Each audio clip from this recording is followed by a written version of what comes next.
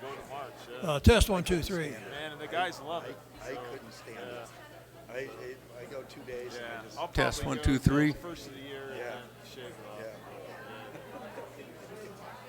Now, were you on vacation or did you just take a few days off? We went to Texas to Testing, visit my 1, 2, granddaughter, 3. So we just took a few days off. Yeah.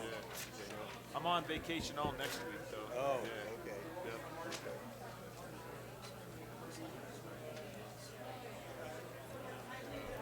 Hello, testing. Are we doing a sound test? Hello, testing. Testing, microphone. Testing, testing. We have to hold it while. Test, test.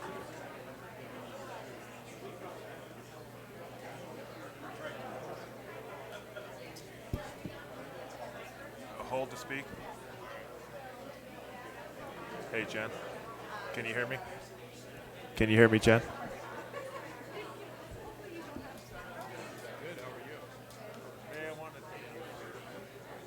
Testing, testing. Okay, this does work.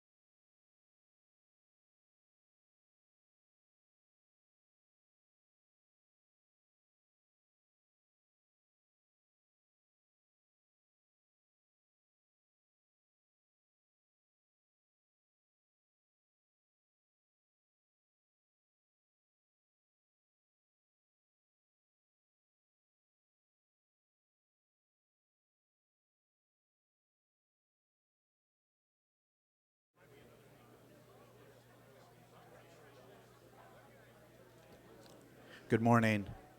My computer is indicating it's 10 a.m., which is scheduled to be the start of the meeting, so I'd ask all of you in the audience to please take a seat. At this time, I'd like to call to order the Douglas County Board of County Commissioners special meeting and a joint meeting with the Vacation Home Rental Advisory Board for October 13th, 2022. At this time, I'd ask you to please stand for the Pledge of Allegiance to be led by County Manager Patrick Cates.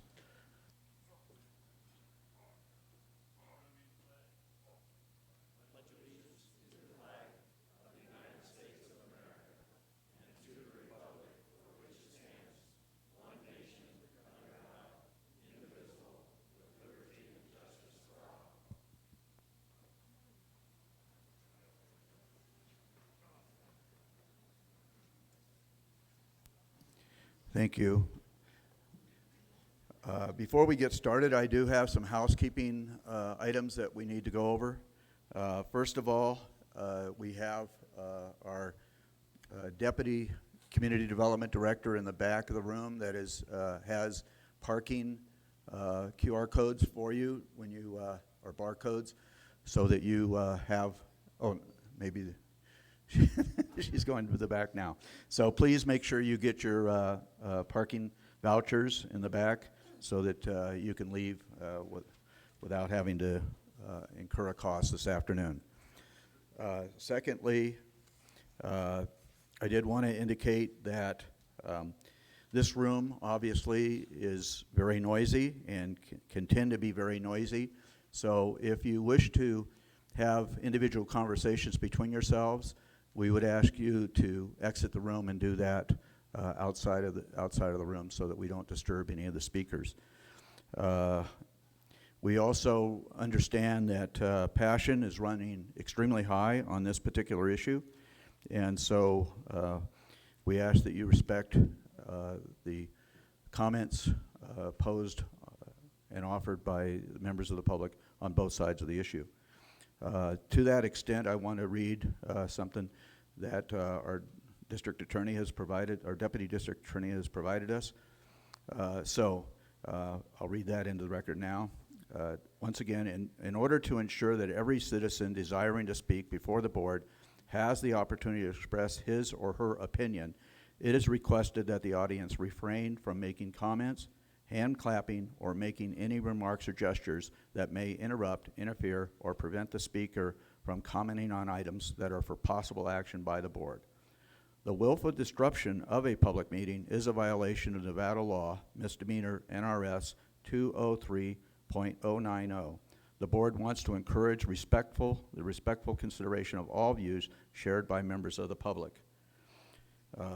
The purpose of this meeting, as indicated back in July, we had a item come before the board that was tabled for a special meeting with the special meeting of the Board of Commissioners and the Vacation Home Rental Advisory Board scheduled in October. And so that's the purpose of this meeting today.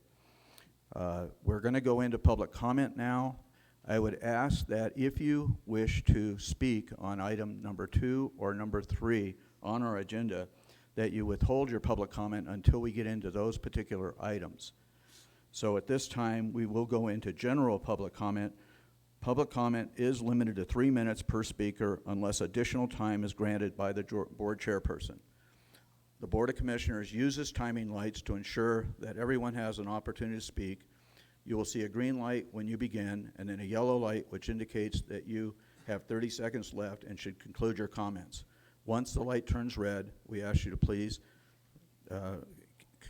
end your comments and please sit down. Now, there has been some questions in regards to when your time will begin, and we asked you to, also I should have mentioned, we are asking all of you to please silence your electronic devices here today so that we don't interrupt any of the speakers. In addition, when you approach the podium, sensing a large amount of public comments today, we would like you to line up respectfully before the podium. When you approach the podium, we ask you to print your name on the clipboard that's provided, and then and state your name for the record, and then your time will begin once you begin speaking. Okay, so I wanted to clarify that. I understand that particular microphone, these up here are going to require the commissioners and the advisory board members to keep their finger on the button as they speak, as I'm doing just now and have been doing. However, that microphone, I understand, is sensitive to on. When you begin to speak, turn it on, and when you leave, turn it back off. Is that correct? So, anyways, we do have all 5 commissioners here today. Vice Chair Commissioner Rice, Commissioner John Ingalls, Commissioner Walt Noasad, and Commissioner Danny Tarkanian. And I'm proud and pleased to have the chair of the advisory board with us today, Chairman Mickey Hempler. Her vice chair is on vacation in Belize and is going to attempt to join us from a hotel lobby in Belize. I don't know about the time difference and all of that, but we'll see how that works. We also have a advisory board member, Michael Sloan, and Mr. Keith Byers. So thank you for attendance today. And also we have the attorney that's been assigned to the Vacation Home Advisory Board, AJ, is that right? AJ, and we also have with us Mr. Ernie Strelo, who is the VHR coordinator, as I believe, right? So, anyways, at this time, then, once again, if you have public comment that does not pertain to item 2 or 3, we ask you to come forward and offer your public comment at this time. Otherwise, please hold your public comment until we get into those 2 items. So, in addition to the opening public comment will also be taken on administrative agenda items that are identified for possible action, which is item 2 and 3, and additional closing public comment.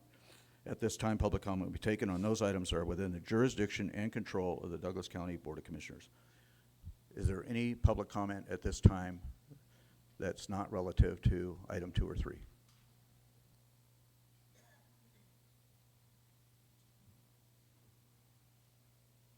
Good morning, and thank you for the opportunity to provide meaningful comments today. I do have an overarching statement for everyone here. Be patient. Many of us sat on boards, committees, advisory groups. Nothing happens immediately. My opinion is the current ordinance has only been in place for 6 months, as it has been revised after a lawsuit and adopted in April of 2022. My recommendation for any future requests directly from commissioners will be better addressed when and only when the density and neighborhood studies are completed, along with possible zoning designations that may come as a result of this process as well. A clerical cleanup is necessary for clarity. This is important information to go forward.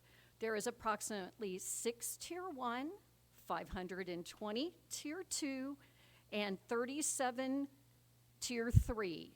The Tier 3 Tier 1 do not count against the 600 total. I'd like to thank Jennifer Davidson, county staff, for convening the original vacation home rental stakeholder group to kick this off. Thank those who volunteered for the VHR advisory board and newly hired program manager. Also, many thanks to the sheriff and fire staff that attend the meetings along with the public. I believe everyone has a right to purchase a home in Lake Tahoe. With that said, not everyone can afford to own in Lake Tahoe. My opinion, no disrespect intended, but the vacation home rental ordinance is not intended to help anybody secure or own a home at the lake. It's not an entitlement. Lake Tahoe does not owe anyone a living. It's a national treasure and not a financial expectation. Thank you.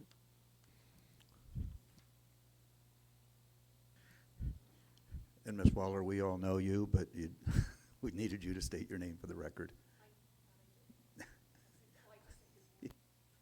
if that's okay. Ellie Ellie Waller Waller for the record, and I did write my name down.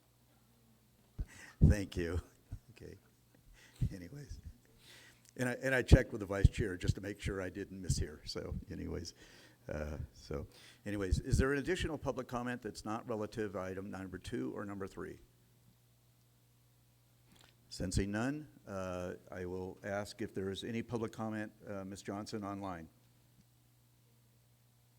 Thank you, Mr. Chair. Marsha Johnson for the record. At this time, we do have people who have indicated they would like to provide public comment. Joe, do you have opening public comment?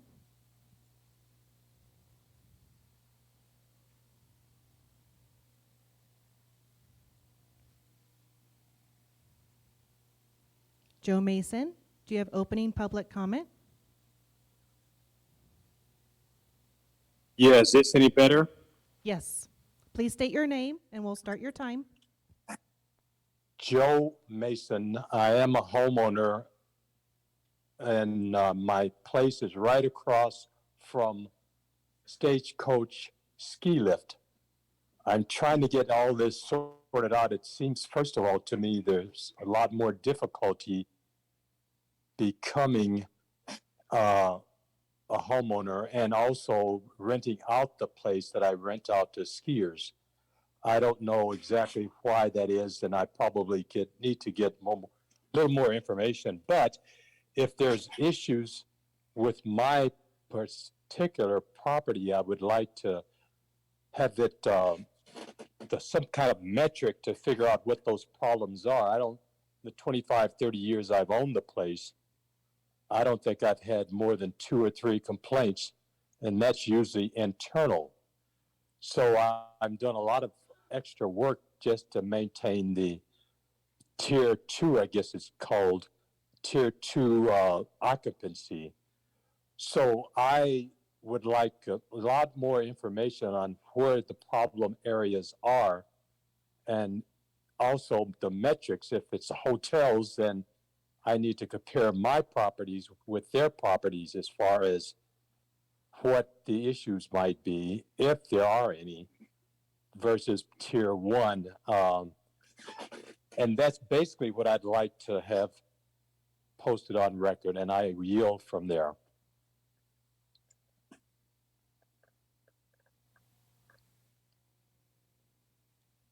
Thank you, Mr. Chair. Marsha Johnson for the record. Zambrinsky, do you have opening public comment?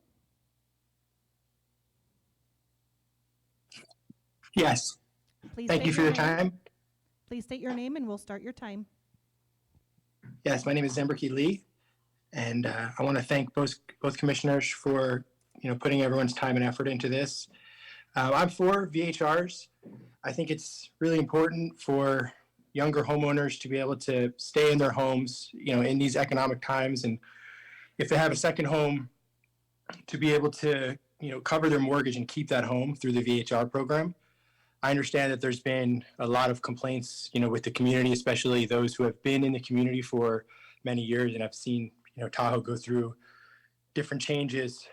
Though, for the future of locals, who need the tourism business to work, that's housekeepers, handyman, electricians, plumbers, people installing all the things to upkeep their homes.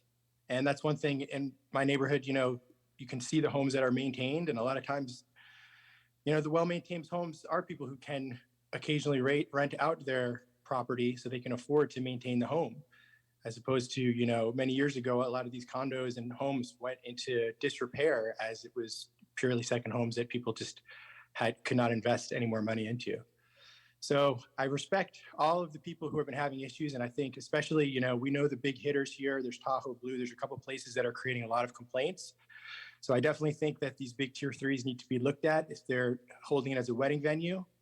Though as far as these just normal community members, who have a small family and are trying to get a start, I think VHRs need to be part of that community. I yield my time.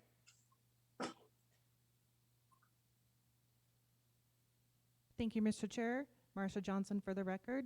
Chad, do you have opening public comment?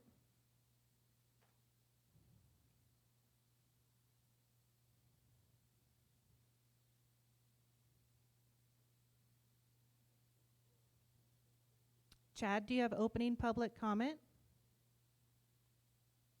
Yes, I do. Please state your name and we'll start your time. Chad Smitkamp. There are three names that repeatedly come up as whispers when the topic of a ban on vacation rentals come up. Tarkanian, Noah Sad, and Larry Ruvo. In light of the fact that no prevailing logic would require a ban on vacation rentals, then we really should look elsewhere for an explanation. Like they say, follow the money, or in this case, the political favors. And how would the loss of approximately 1,800 rentable rooms be replaced, and by whom? Think about it. Are you really ready to shut down 600 small businesses in the stream of ancillary income that provides to the rest of the community?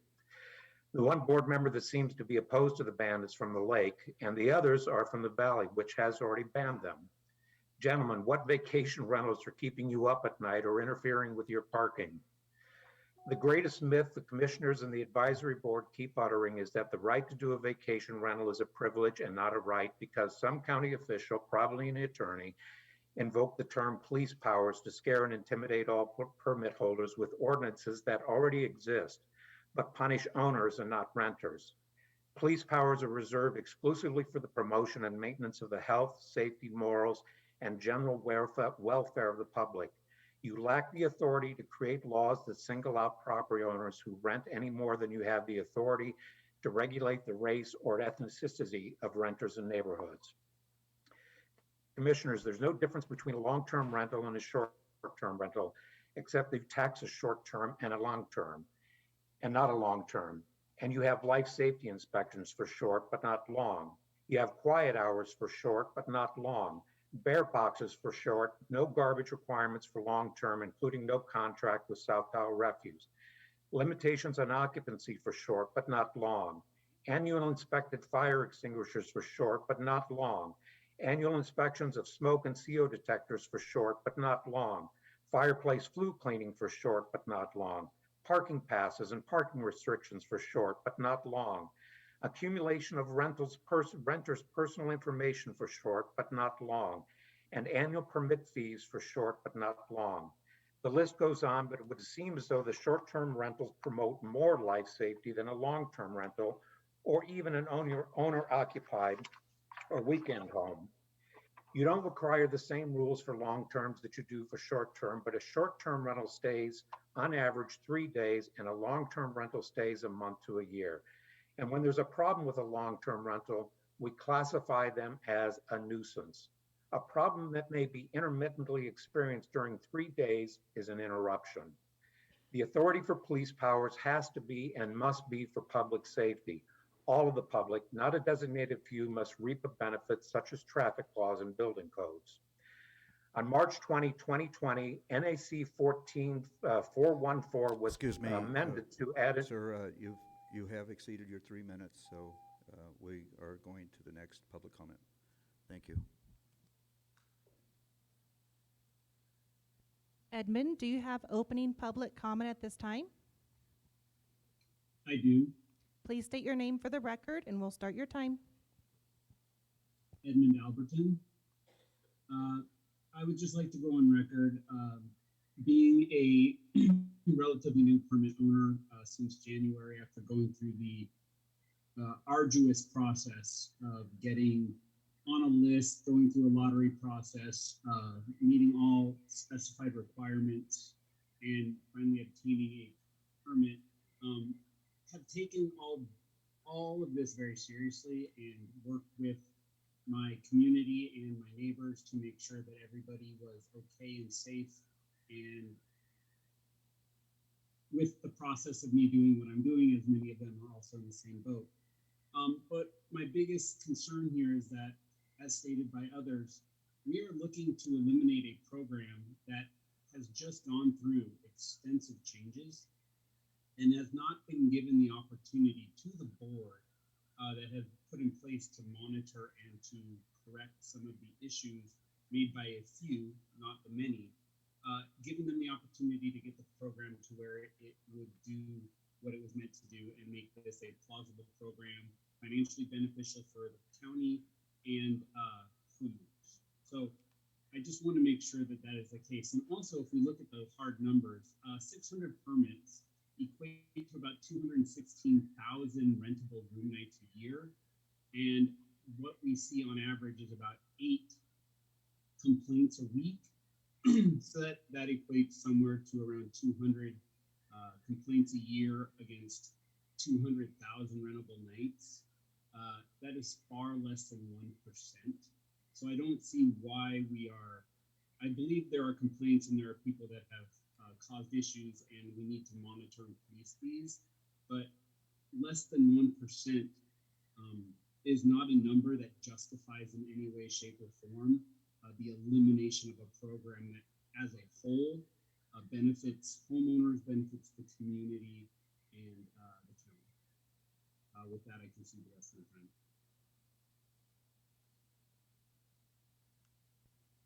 Thank you, Mr. Chair. Marsha Johnson for the record. David, do you have opening public comment at this time? Hello, this is David Stewart. Can you hear me? Yes, we can. Are you? Okay, great. Thank you. So for the record, David Stewart, I'm a homeowner in Glenbrook. And I would just like to add a couple of points to this, I think, helpful conversation, respect all the comments that have been made so far. I moved to Glenbrook with my family. I have a young daughter who will be going to school in another year or two. And one of the things that I'm concerned about isn't just kind of what I would consider the acute problems related to some, and I think it's just a few bad apple VHRs, but excessive parking and other kind of taxing issues for the immediate neighbors. But the broader issue that VHRs, when people buy homes not to live in, but to rent them out, that actually squeezes out other families and other full-timers who would otherwise potentially be living in our community. And for me, that's a really important issue. I think we're seeing a skewed set of comments here because the handful of people who are here who are making money through VHRs obviously have a huge vested interest in continuing that income stream. So they're all going to show up here and comment on this. But I'd like to speak for those people who want to have communities of actual full-time residents rather than just revolving doors of folks who are short-term renters. And I would like to see the end of the VHR program primarily for that reason. We have a lot of hotel capacity in State Line. There are other places for tourists to stay when they visit our region. But I would like to see more students in our schools. We've had a declining student population at the local public schools for decades now. There's been an affordability crisis. And one possibility to support those homeowners who really need extra cash to be able to afford to live in Tahoe, and I do have sympathy for that, would be to allow tier 1 rentals, but just not allow tier 2 or tier 3, or possibly limit the number of tier 2 rentals to say 30 days, 30 nights a year or sometime, so that if a family wants to leave their home for a while and earn some extra cash while they're away, they can do that.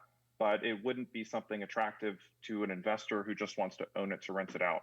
So just wanted to put that out there, and I really hope that we can end the commercialization of our residential neighborhoods. And with that, I yield my time. Thank you. Thank you, Mr. Chair. Marsha Johnson for the record. Lisa, do you have opening public comment?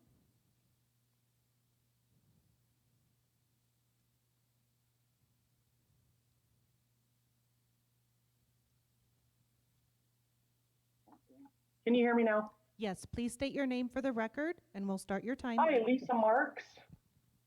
I think I'm a little different than a lot of the people here today. I'm actually a realtor, number one. Number two, I don't have a vested interest, as a lot of people here, because I do not own a vacation rental. And number three, I live in the middle of them because I live off of Tramway near Stagecoach. I'm an owner of a condo there. I am 100% for vacation rentals. I have never seen a problem in my building. I've never seen a problem in any of the condos in the area, except for long-term rental. The long-term renters cause more problems than the short-term renters. That being said, the few times I've seen problems have been in large homes where the owners let 30 people, a bunch of cars, and people have at it. That I've seen maybe 3 times in the last 10 years. So these complaints are few and far between. I think that I have more experience with this than most people because I go in and out of these places and I buy and sell them. So I'm having a real hard time with this. There's one person, a David Stewart, that's against this, and everybody else is for it. Where is this coming from? You know, I say follow the money, just as this other gentleman did. I think this is where all of this is coming from. This is crazy. This affects all of our service workers, all of our small business owners. What about the gentleman that owns the Fox and Hound up in Upper Kingsbury? What happens to his business? So right now, if you guys want to know how it is up here, it is very slow. It's off season. We have two huge off seasons. We have one large on season, which is the ski season. And then we have the summer season, which is middle ground because we're in Upper Kingsbury. It hardly is affected at all. So what this is doing is it's hitting our economy. It's hitting the value of all the condominiums, especially, and all the homes. I understand that this is probably driven by a bunch of rich homeowners that want all of Tahoe to be just for them. Well, it's not, and we're not all wealthy. Some of us are middle of the ground people. Most of my clients are referrals, and most of them would like to offset staying in their place by vacation renting it. Most of them do not do this year round. In fact, in the past, I'd say 10 years, I've only had one client that has actually bought a place to just vacation rent it. Other people are doing it to offset the monies. Okay, once again, this hurts our entire industry at the lake. What about the bartenders? What about the service workers? The hotels are doing fine. They're booked all the time. I'm in close contact with them also.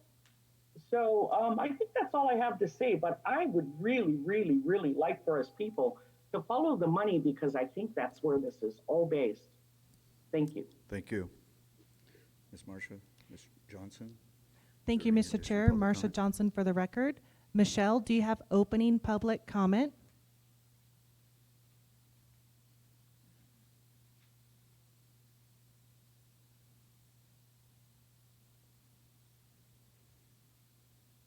Michelle, we can't hear you.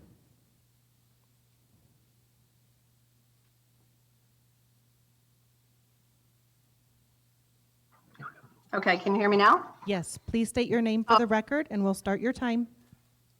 Okay, thank you. Good morning. Michelle Main speaking for the record. I know this board is discussing banning or severely limiting short-term rentals at the lake. I'm a long-term property owner and I run a 5-star vacation rental. I hold Tahoe in very high regard, and it's with this passion that I express my dire concern about the devastating impact your proposal, if voted in, to ban or restrict the short-term rentals. Vacation rentals in Tahoe should not be snuffed out or certain people penalized due to a few bad actors when penalties are sufficient with application of rules to weed them out. Using infrastructure to do the job, application is the problem, not the property right. If you do not want the responsibility or liability, assign it to a private company and charge the licensees. Consider the context before you vote. Tahoe is a world-class tourist destination. Of course, we should have and need short-term rentals.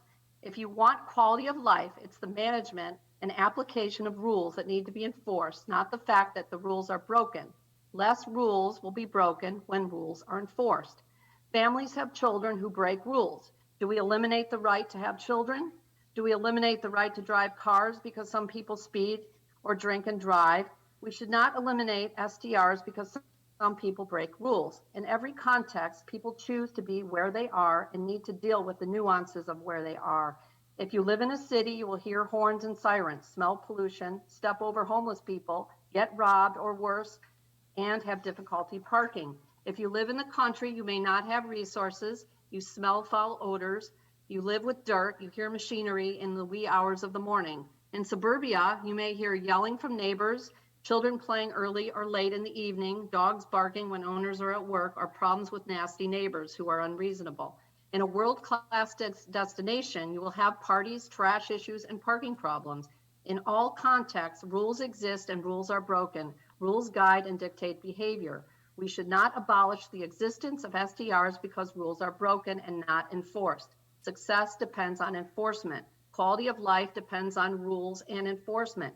STRs should not be eliminated because of inadequate enforcement.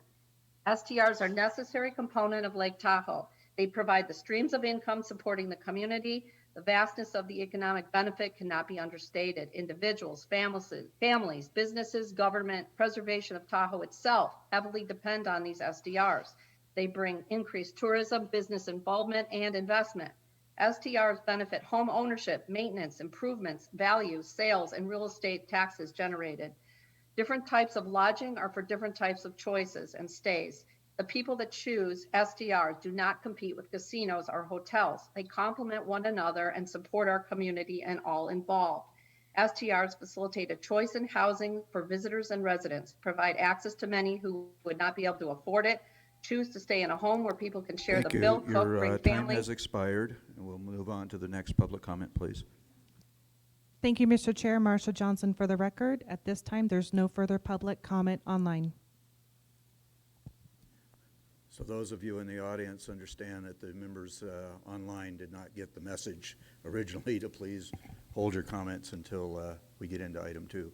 But we did have another gentleman that approached the microphone that wanted to make public comment, so I suggested he sit down until this time, so we'll entertain that public comment, sir.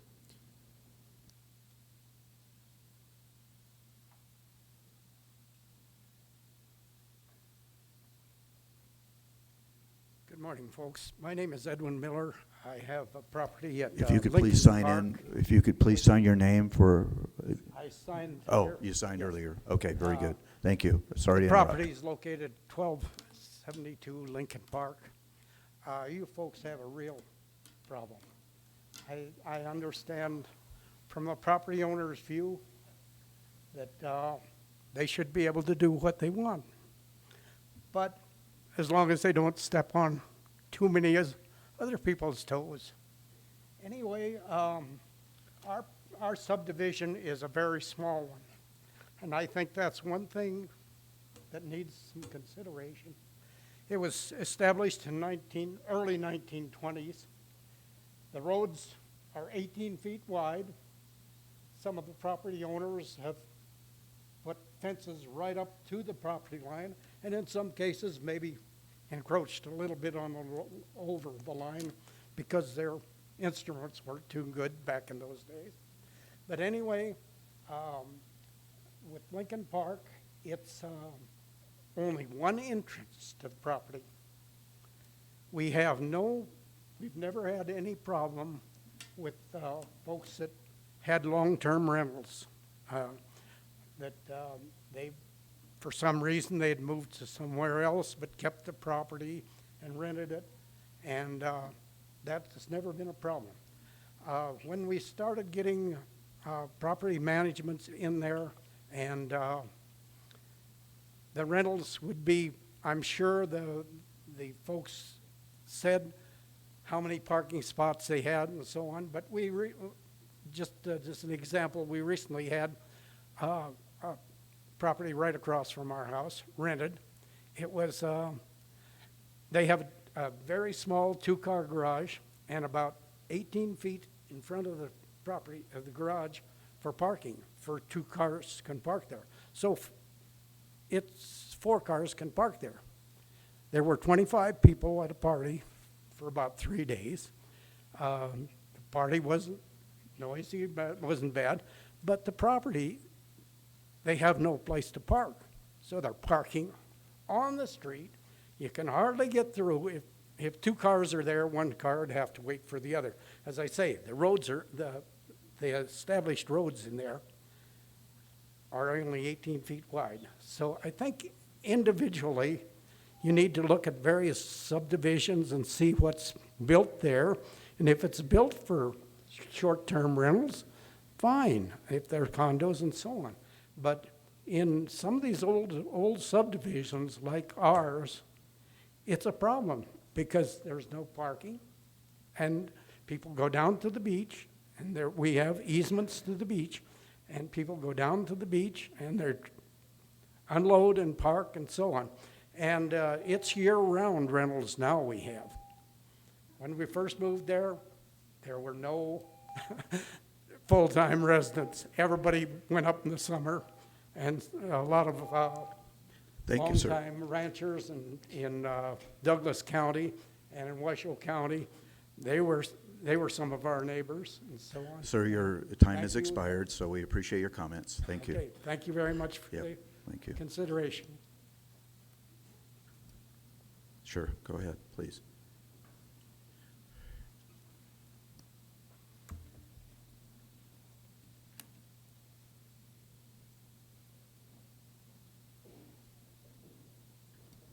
Once again, I'm asking the public to please, if they have comments for item number 2 or 3, they please withhold that comment until we get to those items. Is this pertaining to item 2 or 3? No, okay, then please offer your public comment. The focus of my comments are forward-looking. Could you please state your name, though, please? My name is Ashish Goel. I am a full-time resident and homeowner, Upper Kingsbury, near Stagecoach. I am a lifelong banker, now retired, worked for Federal Reserve, have expertise in strategic planning, financial management, and financial stress management. My comments here is driven by, I have never spoken in my all life in any public forum, even though I was with Federal Reserve, worked with all the boards of Fortune 500. What prompted me to speak today is my love for Douglas County. My love for Douglas County and seeing it financially on a stress-free footing for the next 2 years, which is expected to have US go through severe recession. What is the source of my data since I'm retired? And let me emphasize, I am speaking in my capacity as a private citizen and do not represent my previous employers. So please do not take it. This is Federal Reserve, or I was senior partner of a very big company that I'm representing them. Okay, so what's the source of my information to share with you? My information comes from published Federal Reserve data. My information comes from working with and knowing the plans of executive CEOs of Fortune 500 companies, what they are doing to prepare for the next 2 years. My comments come from a number of people I have worked with, such as Janet Yellen or Jay Powell or Ben Bernanke, who just got the Nobel Prize for the recession management. So what is the summary of my analysis of where we are going and what is going to happen in light of two things? Number one is inflation, which is 8.2 today, and market is tanking and everybody is going to get affected. And second is more than 90% chances of recession. I would recommend you not to make any transformative decisions for the next 2 years, just like all these companies are doing. Your revenues, tourism, and all that is going to be dramatically affected. I don't know if my time has expired. Okay.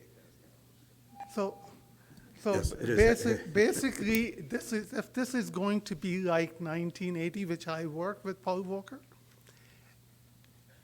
90% of savings and loans and credit unions were wiped out. 1987, there's a stock market crash. All the Rust Belt industries were outsourced. I appreciate your comments, and I would love to hear more, except that if we allow you more time, we have to allow everybody else in the audience more time. No, I understand. I didn't realize my you. time was up. Thank you. So Yes. please Okay. reflect on delaying your decision Yeah. for 2 years. Very important information, you're right. Thank you. Is there any additional public comment here that does not pertain to item 2 or 3? Please approach.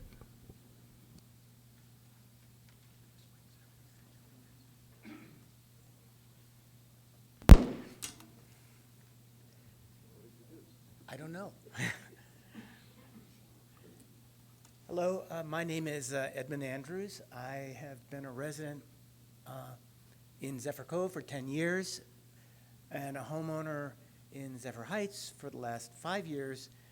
A couple of comments. I wanted to respond to a couple of things that the Super Pro VHR people said. One of them is that, you know, there's this unfair distinction between long-term and short-term rentals. The reality is, if you are in a essentially residential neighborhood, there is a tremendous distinction in the way long-term renters and short-term renters behave and the problems that come up. So sorry. Thank you. There's a tremendous distinction between what happens with long-term renters and short-term renters. Long-term renters are residents, they are very careful to, you know, get along with everybody in the neighborhood. Short-term renters are just coming from the outside for a couple of days. They can be party houses, they can be a lot of things. It's just very different. So you have parking issues, you have noise issues that are entirely separate.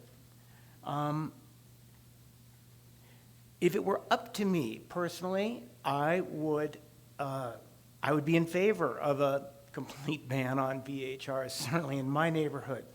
I'm a realist. I'm not going to try to argue for that here. I do think that the current policies are having some effect. I'm very pleased that action was taken on a house that was being illegally rented out on my block, and substantial penalties are being applied. So that's a good thing. I think we do need to be stronger, and if there's one, I think we need to be clearer about where you can enforce and how much. And the other thing, I've pleaded for this in past sessions, is much stronger consequences for the bad actors.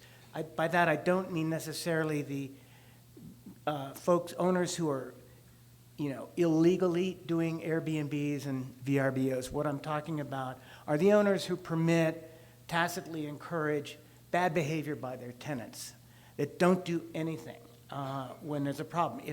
If the tenants get in trouble, then the owner really doesn't suffer much of a problem. And I think there needs to be much stronger consequences for the bad actor owners. It really comes down to the owners. And that's basically it. We do need strong regulation to control the behavior of VHRs. And I applaud, actually, the general direction in which the commission is headed.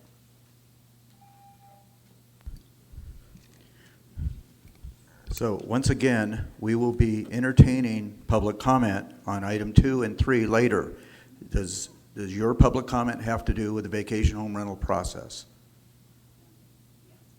It does? Then would you please withhold your comments until we get to that item on the agenda? Thank you.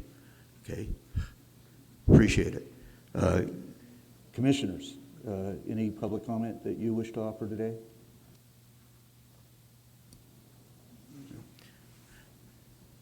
Ms. Hempler, is there any comments that your members wish to offer? No. Very good. Then we'll go into the approval of the agenda. I'll entertain a motion to approve the agenda as proposed. So moved. Okay, motion by Commissioner Noesaz, seconded by Commissioner Ingalls to approve the agenda as presented. Sensing no further discussion. Now, on these votes, even though it's a joint meeting, the only folks that can actually vote on these motions coming before us today are the members of the Board of Commissioners. So no disrespect intended for your board. So all those in favor signify by saying aye. Aye. Motion passes 5-0. We've approved the agenda. We'll now go into the administrative agenda. I'll be reading the agenda title into the public record, and we'll have the discretion to determine how the item will be presented. Agenda items may be considered ahead or after the schedule indicated. However, since we only have 3 items, we'll be doing it in the order in which it is already presented. So at this time, for presentation only, item number 1, we will not be accepting public comment on this particular item. we will be taking public comment on item 2, and and if it's indicated, we'll take public comment also on item number 3, should we get there.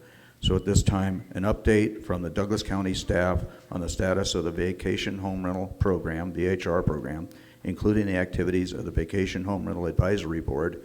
This is being presented by our Vacation Home Rental Director. I'm not sure if that's the exact title. Target, you know. But anyways, and he's joined by Community Development Manager Tom Dallaire. Mr. Strelo, you have the floor. Been a coordinator and a director all in one day. Good afternoon, Mr. Chairman, members of the Commission, Madam Chairwoman, and members of the VHR Advisory Board. This is Ernie Strelo, VHR Program Manager, for the record.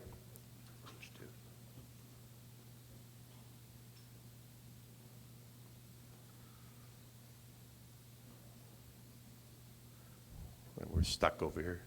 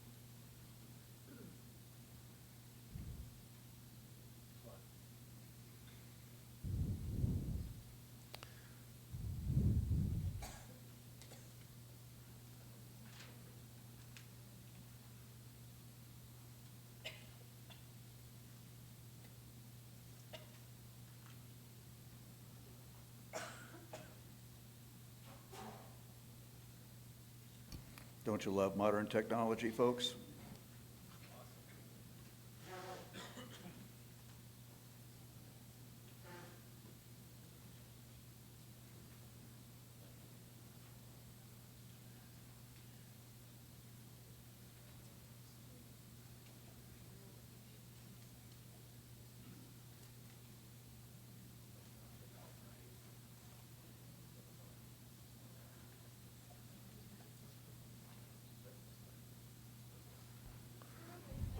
Okay, we'll try it this way.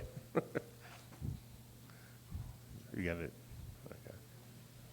Well, okay, we got it working here temporarily. Okay, we will today review the overview of the program, density maps plus TRP overlay, the number of VHRs with breakouts, trends, TOT, code enforcement, VHR code reports, and a quick overview of GIS map info and how to access, code review updates, and lastly, density, as well as other items we are working on. Then we'll go to any questions. Next slide. Let's update you on the program itself. So to start, this shows a 30,000 foot level as a heat map of where the VHRs are clustered in the Tahoe Township. You can see the southern portion towards State Line and Heavenly appear more populated than the northern portion of the county. This slide again shows the density with an accompanying detail map of the southern portion of the county, which again shows where the VHRs are populated. The cutout to the right is the box on the left, magnified for detail. This slide intends to show the TRP overlay map of recreation, resort recreation, and tourist areas included in our GIS mapping. You will note that most VHR compilations appear to be less than 4 miles from the tourist and recreation centers. The data indicates the overall trending of legal VHRs over time. This is the total of the tiers. We tend to hover around 530 or so. Now this data has two metrics on a slide. The left metrics is the total bedrooms available based on approved VHRs compared to June 2021. The second metric on the right is the overall occupancy determined by occupancy limits divided by the available VHRs.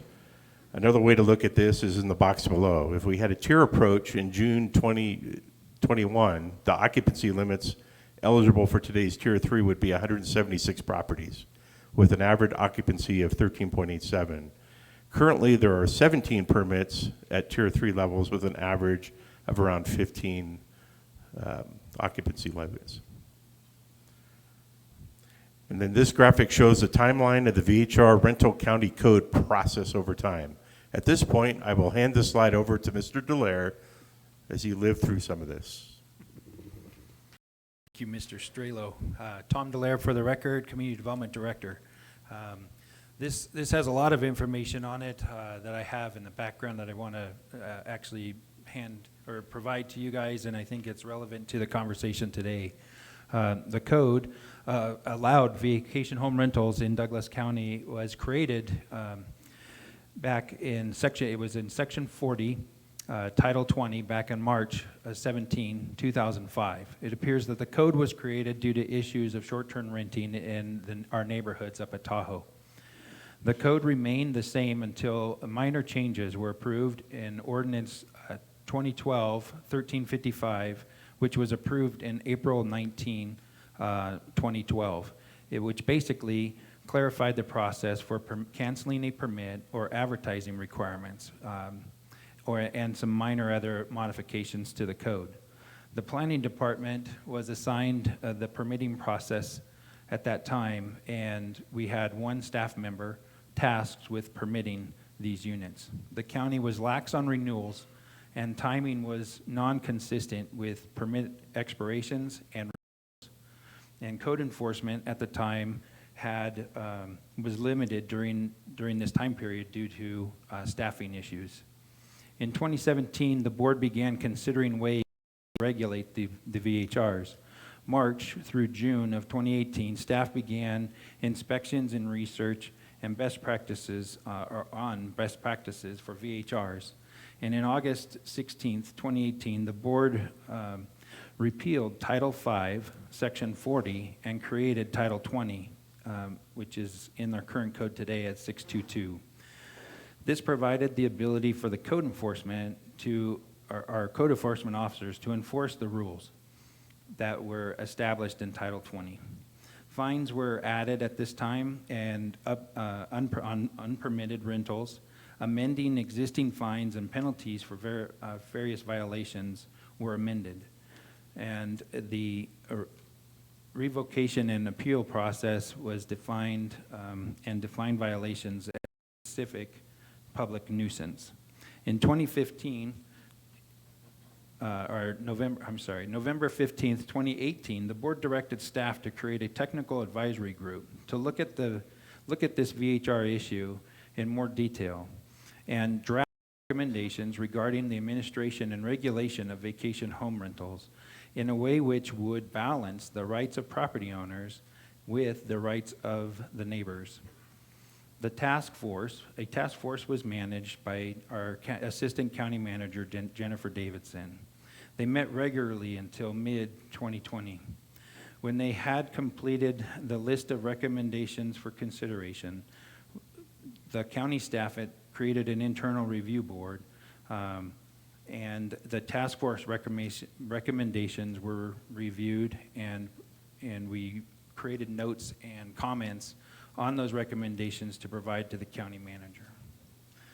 Patrick Cates, our Douglas County Manager, took those recommendations into consideration and presented to the board in October of 2020 those recommendations. The public and proponents of VHRs and VHR owners and the public came out and scrutinized both sides of this issue.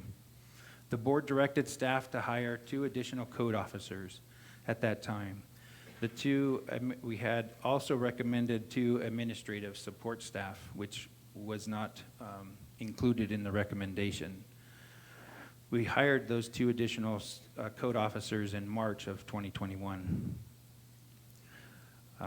Revisions were made to the code, and a lawsuit was filed several days before the board meeting in July of 2021. The DA's office and plaintiffs in the matter met to discuss these issues and revised the section of code which was approved by the board in September of 2021. Then further negotiations were held and another version of the code was presented to the board. This time the board denied the proposed amendment and created a vacation home rental advisory board and provided additional administrative staff positions to operate a VHR program. The program had to run with a permit, with the permit fees being collected and permits and renewals. With the BOCC denying the code that was negotiated, the judge ordered the restraining order to be reissued. The board then negotiated the code section revisions, and in April of 2022, the final code, the version we have today that we are using, was approved. The lawsuit was settled, and the restraining order was dropped. That's April of this year. August 2022, just under 2 months ago, the administrative positions for the VHR program which were approved was an office specialist, a permit technician, vacation home rental program manager, and 2 code enforcement officers, also 2 sheriff's deputies, and were all hired, and we also got direction from the board to hire a deputy district attorney. These staff salaries were to be paid by the vacation home rental program. Fees just last month were approved and increased to cover the costs of the administration of the program, or 2 months ago, I'm sorry. The program is just starting and running fully, and we're currently running fully staffed for the first time in 4 long years, after discussing solutions, capturing ideas, creating and reviewing and revising the codes. To make all parties happy, it all comes down to today. Do you want the program or not? It's been 2 months. We have been training staff, adjusting duties and responsibilities within this department. Before that, there was an assistant county manager, Jennifer Davidson, myself, a community development administrative staff, and 2 code officers dedicated to this program. We have some of the issues we need to resolve. Yes, we do. But the board needs to give us some time to fix these issues. We cannot just switch or snap our fingers and make the program run and gain compliance. This is going to take some time to get this team moving in the same direction with some momentum. We have a lot to do, and we are accomplishing a lot in the last 2 months and setting up a great program. And I just want to conclude is that I really appreciate the support of some other staff members in the county in going through this entire process, from GIS, our county manager's office, and our past employees. We've lost a few in our department. The sheriff's office has lost a few. I appreciate the sheriff's office and their support in enforcing of our code and regulating these VHRs.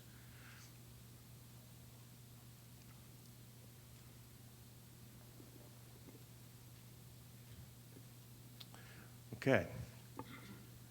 This graphic indicates our status of permits. Numbers might be very based, and when I put these slides, are representative of our average status. A little bit of an eye chart there, sorry about that. You can see around 532 active permits, predominantly Tier 2s. The 25 percentile of the total are owned by Douglas County residents. That's come up before. The far right arrow is simply an estimate of the future annual TOT based on assumptions that I made for a calendar year. This may differ from the actual and fiscal projections, just to be clear. The box below, again, tends to summarize the arrows. Next one. This pie chart is a concatenation of the total calls to the sheriff's office for the Tahoe Township on what the undersheriff provided me in August. Really, the purpose of this slide is to show the overall calls in the area, including VHR type calls and everything else, to see how it is weighted as a percent of the total. You can see rental checks is about 18% of the total, the big green box. Making VHRs and the process better requires us to improve processes. This slide shows some of the existing activity in process or completed. As you can see, creation of a neighborhood assessment app for the iPhone. We'll talk about that in a bit. Moving permitting external to internal, and lastly, improving our hotline process to a switchboard for improved response with it, enhance our ability to better service the program. Now, this slide and through slide 16 will address the TOT. I made the pie charts, but I'm not the expert, so I will hand this again off to Mr. Dallaire to explain further. Thank you, Mr. Strelo. Tom Dallaire for the record. I'm not sure I'm the expert in TOT, but thank you for that. TOT is, actually we have TOT information on the website. You can see on the slide just a snippet of that page. If you are on the county website and you search in our search bar, you can just type in room tax and this page will come up. TOT in Douglas County up at the lake is at 14% of the revenue reported. The tax distribution is per state law and local codes. Some of the state law was established in 1969. There is 60.7% goes to the Tahoe Douglas Visitors Authority, 2.7% goes to the state of Nevada, and 24.4% goes to the County Parks Department. Just that equals just under $1 million for them this last year. 0.6% goes to the county for administrating the collections of TOT, and 7.1% goes to county roads and is used up in the Lake Tahoe Basin. And then 4.5% goes to the Visitors Authority, and of that, 75,000 is for the Lake Tahoe South Chamber of Commerce. And then there is also a new, fairly new regulation. A TOT $5 surcharge was a fee created in 2019 by in the legislature. Charging the $5 fee on a per night charge, it's 99% of these funds go to the Tahoe Douglas Visitors Authority and 1% goes to the county for administration and collection of those funds.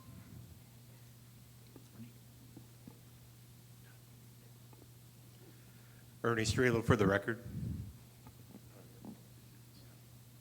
So this chart just represents those numbers I just gave you, and I just want to reiterate, out of the total TOT that Douglas County has collected, which was 18 million last year, just over 4 million of that 18 million was collected through VHRs. That's 21% of the total TOT tax collections at the lake was through VHRs. And again, $1 million went to the Parks Department. This chart shows the distribution of funds from the TOT being collected from vacation home rentals. And that's the percentage and the breakdown in the tax, which we had on the slide, 2 slides prior. And then this is from our TOT contractor who collects that information. We wanted to see how the TOT is collected and the value is collected through each month of the year, the calendar year. So this data was started getting collected in 2016. So I think it was June or so of 2016, and you can see the trends over the years on that distribution and how the TOT is collected at which month. Okay, Ernie Strelo for the record. This is a graphic of what I spoke to earlier on the breakout of where property owners reside. This is approximate, was pulled from our master spreadsheet of rentals. So Nevada residents, about 42%. This section will review some of the data collected from code enforcement, and I will end with this section with a story of how calls from the public have helped us shut down an illegal VHR operation. As this slide indicates, the next slide will indicate in red coloring of the parcel where the code violations or calls from the sheriff appear to congregate. This slide starts in the state line area from Heavenly to the east and up to Round Hill in the north.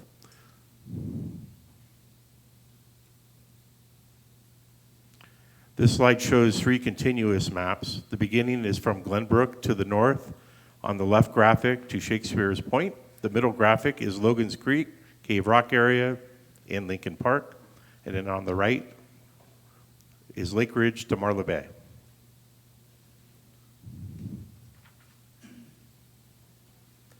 This information is a tally of the amount of calls we get in a given month. This appears to show the heavy summer months is more active. It would suspect the calls come down numerically over the winter. We will see. This is somewhat of a Pareto chart of the call volumes for code enforcement covering the entire county. Remember, there is 4 code enforcement officers in total for the full county currently. And this graphic is a distribution of the calls code enforcement and the sheriff's office receives specifically for VHRs. Reminder, the sheriff reports are given to code enforcement for recording the information, so we're able to pull it from one database. And then lastly, on the code enforcement, wanted to give a little bit of a success story on code enforcement. I know we hear a lot of other things, and I wanted to share that these guys are very busy. I wanted to share a success story of how code enforcement takes information provided by the public and investigates it. In the example, I wanted to share how we received a call from the public pertaining to an illegal renter. One of our code officers took the call from the public and began to research information on an illegal rental. As she researched this, she found that the same owner had a second location he was renting based on an unrelated call we had also received from another person from the public. Upon further investigation, our code enforcement officer found that in both cases, this owner was not the owner and it was leasing on a long-term lease for 2 years on the 2 properties and was subletting these properties as illegal VHRs. We notified the actual owners of these properties who were unaware of the situation. These actual owners ended the lease the same day, while the subletter or person who leased them on the short-term rental dwellings was issued a total of 3 fines, or about $45,000 so far. The moral of the story is the 2 code enforcement officers assigned to VHR spent a lot of time on investigation. The team is reactive in nature. There's only 4 total, as I said, and spend the bulk of their time on building staff reports for Tier 3, investigation on illegal units and other code violations, working with the county's DA office on fines as the violations occur, and lastly, handling the volume of public record requests that tend to spike from time to time. I was asked by one of our commissioners to show a little bit about our GIS map. So I put a couple slides in here for that. So on GIS maps, this section is a review of what is available on the VHR site within the county website, and I'll give a quick preview on what is available. As I note here, there's an option for you to build a map of VHRs indicating various options on the right. The next slide will provide instructions on how to get there. There's about 30 different options on how to build information on here. As the slide notes, just navigate to the VHR page through the county website, get to the graphic on the VHR page, click and have fun.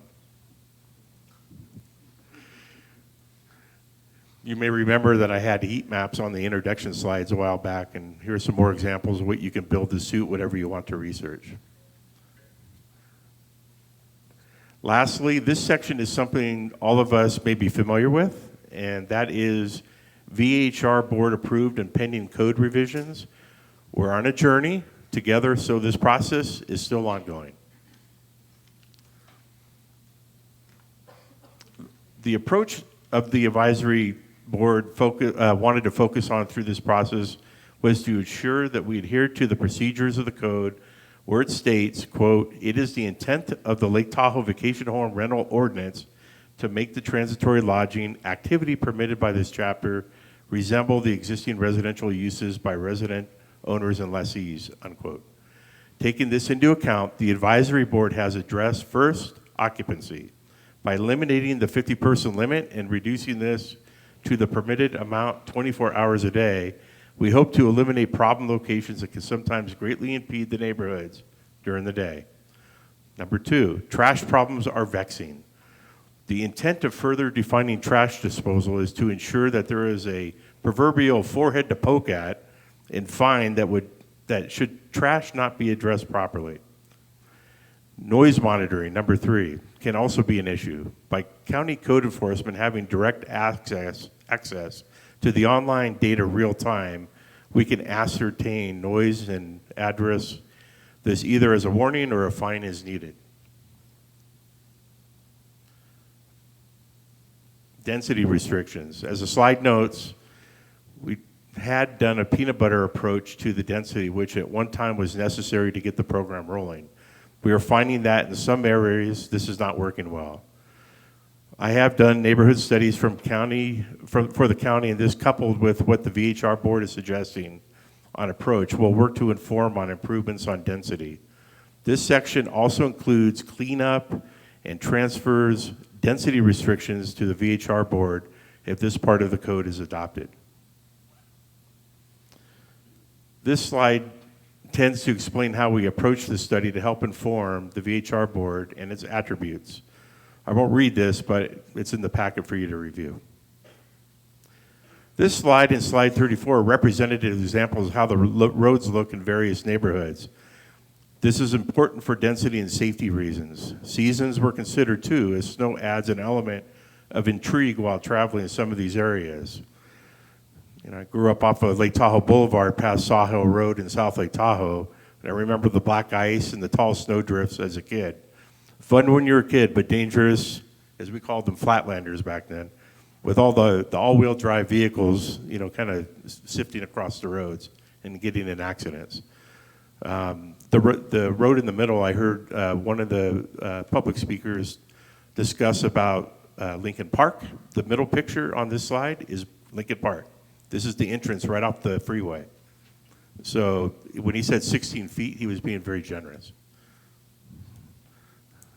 And this is further examples on the left, some more areas in Skyland, right? 50 is the big wall there on the left. And then this is the east side of Highway 50 on the right. You can see some of the hills and stuff there.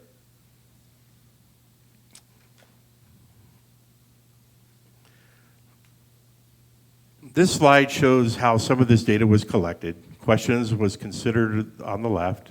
The yellow shows an example Likert scale for scoring. And I have a description of what a Likert scale is on the bottom. The graphic on the right is an app we had created at the county called ArcGIS Survey 123, which allows us to create a neighborhood study in the field and upload the data. This tool is now being used for all Tier 2 renewals, also by address, so we can clean up past information. We can adjust allowed cars on properties on Tier 2s on what we measure in the field. The data is stored on an internal website at the county office for future access. This is representative flow chart to inform on each neighborhood through scoring and HOA criteria if available. Really a low score or HOA limits on VHR, then no VHRs in the neighborhood are recommended.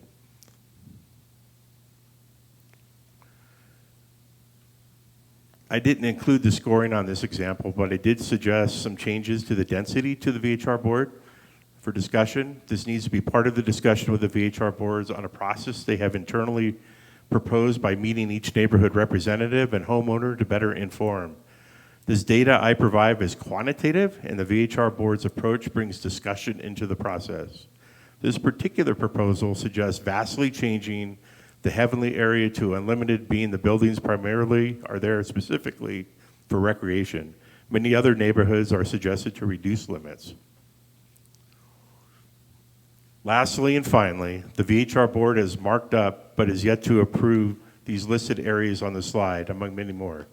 Examples include a reduction from 60 days on grace periods for permit renewals, tier description changes, which include specifying no owner occupancy, in which this is not currently stated clearly, cleaning up the process of revoking a permit, a couple of pending proposals on Tier 3 parking ideas, and lastly, just standardizing that the word director applies to the code. It is currently inconsistent. With that, Mr. Chair, I would turn it back over to you to lead the discussion. County staff are here to support you and take notes. Thank you, Mr. Strelo, Mr. Dallaire. Extremely comprehensive study and presentation, so I really appreciate the work you've done on this. How long have you been in this job already? Just finished my 4th month. 4th month. Okay. Quite a bit of data for 4 months. Are you getting to sleep at all? The county office doesn't let me sleep, sir. Okay. Anyways, so what I want to do is I want to give, and we'll start with the Vacation Rental Advisory Board, go by each member and allow them to ask questions and make comments regarding any slides that they wish to do so, and overall comments as well. And then after we have that opportunity, I want to bring it over to the Board of Commissioners themselves, and we'll go down the line, and each member of the Board of Commissioners will have an opportunity to ask questions. We can go back to any slide that you wish to for clarification, questions or observations. And after that, after those, then we'll conclude this presentation and we'll go to item number 2 on the agenda. So at this time, I'll ask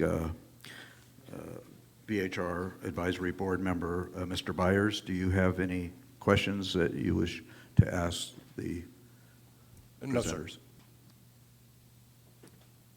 No, sir. Oh, okay. Well, that's easy.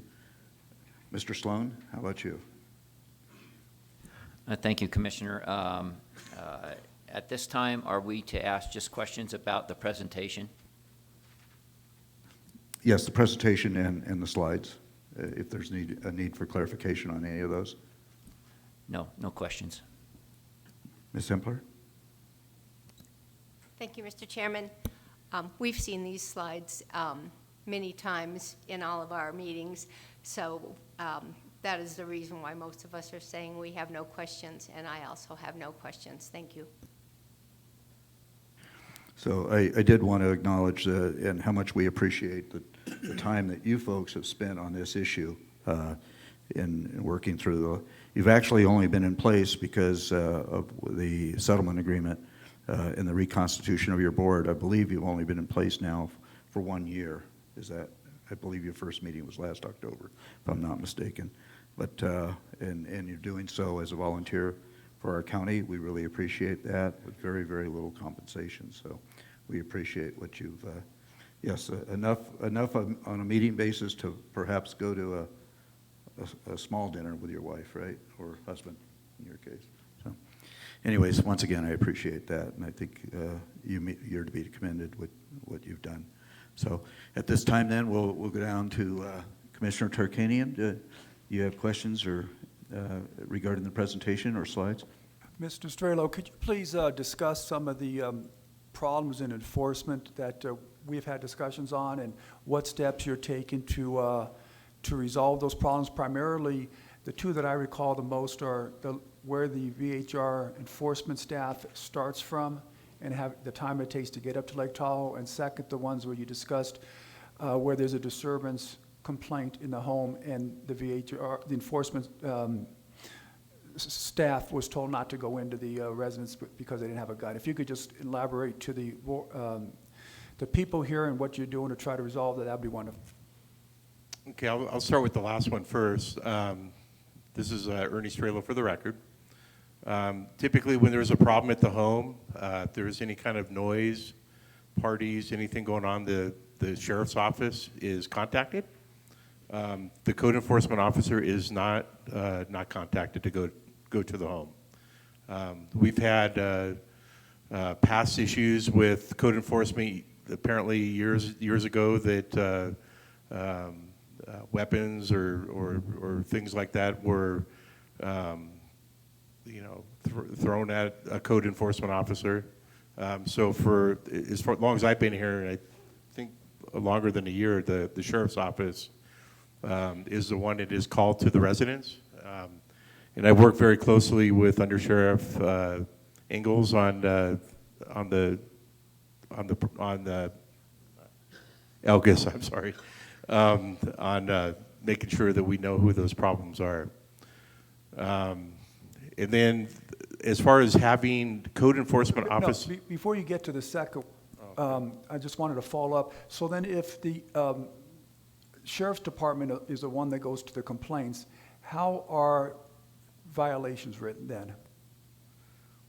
The sheriff that goes to the call writes up a report and follows up on the report, as well as gives the code enforcement a copy of it for our records. And then we track it to completion. Assume that if there was issues, you issue violations. We could issue violations or fines, yes.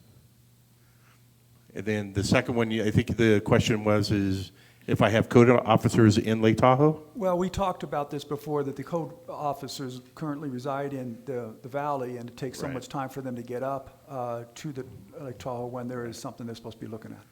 So we have space identified, and we actually had a code enforcement officer in the spring and summer located at the sheriff's substation in Lake Tahoe. She's no longer with us, so we've had an opening. We have 2 code enforcement officers and a supervisor that sits at the Minden Inn in Minden. And we just hired a new code officer. So we intend to put a person back up in Tahoe as soon as we train that person. See, I see that's one of the big problems. This board has prohibited VHRs in the valley, but you have the 2 code enforcements right now working that are in an office in the valley. It seems like we should be able to find something where they could be up in the area where these VHR permits are located and where the violations are happening. I have nothing further.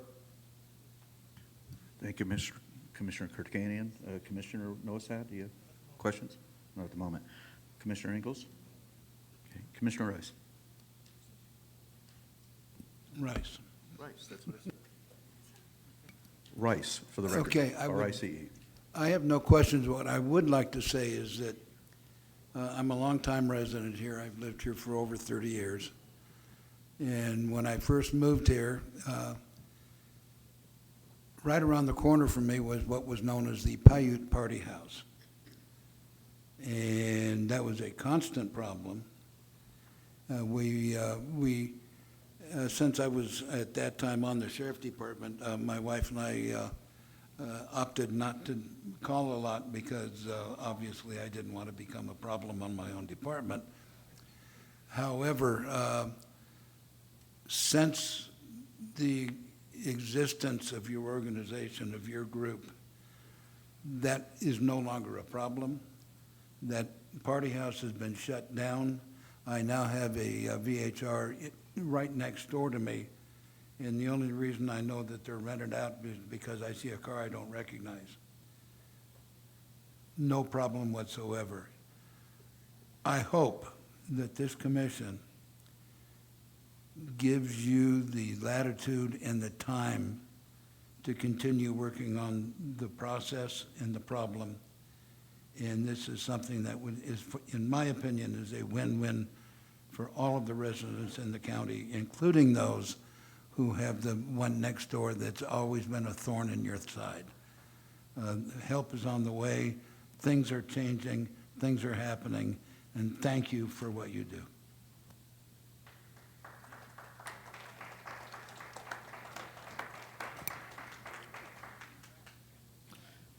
Thank you. I have several questions that and slides that I want to refer to, and I got to keep my finger on the button here. I forget that. I need a couple extra hands today. I'd like to go back to up to that slide, Vacation Home Rental Code plus DCSO reports detail 2022. I'd like to get a little bit of better understanding and clarification of that particular slide.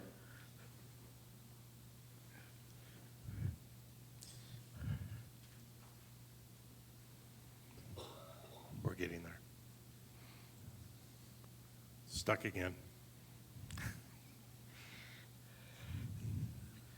You know, I don't have a page.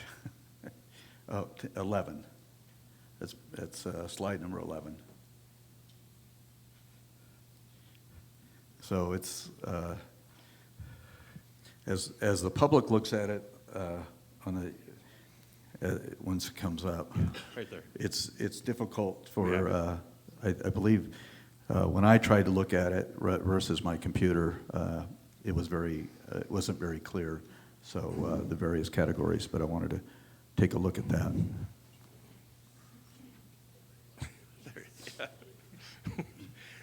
We're getting excited over the little things here. Yeah, that's it. Okay. Can you tell us what page in the agenda Page, is so we can follow? slide number 11. Page 16? Okay. Now, as I understand this, this is not strictly the vacation home rental code violations. This is all disturbances that are identified by our Sheriff's Department and addressed. That I see in your Ernie Strelo for the record. Yes, Commissioner. Okay, so just because we have 27% of disturbance of the peace, 2% alarms, 7% suspicious circumstance, that doesn't necessarily relate to specifically vacation home rentals. No, sir. Okay. So I want to look at that big piece of the pie there called vacation rental check, 18%. Now, can you explain that particular piece of the pie? What is a vacation rental check? That could be the sheriff. This is Ernie Strelo for the record. It could be the sheriff being called out to check on the residents, to see if they're renting, to bring, to check if there's a problem with a renter. Are they a legal renter? What else would they? Yeah, it would be all inclusive. It could also include calls to code enforcement to check on if a rental is a registered rental. So it could be a combination of several of these things. So it could be, but it's not necessarily a violation. It could be a violation and it might not be a violation. It could concern somebody in the public at. Okay. So we record it. Thank you. Okay. I want to talk about code enforcement for just a few moments because I think that not only did I have a misunderstanding of exactly what their responsibilities are, I believe that's a general consensus amongst the board. I may not be correct on that, but I also think it's a general misconception that our public has in regards to what exactly their responsibilities are. Because I get the impression in talking with members of the public that if a member of the public indicates or feels that there is a violation, whether that be noise, disturbances, whatever, okay, that they then feel like they're supposed to call code enforcement, and code enforcement is supposed to respond to that complaint regardless of the time of day, and if it's a noise or population of the VHR, they're supposed to shut that down. And I want to be very careful that the public and the board understands that what exactly their responsibilities are in those types of situations. Okay, are they a 24-hour, 7-day-a-week process of trying to shut down the violations, the anticipated or perceived violations? Commissioner, this is Ernie Strelo for the record. On page 41 is the detail of in scope and out of scope for code enforcement in your deck. If there's the code enforcement officers work Monday through Friday. They do staggered shifts. They do not. They're on call after hours and on weekends. They follow up the next morning on any kind of calls they get during the night. If there's any kind of calls related to noise, anything, there's a problem at the residence of a VHR, the sheriff's office should be called. We do need to probably do a little bit of outreach, and we're talking about that with the PIO to try to figure out how to get a better definition out to the public on exactly the roles and responsibilities, when you call the sheriff, when you call the code office. The code enforcement person, just by nature, is not a trained peace officer.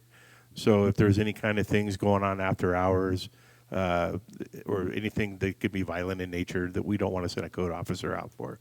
We want to send the sheriff. Right, and that's become my understanding. These are not sworn officers. Right. Code enforcement officers are not sworn officers, do not carry a badge, do not carry a weapon. Well, they do carry a badge. Okay, but they don't carry a weapon, and they're not sworn officers, and they don't report to the sheriff's department. They report to community development in your department. Ernie Strela, for the record, they report to me in community development. And I'm sorry, it was page 46 in the packet. Yeah, we're working on figuring out how to do a better job at getting that outreach. It hasn't percolated properly out there. That we need to do a better job. So the public should not, if they call code enforcement, they should not expect a response necessarily that day, and especially over the weekend or at night, from code enforcement. After hours, no. Hopefully get a response from our sheriff's department in a timely manner. Is that correct? Yes, so, sir. And we always have, and probably this is probably more of a question for Sheriff Coverly, is we always have how many officers are assigned on a 24-hour basis, 7 days a week, 365 in the Tahoe Township? I call it, this is Ernie Strela for the record, it's usually 80 hours of full-time equivalents, because it's for VHR that we're supposed to be budgeted for. And it sounds like from the reports we get, I see that they are responding out to the public calls. Mr. Chairman. Dan Coverly, Douglas County Sheriff. So the minimum staffing at any time at Lake Tahoe is 2 deputies per shift. So we run 3 shifts, day shift, swing shift, and graveyard. During day shift, there's also a detective up here and an admin staff. We have jail deputies in the jail, but they don't go out, they don't leave the jail typically. One thing to understand is there's 2 deputies that are assigned to the VHR program, and they're the contact point with code enforcement. But if they're not working, if it's a different shift than they're assigned, typically are assigned to swing shift, works from 2 in the afternoon to midnight.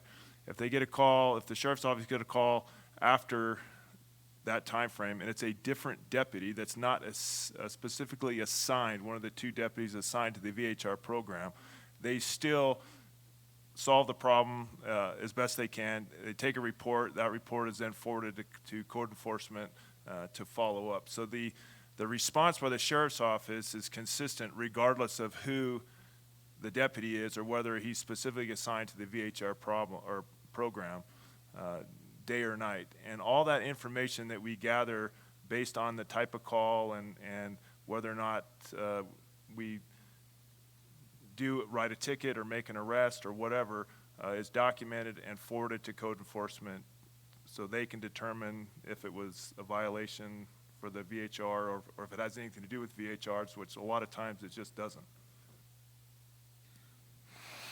So if it's a verified issue that the Sheriff's Department documents, and that then comes back to code enforcement, what is the process from code enforcement to the Vacation Home Rental Advisory Board? Because I believe there's a process that if we have a continued violation in one particular property, that we do have the ability to start restricting their activities as a vacation home rental. Am I correct on that, or am I off base on that?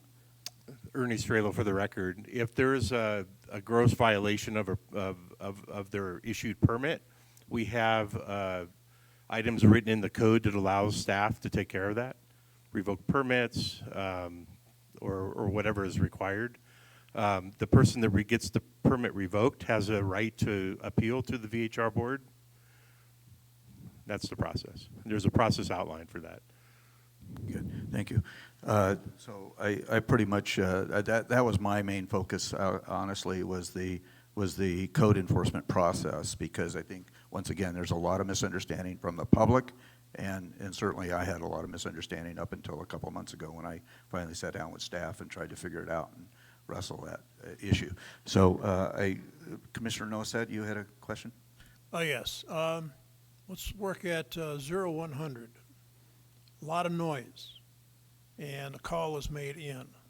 What happens? Is it investigated at the spot to determine if there is noise, and if there isn't, they all shut up? There's no violation. Is that correct?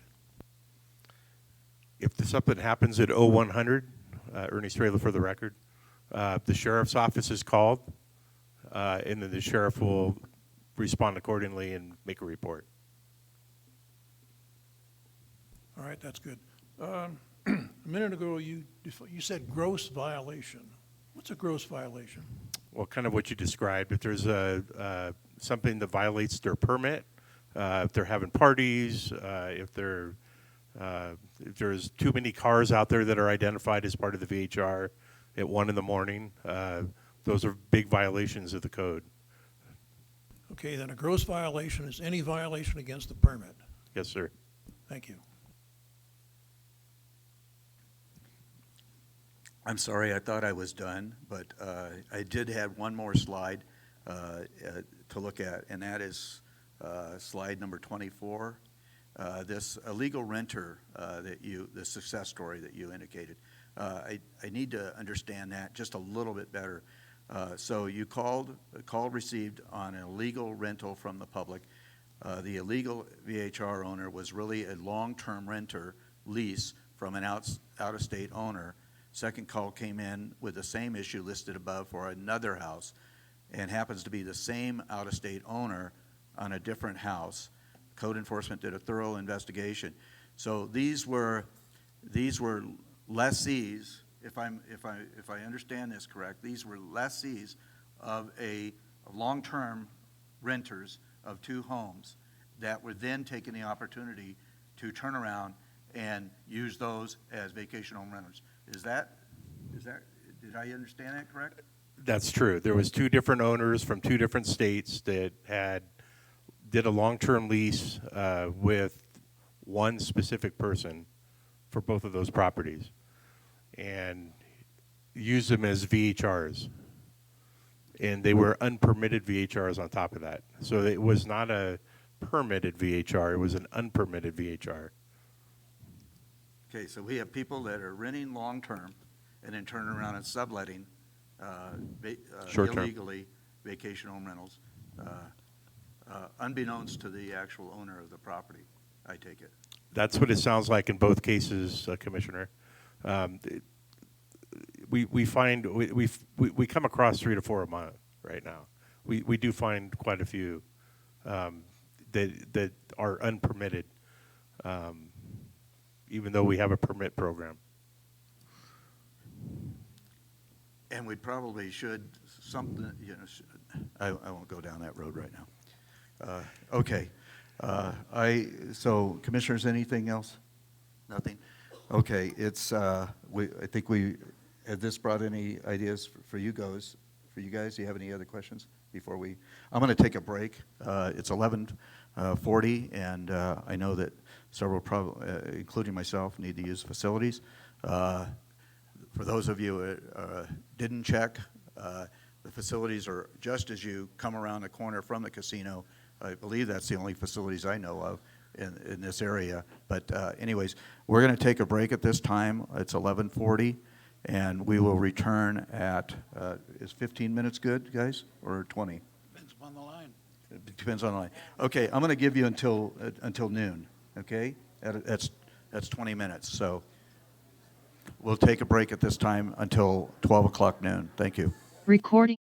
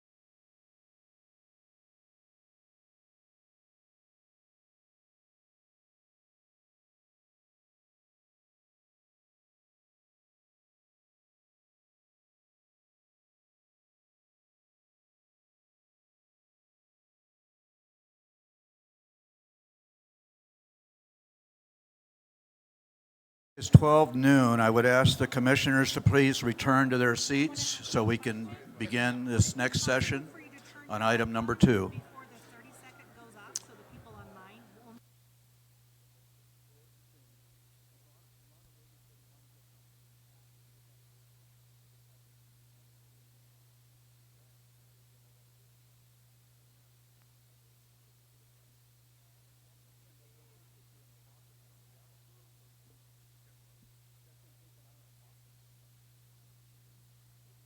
Once again, if we could ask everybody to please return to their seats so we can get moving into item number 2, I'd appreciate it.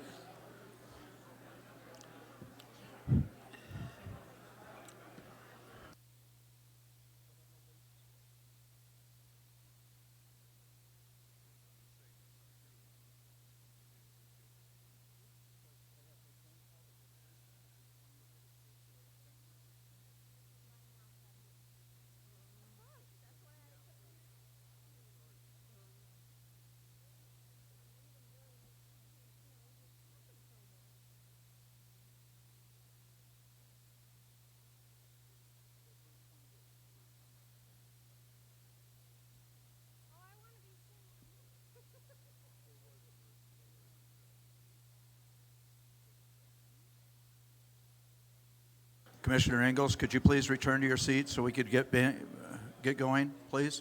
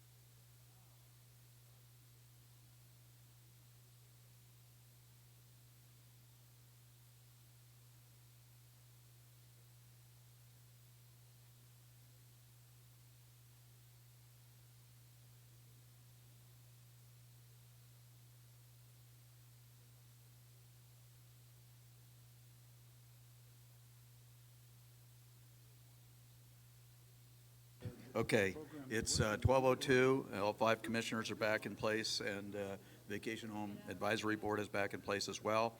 So we'll begin this afternoon's item number 2.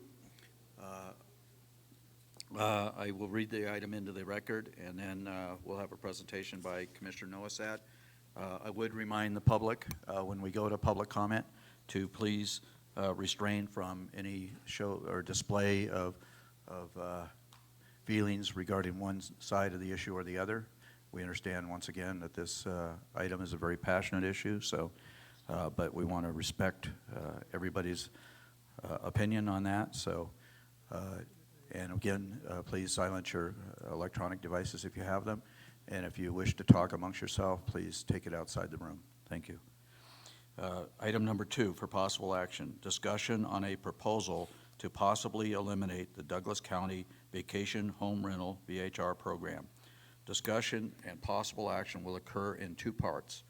Number 1, the Vacation Home Rental Advisory Board will first hear the proposal, discuss, and make a recommendation to the Board of County Commissioners after hearing public comment regarding the possible elimination of the VHR program.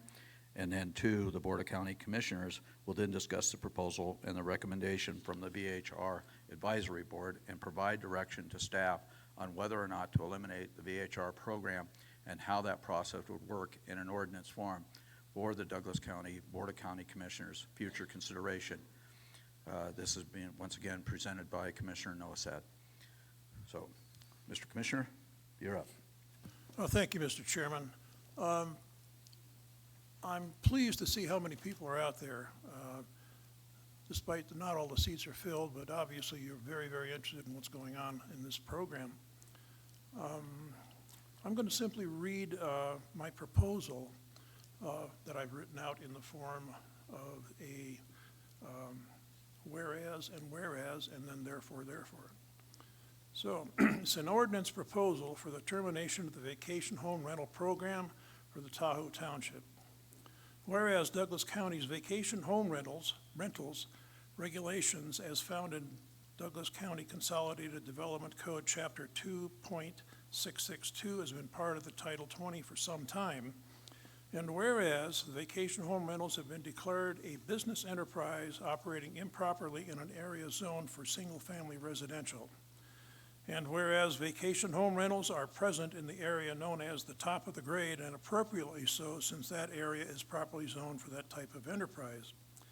And whereas VHRs encourage short-term transient occupancy in neighborhoods zoned single-family residential, and whereas a well-intentioned program in the beginning has become more problematic with the increasing use of the internet and services such as Airbnb.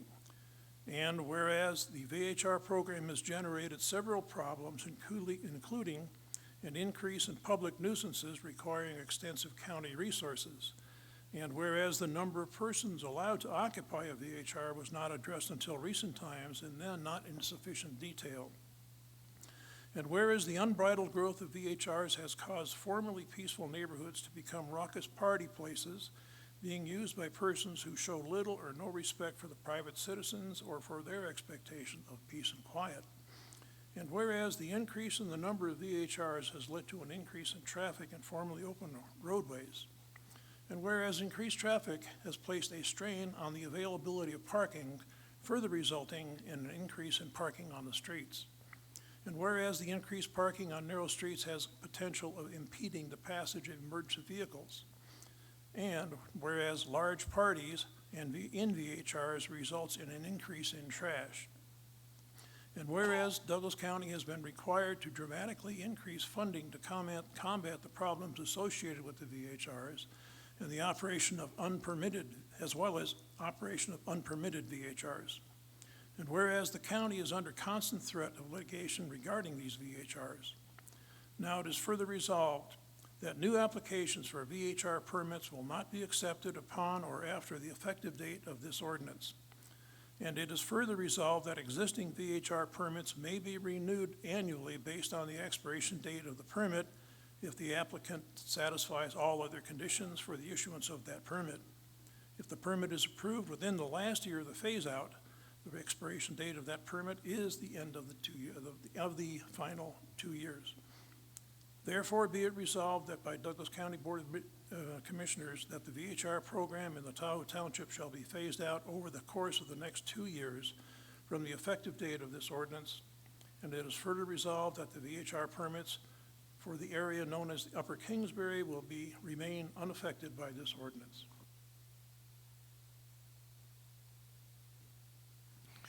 Thank you. Do you wish to add anything to that? Are you asking me? Oh. I just wanted to make sure, is that your presentation? Okay. Then, as always, we will ask for comments and questions from the board members, after which time we will go to public comments. And yes, we indicated that we will accept comments from the Vacation Home Advisory Board after we get public comment on this. And then I thought you said the advisory board was going to make comments first, and then we were going to talk. I would like to make my comments after the advisory board's recommendation. so that would be after the public comment section. Is that right? It says this indicates this. Okay, the Vacation Home Rental Advisory Board will first hear the proposal, discuss and make a recommendation to the Board of County Commissioners after hearing public comment regarding the possible elimination program. Yes, exactly, and then the board speaks third. Did you have any questions of Mr. Commissioner Noah at this time, Commissioner Torkanian? Again, I'm a little confused. It's my understanding we're going to be able to ask questions and make statements after public comment and after the advisory board. I mean, Absolutely. Are you changing that now? Absolutely. But if you had any other comments, that normally we have comments or questions regarding the clarity of the issue in advance of taking it to public comment. That's all I'm asking. No. Give you an opportunity. Okay. Commissioner Ingalls, did you have comments at this time, or did you want to wait until after public comment and after hearing from the Vacation Rental Board? Okay, you may go. those of you that have been through this thing from the beginning know that the reason it all started was because the vacation home rentals were just overwhelming the community up here at the lake. And it was literally dissolving the community. So something had to be done. And we couldn't let it keep on going. Now, subsequent to that, we got sued in a class action lawsuit by a group of vacation homeowners, and in federal court, not Nevada court, but federal court. The judge decided with the county of Douglas, but the judge mediated the lawsuit, and both the vacation homeowners and the board, this board, which represents all of us here in Douglas County and Lake Tahoe, we made an obligation to that judge because we agreed to adhere to the mediated decision by the judge. So we have an obligation to fulfill. I don't recall how long that term would last, but we do have an obligation to the judge and to both sides in the dispute. Now, we have learned so much since this endeavor has started. The staff has done an excellent job in consolidating and compiling information that we never had before. We are on these vacation home rentals like a duck on a June bug.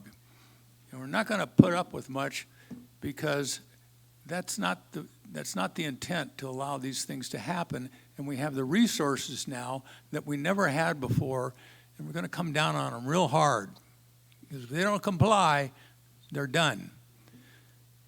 And it does seem, and this is something that we have learned and has been presented to us, there are certain areas up here around Heavenly and so forth where there doesn't really seem to be a neighborhood. It's all vacation home rentals. So there's a lot of things to take into consideration, and especially in regard to the consideration of the folks who live here.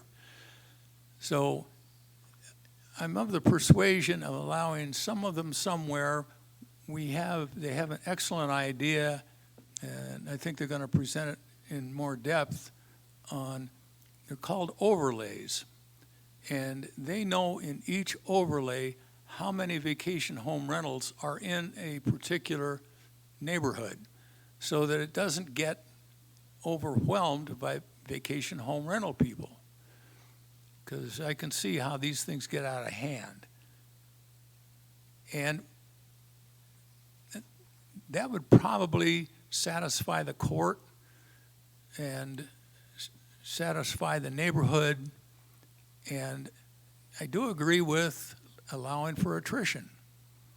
We don't have to come in full bore and just carte blanche, just eliminate everything. But as they do expire, they will be eliminated and not reissued. So at any rate, that's kind of where it seems to be one of the most equitable ways to satisfy the community, the homeowners, the vacation homeowners, and the court. Thank you. Thank you, Commissioner Ingles. Commissioner Rice, anything to add at this time? Not at this time. I will hold my comments till after the board is presented. Thank you. I feel the same way. I prefer to listen to public comment and then also listen to the recommendations of the advisory board and where they are on this. So at this time then, we will go into public comment on item number 2. We would ask once again no display of approval or anger at any of the speakers. We will respect the 3-minute time limit on each one. So once your time expires, I will be cutting you off. And when you approach the podium, please write your name so that we have a clear understanding of your name on the record. State your name and then you may begin your 3 minutes of comments. Thank you. And yes, we would encourage you to line up so that we can get through this process as quickly as we possibly can. Thank you. Okay. Thank you, Mr. Chairman. You may go. My name is Gary Snelson, S-N-E-L-S-O-N. I want to make sure that this comes across loud and clear. The vacation home rental program has ruined our neighborhood. We're in Upper Kingsbury, off of North Benjamin. We have VHR rentals on both sides of us. One is for 10 people, but they have many, many more. I sent the pictures. I hope all of you saw those pictures, because there are many more people that show up. We have complained, and they said that 50 more people are allowed to come and visit. This is unacceptable on both sides of us. On our little street, there are 4 vacation home rentals. The rental people leave food out for the bears. They don't understand what they're dealing with up here. The traffic is so congested in our street, if there's a problem, we could not get out. The traffic is way too much. There has got to be something done so that we have our neighborhood back. There are retired people. When we moved up here 15 years ago, this was a quiet residential neighborhood. It is a business district now.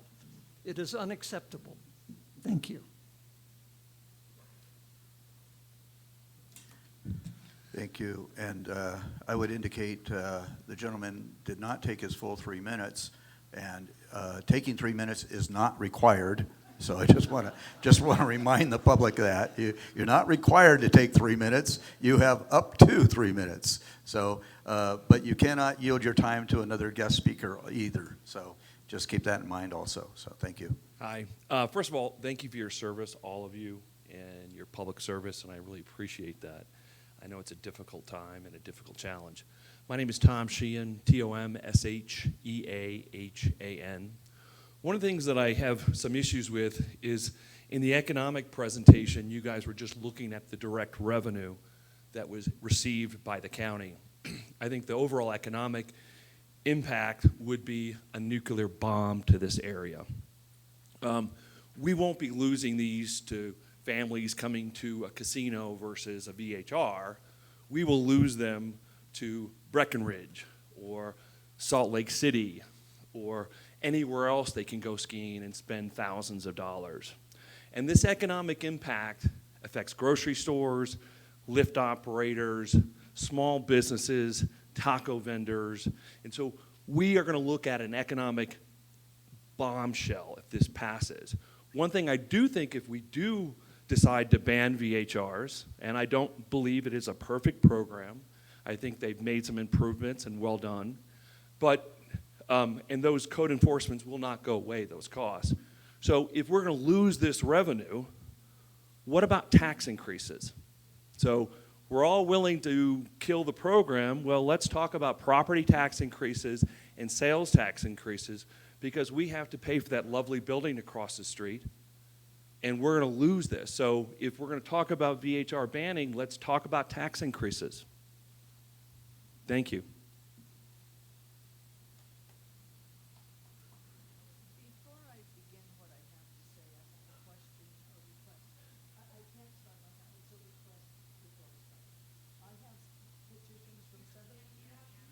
You need to go to the microphone. So. Okay. I have a request for the board. I have 700 signatures on our petition to eliminate vacation home rentals. Yes. I have my 3 minutes, which I'm giving to them, and I would like to have another 9 minutes for them. I'm sorry, I can't allow that. Otherwise, we'd have to allow everybody. You may take those and please present them to the clerk for putting into the minutes. But Ms. Dingler, we can only allow 3 minutes per person. Thank you. So my name is Linda Dengler, and I'll read you a portion of what I have to share that these people shared with me. I've spearheaded the effort to allow the people of Tahoe Township to have a voice in their neighborhoods. They are telling you by signing this petition that they do not want to have VHRs in the residential communities. They want their residential neighborhoods back. They want commercialized ventures out-of-state investors removed from their residentially zoned neighborhoods. I represent these 700 people, And we have gathered these signatures in just 6 weeks. If we have to go to a referendum, we'll have way over 700. And these are your constituents speaking to you, telling you that they don't want this. Most specifically, Mr. Rice, they're mostly Tahoe Township people.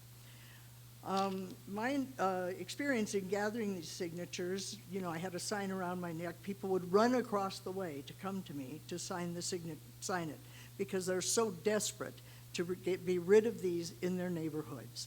They cause noise, and the sheriffs come. The sheriffs happen to call the code enforcement, who calls the emergency contact, who calls the people. So before they get there, there's no noise complaint. They say we're an unsubstantiated noise complaint, even when there were two of us standing there from two different homes. Code enforcement, I heard all the directions of code enforcement. We have codes. They're supposed to be enforced. We're not supposed to use code enforcement now for that. The sheriffs answer to noise calls. Nobody answers to how many people are in the thing because you guys don't have guns, so you can't come up and you know, find out that there are. I took photographs, time, date, stamp photographs of 14 people staying overnight in an 8-bed facility. I sent those in, and no violation happened. They blocked the bridge driveway for emergency egress. I sent that in photographically. Not a single violation happened. They had parking on the street overnight. I documented it day and night. No violation happened. So even when those of us try to prove what you don't do, which is count the amount of people, I had Richard Wardson said, man, they can't figure out how many people. They're never going to know how many people. They won't control that. So we are living with these kinds of things because there's really no controls on it. And I'd like to really point out the intent of 20.622.010B7. This is the intent of the Lake Tahoe Vacation Home Rental Ordinance to make the transitory lodging activity permitted by this chapter resemble the existing residential uses made by resident owners and lessees. There is not one thing about having these in my neighborhood that have done that. I used to have 2, 4, and 6 people live near me. I've got 4 tier 3s on my canyon who have parties up to 50 because we're allowed 50, so they have their parties up to 50. I have a commercial wedding event site across from me, and they have DJs that scream and yell into the microphone in their party. So I would really need these eliminated, and that's what these people are making the statement, 700. If you could please give those to the clerk so we could put those into the record. Yeah. Thank you.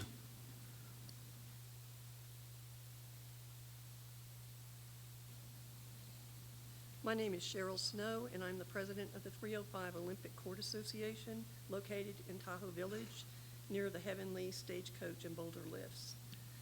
It's my aim today to encourage the panel to examine a larger view of how an all-out ban would negatively impact the county resources and the livelihood of so many in our community. Consider that Douglas County directly benefits from VHR income, $4 million annually.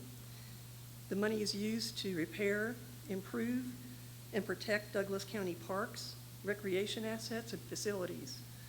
If VHRs are eliminated, significant alternating funds for parks and recreation would need to be addressed.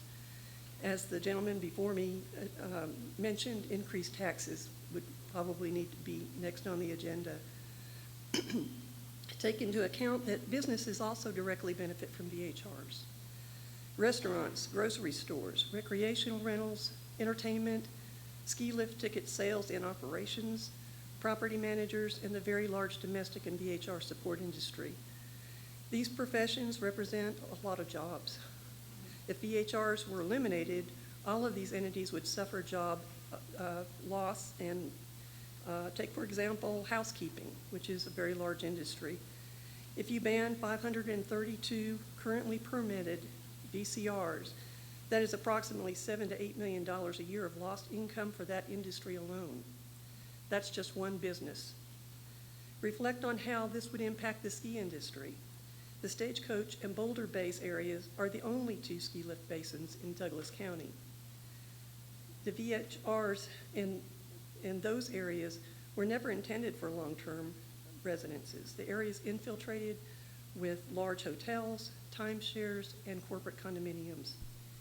Banning VHRs in this area would create a shortage of family-oriented vacation rentals and would force skiers to seek out alternatives in California and other ski resort areas around the country. This will negatively impact the Nevada side of when the access is less desirable. Property taxes would ultimately decrease as a resulting decline in property values in this area and causing even further income loss for Douglas County. And for what purpose? The county would not gain a residential area by banning VHRs in the Boulder Stagecoach Basin. It is not a residential area, but the county will lose jobs and for these service industries that I mentioned above. In summary, an all-out ban on VHRs would seem like throwing out the proverbial baby with the bathwater. Thank you. Thank you.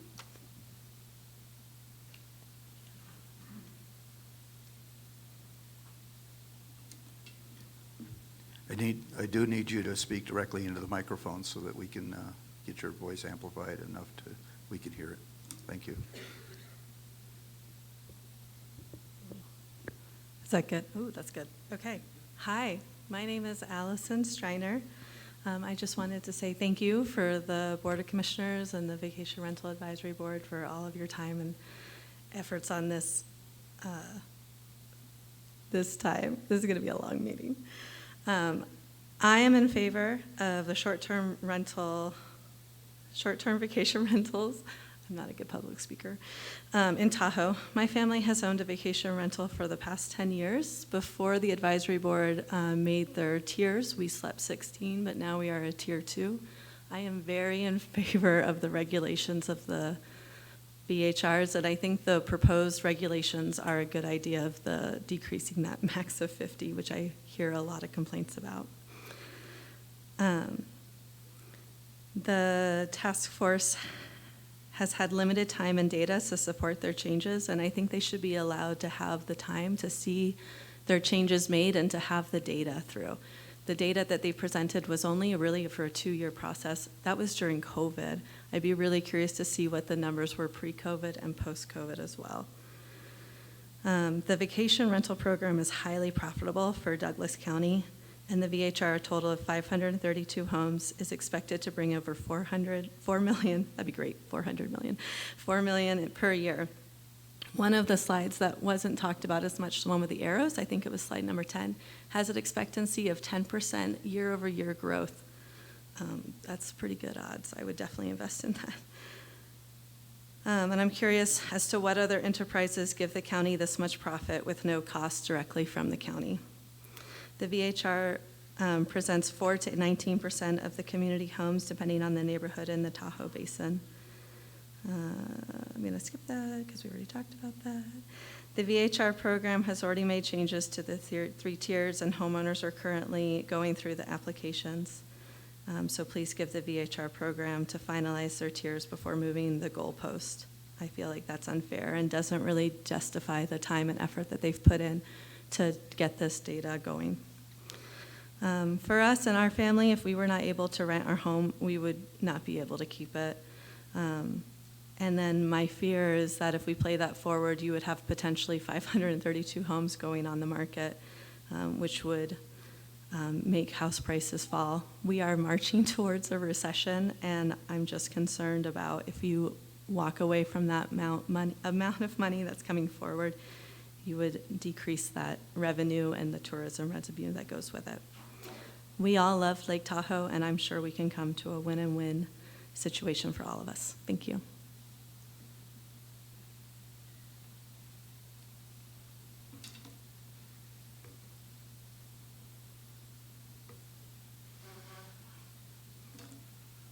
Fortunately, my name's kind of short, so I didn't have to spend too much time writing down. First off, state my name, yes, Doug Kraus, yeah. K-R-A-U-S, if that helps. First, I want to echo the thanks, the Board of County Commissioners, the VHR Board.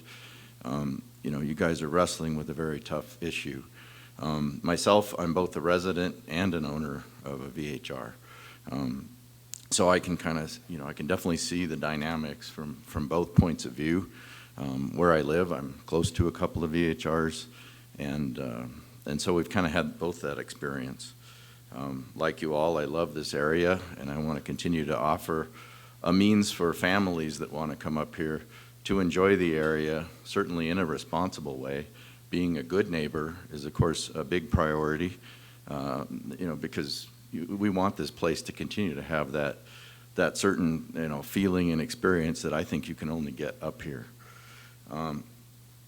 So in being a good neighbor, some of the things we do, which is a carry-on from the person that we bought this from, who had run it for roughly 20 years, is we vet heavily. We don't allow parties. We don't allow weddings. We don't allow bachelor parties. None of that is part of what we allow. We never allow this 50-person maximum thing that was in the code. We wouldn't want that at our home, and we don't think our neighbors would want that either, of course. Our minimum age of our renters is 35. For example, we filtered out a group of 20-somethings that were lifeguards from New Jersey that wanted to come and stay at our house. On a New Year's, right? We kind of spotted that one. So we said no to that. We were very early adopters of this noise-aware technology, and there's other companies that do it, but that one we found out is the only one that's approved for outdoor use. The other ones aren't designed for the rain or the snow, I don't know. But we bought them and employed them long before they were required, because we do want to be good neighbors. We've reached out to our neighbors. We know who they are. They have our phone number. We address any issues proactively with them. We also have a Ring camera up, again, long before the regulation required us. It's up above where the floodlight is over the driveway, so we can monitor parking real time. And we've been able to, since we live less than a mile away, we've been able to go address those kinds of concerns. I would encourage, clearly there's been a lot of economic study done here. One of the things I think a few people have mentioned is, well, what will not only how much comes into the county and it's the income that's, kind of the economic footprint, if you will, of VHRs, it's how will that be made up? Clearly, as the gentleman who used to work at the Federal Reserve mentioned, we're in an economic downtime. So I want to make sure we're upfront with that. Thank you.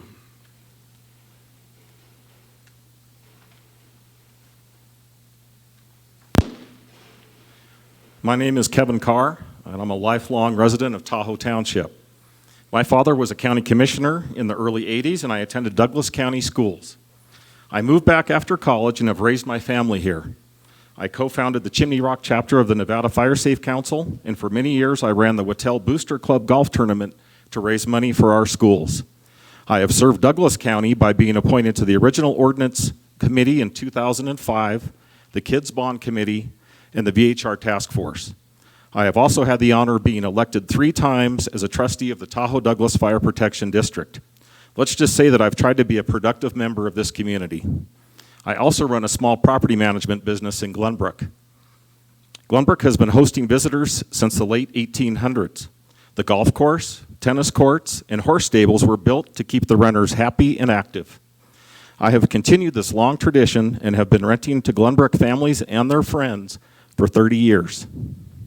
I have provided housing for many Glenbrook family reunions, weddings, funerals, and charity events. During this time, I have played by the rules, paid my room taxes, and have not had one county complaint or violation. The reason I have a clean track record is that I work 7 days a week during the busy summer season to make sure any rental concerns or issues are handled immediately. One commissioner who recently moved here and is supposed to represent the Gardnerville Ranchos wants to eliminate short-term rentals in Glenbrook, and after 30 years, put my small business out of business. Why would you ever take away permits from law-abiding property owners that have followed the rules for decades? Trying to make a couple of wealthy Glenbrook donors happy, perhaps? I guess running for Congress isn't cheap. I saw all the ads. I hope you other commissioners and advisory committee members will not put up with these shenanigans. This strict 16-page ordinance should apply to all of Tahoe Township equally. From the cheapest condo on top of Kingsbury to the fanciest lakefront home in Glenbrook, everyone deserves equal protection and enforcement of the rules. I hope you will continue to allow vacation rentals in the Tahoe Township and allow the advisory committee to keep working on fine-tuning the ordinance so to create one that we can all live with. Thank you.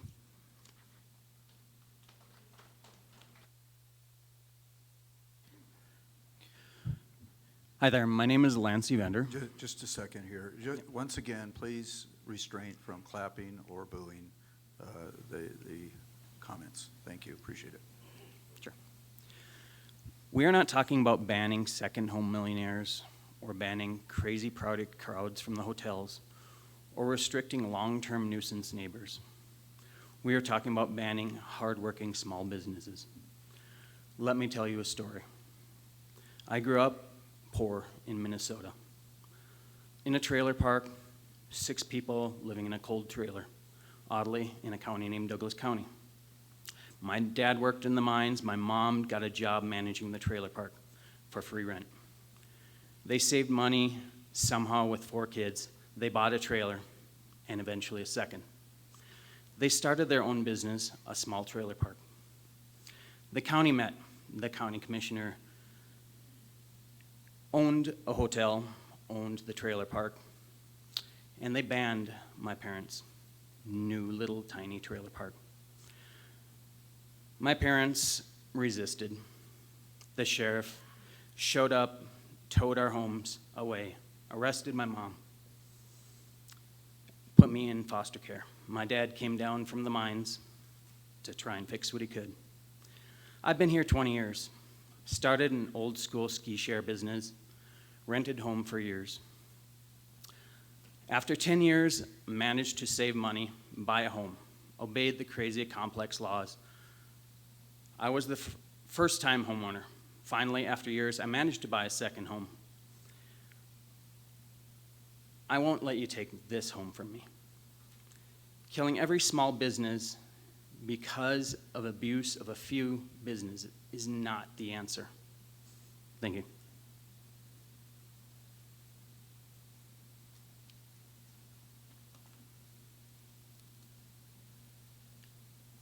My name is Lorraine Marlowe, and my husband and I are longtime residents of Douglas County. We live in Upper Kingsbury, in Kingsbury Estates 2, a neighborhood of single-family homes. We bought our home in 1984, over 38 years ago, where we have always lived full-time. Our home was built in 1966. A few others were built in 1964. The original intent of our neighborhood was single-family homes. The proposed ban ordinance states vacation home rentals are present in the area known as the top of the grade, and appropriately so, since that area is properly zoned for that type of enterprise. Where exactly is this written that it is properly zoned for VHRs and nowhere else? Are you thinking of maybe Tahoe Village or not Upper Kingsbury? And you also wrote, it's further recommended that the VHR program in the area known as Upper Kingsbury will be unaffected by this ordinance. If this does get voted on, we request that neighborhoods in Upper Kingsbury be included in the ban. These are single-family homes. You already know the negative impact that VHRs can have on a neighborhood from the first-hand reports of those that actually live here. If you decide to allow VHRs to continue, there are a few areas that should be addressed. Please eliminate the 50-person cap for parties and events. VHRs should be kept to the maximum amount of people listed on their permit 24 hours a day, and needs to include all tiers with no exceptions. Next is safety. What will happen in case of fire? Are VHR owners required to advise short-term renters of the dangers of open flames, fireworks, even cigarettes? And what do they do in case of evacuations? In our 38 years in our home, we've had 3 mandatory evacuations: Autumn Hills, Gondola, and Caldor fires. Safety for residents and tourists alike need to be addressed. Just because we live in the Tahoe portion of Douglas County shouldn't mean that we have given up our right to a safe environment and the peaceful enjoyment of our home. Thank you.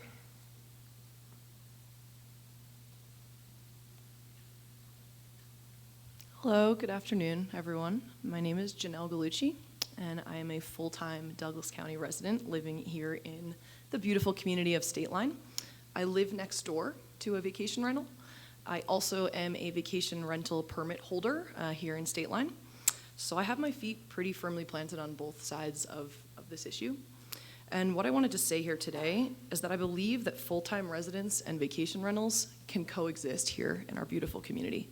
I believe vacation rentals should be highly regulated, which they are. We have a cap at 600 permits, limits on neighborhood density, hefty fines for vacation rentals that don't follow the rules, and a 16-page ordinance that governs how VHRs must operate. Problem vacation rentals need to be fined and have their permits revoked, and we need the county to ensure that this enforcement is happening. VHRs represent only 3% of the total housing units in Douglas County, yet we bring in 20% of the tax revenue to the tune of $4.2 million a year. If this program is eliminated, are you planning to raise our taxes like what happened with Measure T in the city of South Lake Tahoe? Our VHR property has been a vacation rental for over 15 years, and we have never received a single complaint. Elimination of VHRs is an arbitrary cancellation of my property rights and punishes all VHR owners for the abuses of a few. I would not be able to afford to live in this community without the income from my vacation rental. Our local cleaners would not be able to afford to live in this community without this work, nor would our local hot tub service or local snow removal service. We all rely on VHRs to survive.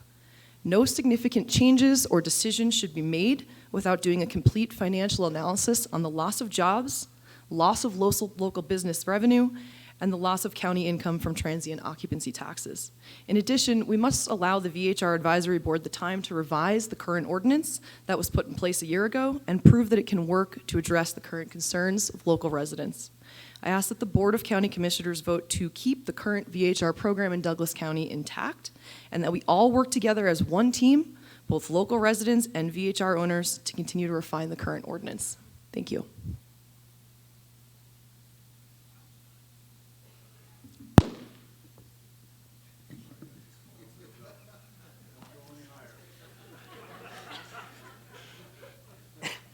Hey there.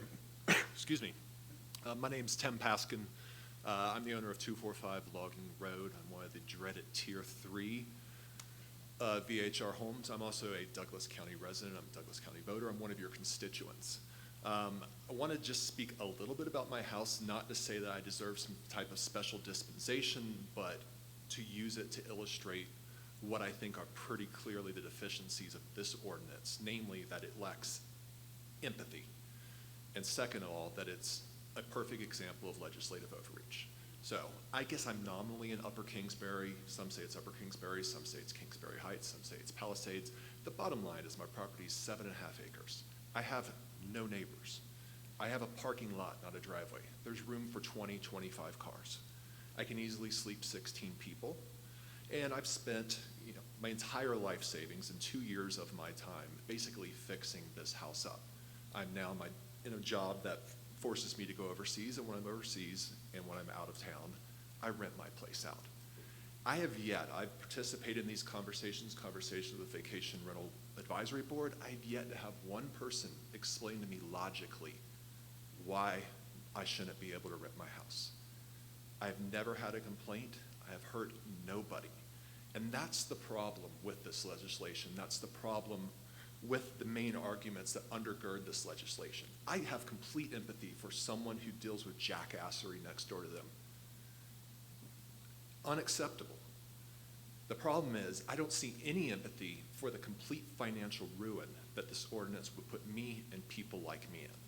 It doesn't have to be either or. We don't have to throw the baby out with the bathwater. The arguments that I hear two mantras behind this legislation quite often. One of them is no VHRs in residential areas. That's a bit imprecise. I'm nominally in a residential area. I have no neighbors. My house used to be a daycare. but it's still in a residential area.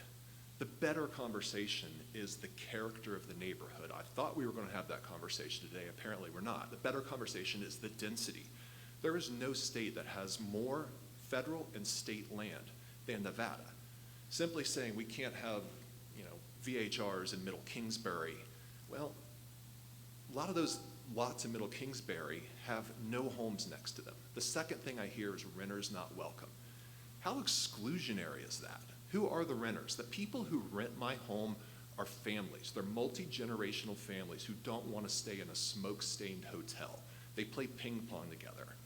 These are the type of people who make our community better. So please, take a scalpel to this problem set. Acknowledge that we have people who are busting their rears to make this work for the greater good.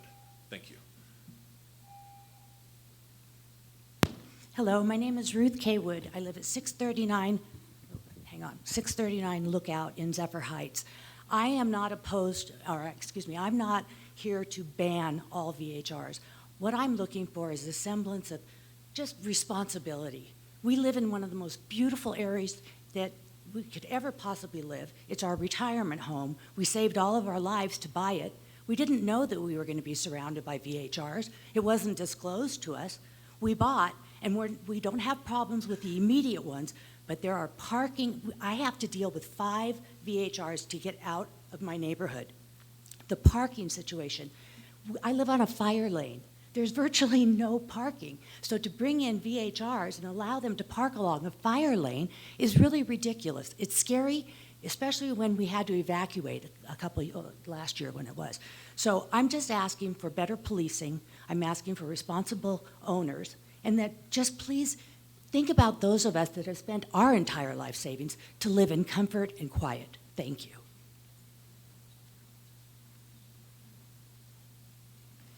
Good afternoon, distinguished commissioners, other elected officials. I don't think I need to remind you that your dedication and your duties revolve around responsibility to voters, residents, and many of those are before you today issuing complaints. I'm sorry, I've been informed that we didn't have your name. My name is Gary Richard.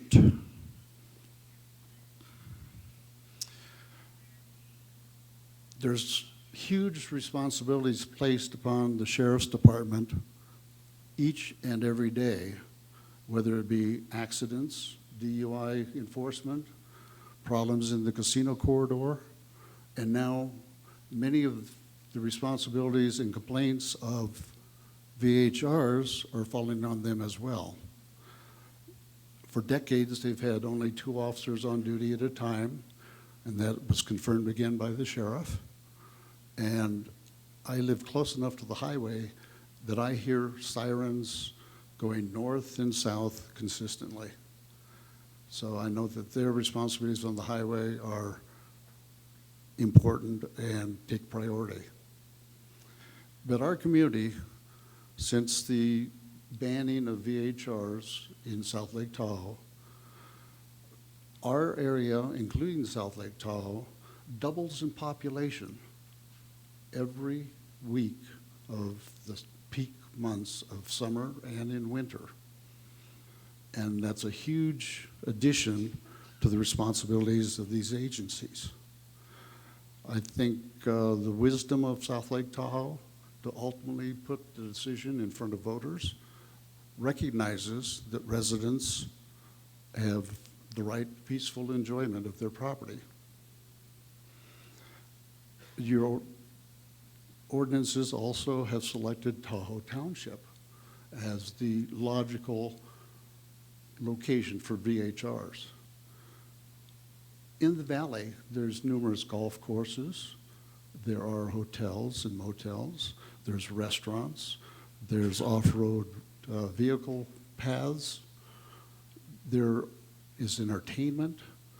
All of the issues that are present in the Tahoe Township, and yet they are isolated from VHR, so to speak. So a consideration might be to expand it countywide.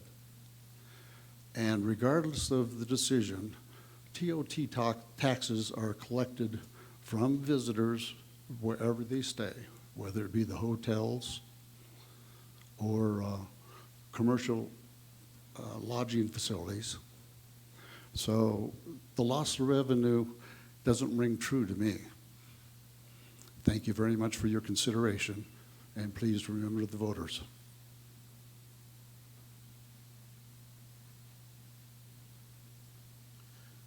Hello, my name is Ray Estrada. I am 100% for vacation rentals. A little bit about me, I'm a single dad with 2 kids. I work in this industry. It's an absolutely incredible industry. I work for a fantastic company. And so we've already discussed the revenue that's generated from this business and the thousands of people that work either directly or indirectly with this business. But one thing that we haven't really touched on is the people that actually come here. Who are they? What do they do? Tahoe, as you guys know, is one of the top 10 alpine lakes in the world. So I get calls from people that say, we've saved all year to go to Tahoe. We're having a family reunion. Our grandma's 90 years old. We want to celebrate that. So I just want to leave you with this. Tahoe is made for memories, to make memories for these kind of folks that come here and save all year because they can't afford to live here, but they can afford to come visit. They can afford to come and spend the little monies that they have on a show or a restaurant or whatever they happen to need. Anyway, I just want to say thanks for your time. It's greatly appreciated. Thank you.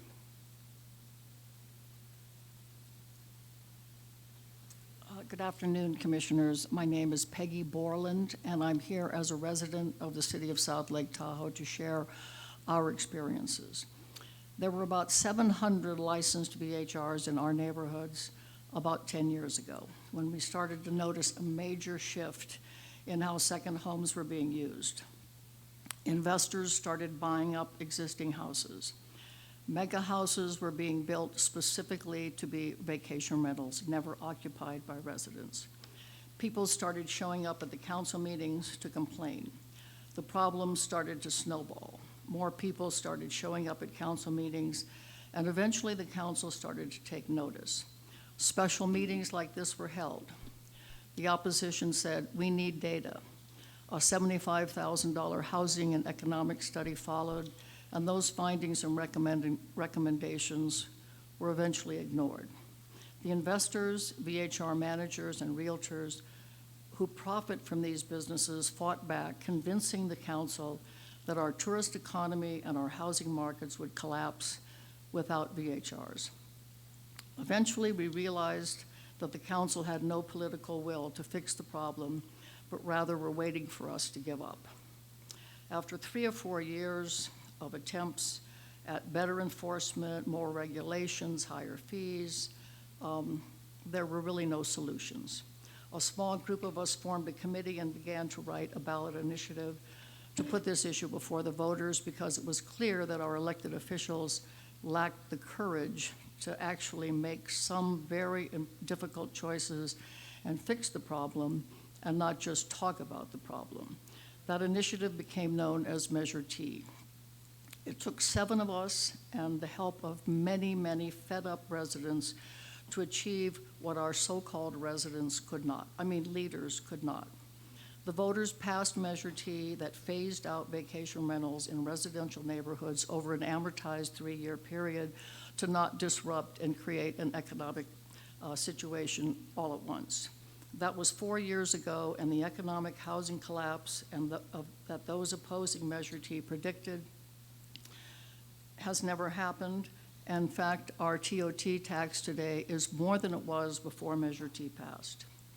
By the time Measure T was on the ballot, the number of VHRs in our city had ballooned to 1,400.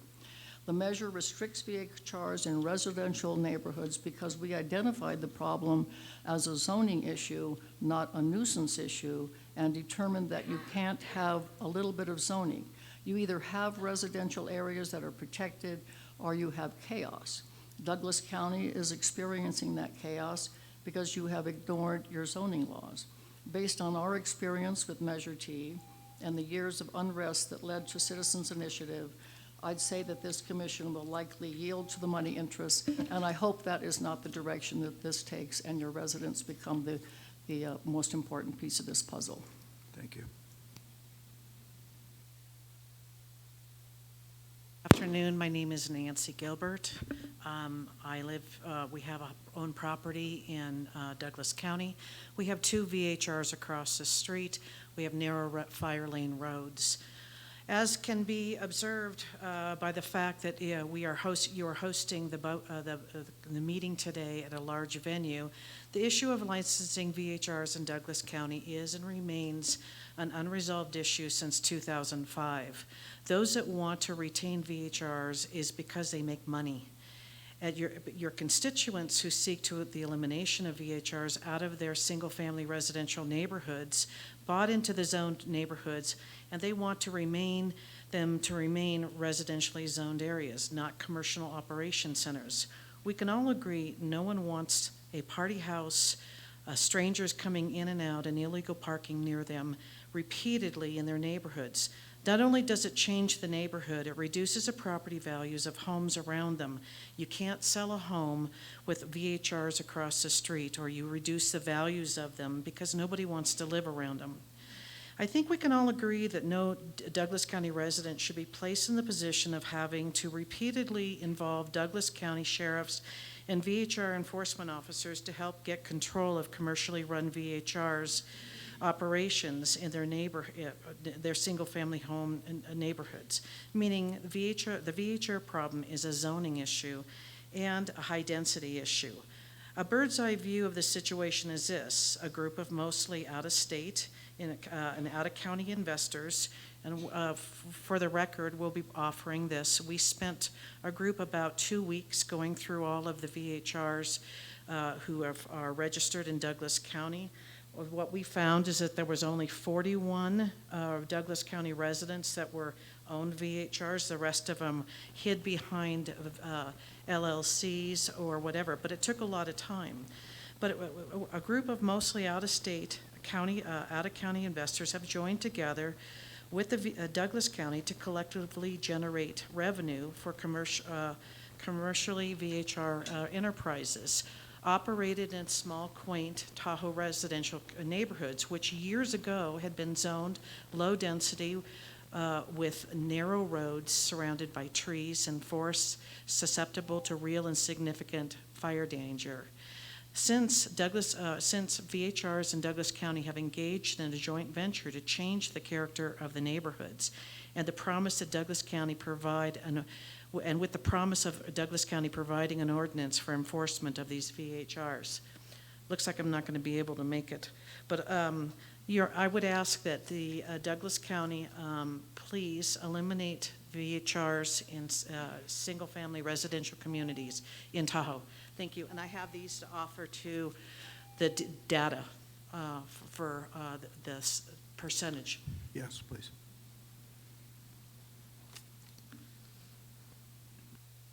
Oops. Thank you, Mr. Chair, fellow commissioners, and advisory board members for listening today. My name is Nanette Hansel, and since 2002, I have owned and lived full-time at a house at 258 North Benjamin Drive in State Line, Upper Kingsbury. I've worked for a business on Market Street since 2005, and my 2 children, born and raised here, currently attend Wattell High School. I'm here today to express my support for eliminating VHRs. The current program has major enforcement issues and unfairly discriminates against residents of the Tahoe Township.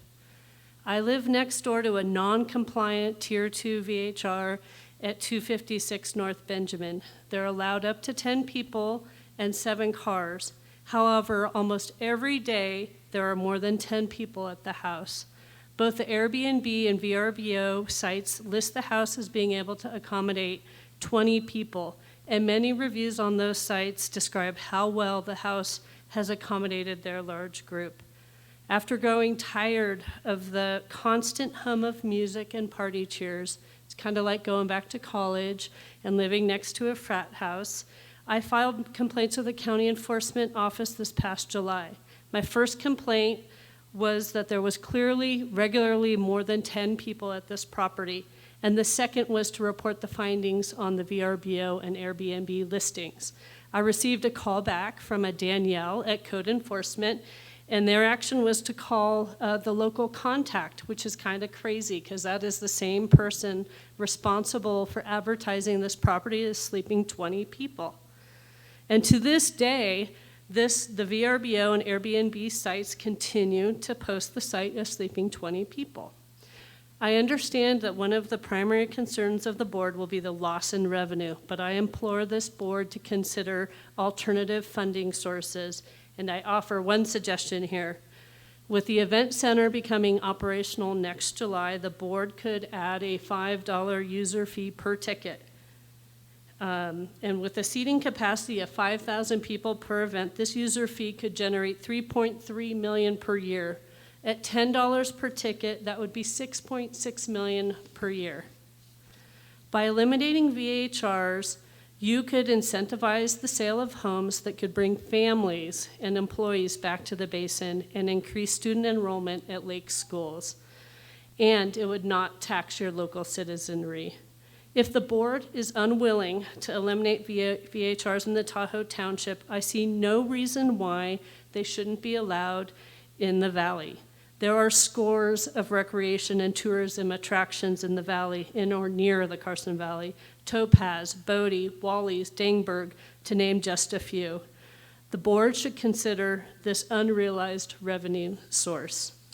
In closing, I ask this board to treat the residents of the Tahoe Township fairly and equitably by eliminating these commercial businesses in our neighborhoods. Thank you for your time.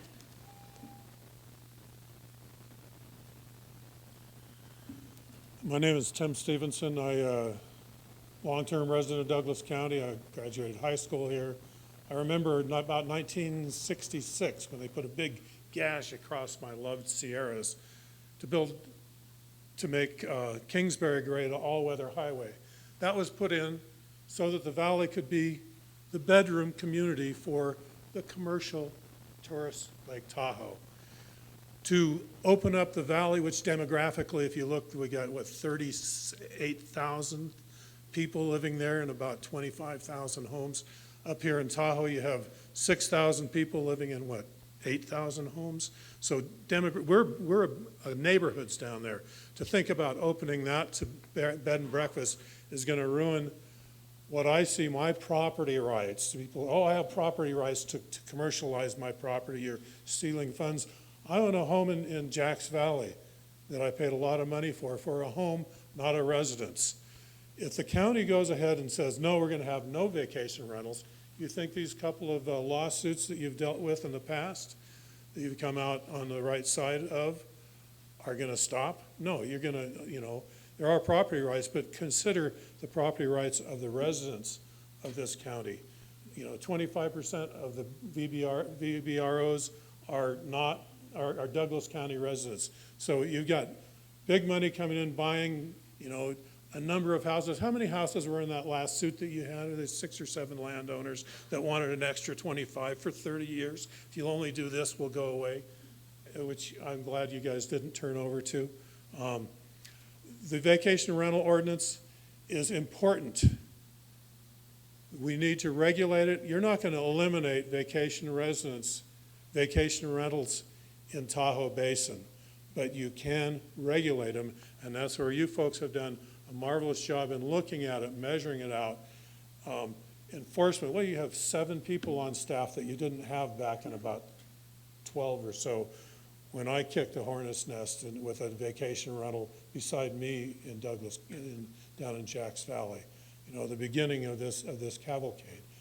Respect your residents. Respect our rights as homeowners that live there. You're going to have to deal as well with people wanting to make their living, make a tremendous amount of money off properties they've invested in up here.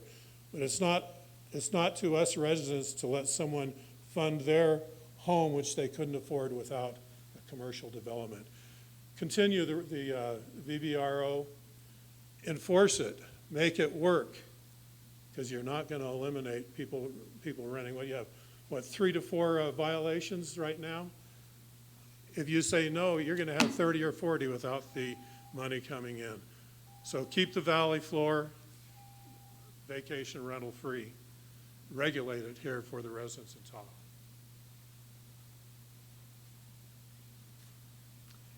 Ellie Waller. I wasn't going to speak to this item.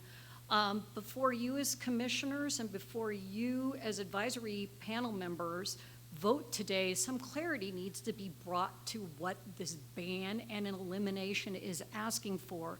In reading most of the comments, the people are saying they want them banned in residential areas. This process is trying to explore what zoning is and where these vacation home rentals can coexist in specific areas. Maybe densities need to be revisited. I know that's on the table. I've attended every meeting, and the meetings I haven't attended, I do provide comments or watch them. Again, I think some specificity and clarity needs to be brought forward before you make your vote on this so people better understand, is this a total elimination and ban request? Thank you. Hello, my name is Sue McPherson. Thank you, all of you, for all your support and time. We really appreciate it. A little about myself. I'm a 35-year full-time resident here in Lake Tahoe. I've been in the hospitality industry and the resort industry for over 35 years. I've devoted my life to helping people in this community to create a much better, more positive, and memorable experience within their vacation. I invested in real estate many years ago, back when it was actually affordable, and spent many, many years supporting the locals here to help me pay my mortgage. And unfortunately, in those days, they never did. They never paid enough to support my mortgage because most people didn't even make more than $10 an hour in this community. And as a result, I was in the red for many, many years. I think what took me over the edge was 3 years ago, prior to my vacation rental business, I had 2 tenants, one of which grew a forest of pot in my house, nearly almost destroyed it after living there for a year. And then the second one after that had a menagerie of animals, pets that I never approved, that nearly destroyed the properties. I spent over $80 million rebuilding the properties, getting very frustrated, and decided to give this vacation rental industry a chance, because then I could get in the property on a regular basis. I could meet the people and make sure that they're okay on a regular basis taking care of the properties. My neighbors used to complain about my long-term tenants, the way the yards were kept up, the animals, all kinds of different things, defecating on their properties. Now, as a result, since I have now one property in Pioneer Trail in California, another one up top of Kingsbury, and both of those properties, I meet and greet every single one of my tenants as they check in. I have a welcome desk in my properties to give them lots of local information, local tips, brochures to support this local businesses. And I sit down with them every single time if they need to give them local tips and help them have a much more memorable experience in Tahoe.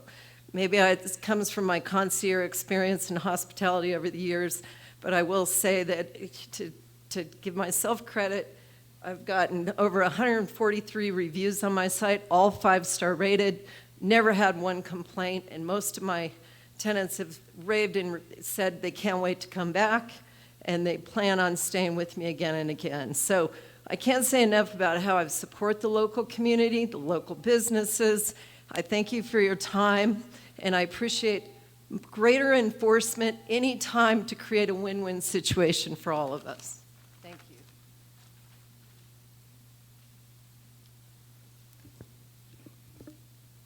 Good afternoon. My name is Jaron Gunter. I'm a full-time resident here in Douglas County at Tahoe Township.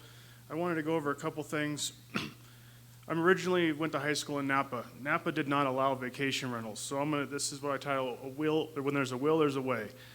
What's going to happen is these people still need to make money on their houses before they can sell them, or they need to sell them. Now they're going to rent them out for 30 days. You're going to get people using the internet, going onto Facebook group pages of I like Lake Tahoe. They're going to find a group of people saying, hey, I can rent this house for 30 days. Let's all pitch in, and they'll all go to this house and use it this weekend. You use it this weekend, but it's rented to a person for the legal 30-day rental. Now what happened was that there's no regulation. They can have as many people there as they want.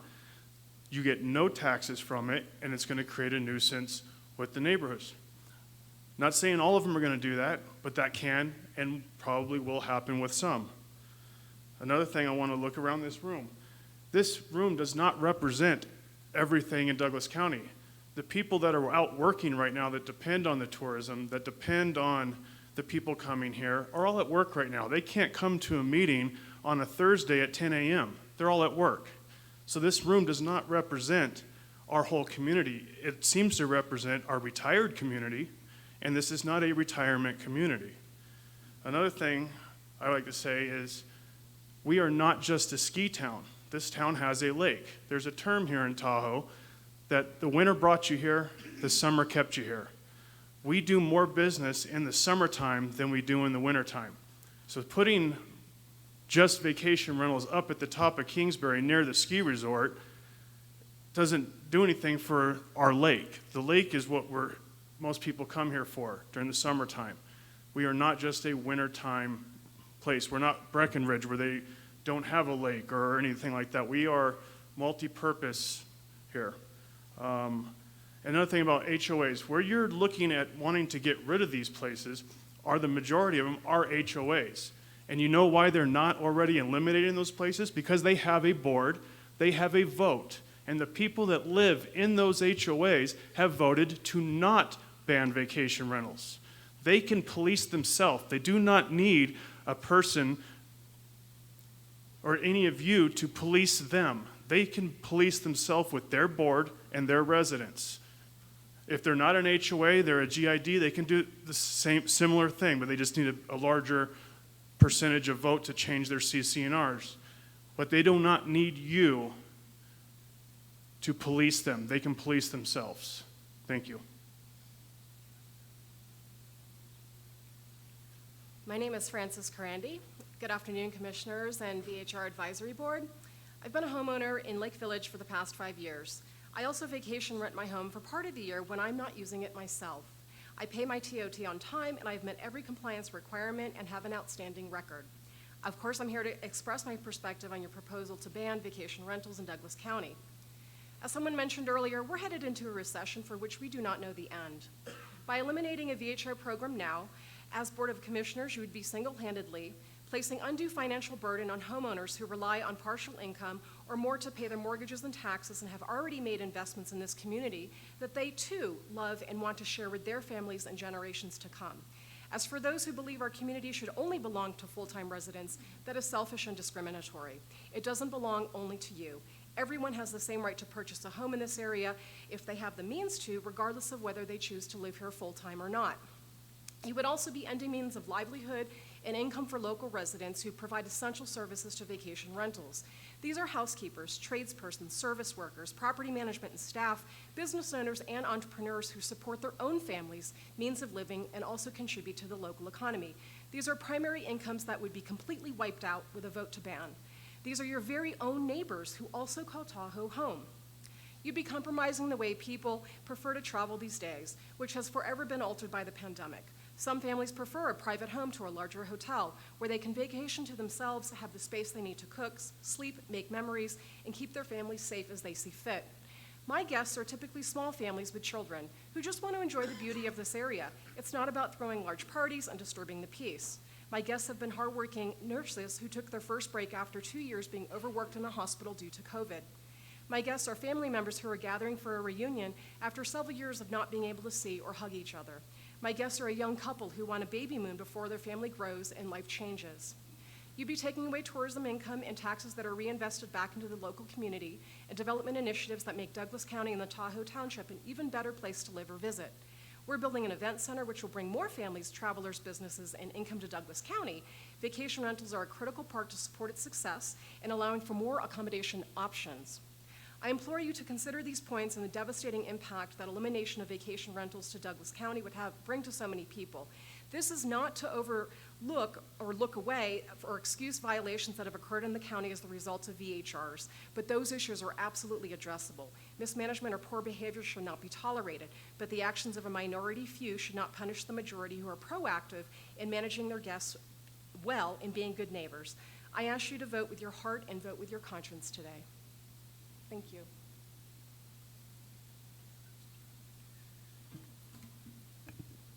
Hi everyone, my name is Heidi Gunter. I'm a full-time resident here in Douglas County, right off of Kingsbury Grade.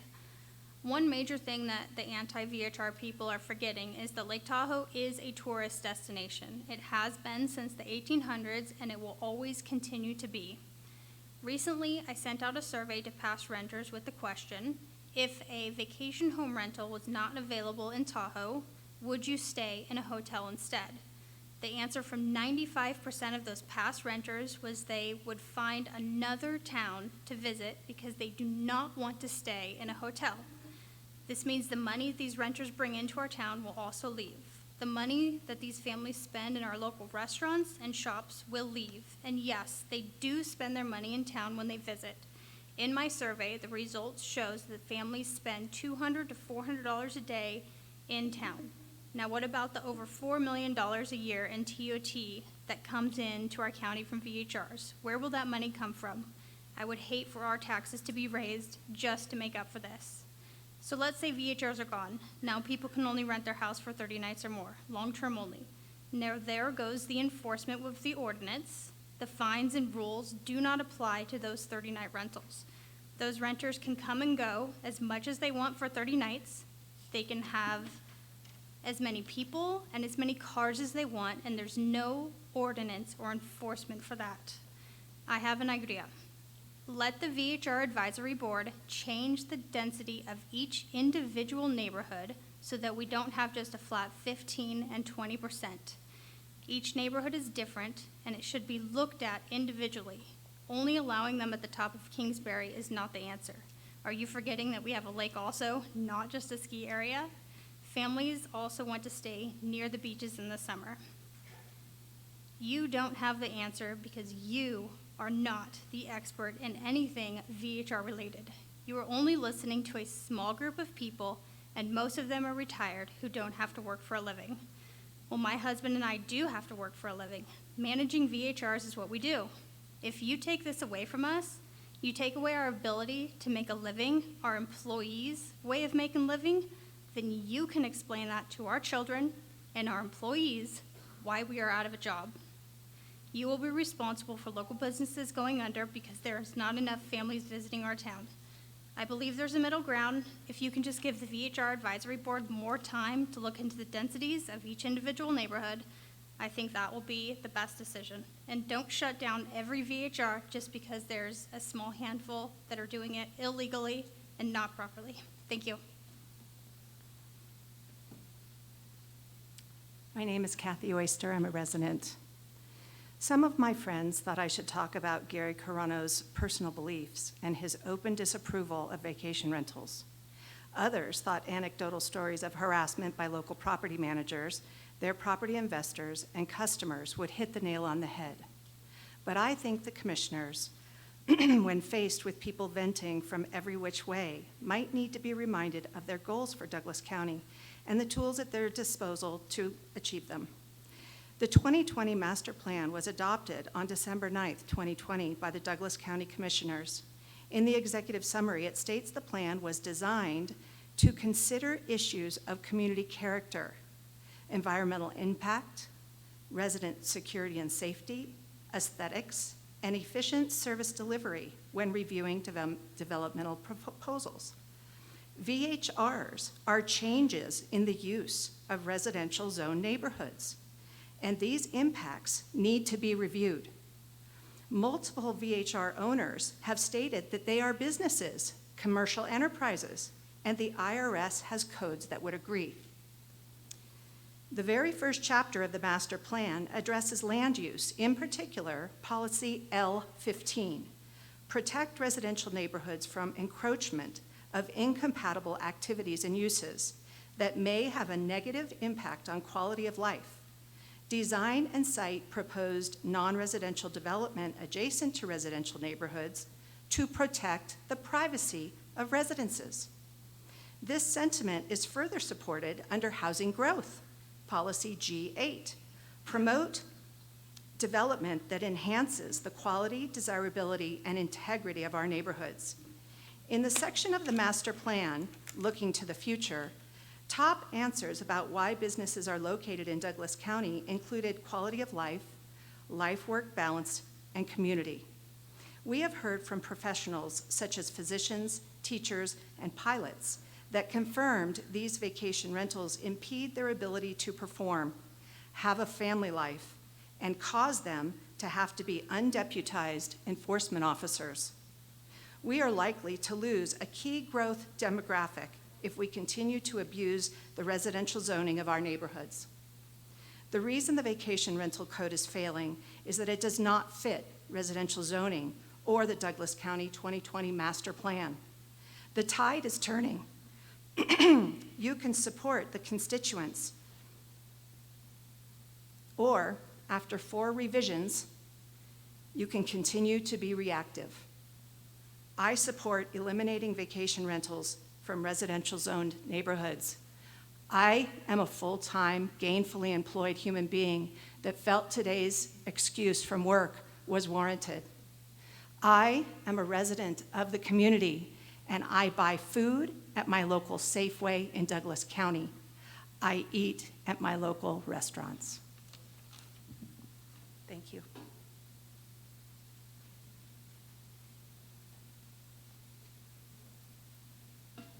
My name is Kristen Frizzell Kearns. I am a constituent, and I have... Use the microphone, please. Sorry, I'm shorter than some of these people. I have a house in Lower Kingsbury that is a vacation rental. It was a Tier 3, now it's a Tier 2. We spend as much time there as possible with our family and our friends, but we also do the short-term rental. Obviously, I am pro vacation rental and against a ban.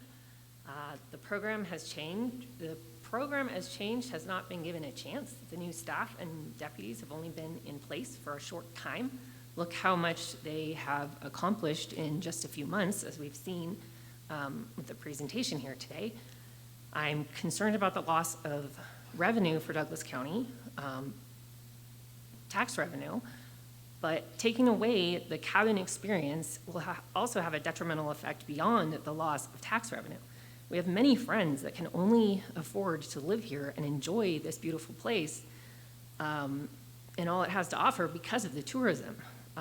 As many have stated, we need our workers, our small businesses, and they depend on the tourism.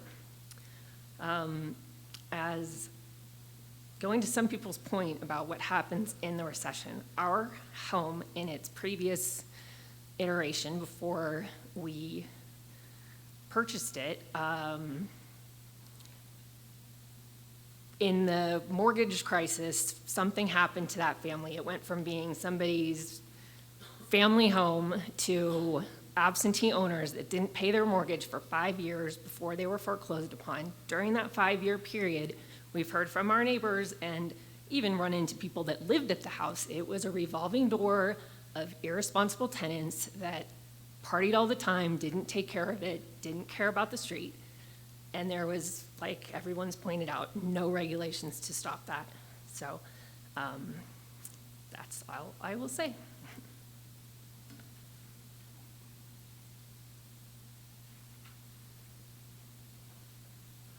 Hi there, my name's Keith Novotny. I'm for responsible vacation rentals. I've been a resident in Round Hill for 20 plus years where I raised my family. Now my home has become a vacation rental. I moved down to the valley. My son actually takes care of vacation renting the house.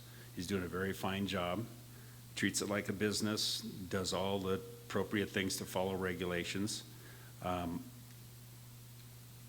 I think the major problem here is code enforcement. When there's complaints, people aren't following the codes properly, prompt enforcement needs to take place in order to circumvent these problems by some of these irate people that have come up and complain about parking and stuff. That's code enforcement. You're getting the resources hired to handle that problem. You need to let things take their course. Let them do their job. Don't make a major change of, let's stop vacation rentals. We've got some probable recession coming down the road. We don't need to add to that problem at this point in time. Find a win-win solution for everybody that we can all live with, and that is the best thing. Create a win-win situation and get prompt code enforcement going. Thank you.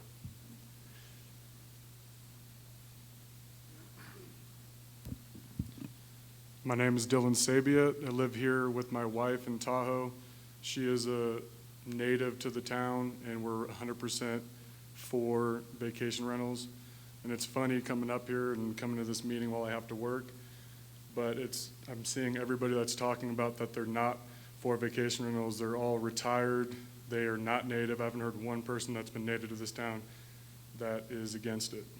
Thank you.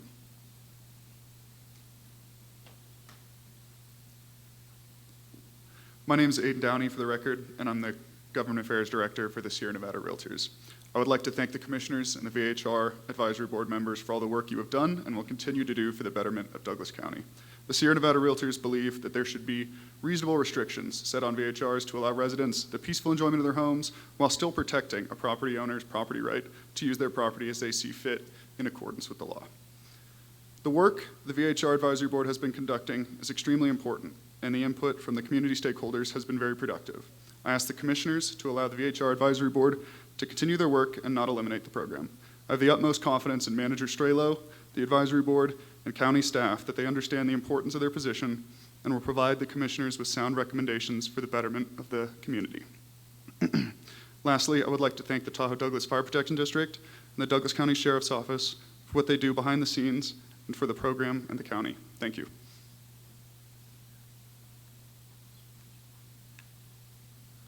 My name is Jordan Korzak. I live locally here and also have a condo on the top of Kingsbury that I vacation rent. It seems odd that we're even talking about banning them when we've only had, like, said 2 months to enforce with enforcement to show any improvement of it. It takes a lot of time for stuff like that. I mean, I employ local people at my place. It's going to affect all the people, especially the most people that can't be here that are working the servicing and that are local that make their living off of this. And I mean, it's up by a ski resort. At the bare minimum, we should be looking at the areas by area, because it doesn't make sense when people come up for vacation to ban places that are condos. There's timeshares up there. Why aren't we allowed to if you have condos up there as well? It's just along the same thing. Thank you. My name is Nick Burns. I've lived in Tahoe for many years. A number of those years I was a long-term renter, and I met my wife, and I always wanted to be able to buy a property in the place I came to love, and my wife and I were able to save up money and purchase a condo at the top of Kingsbury Grade.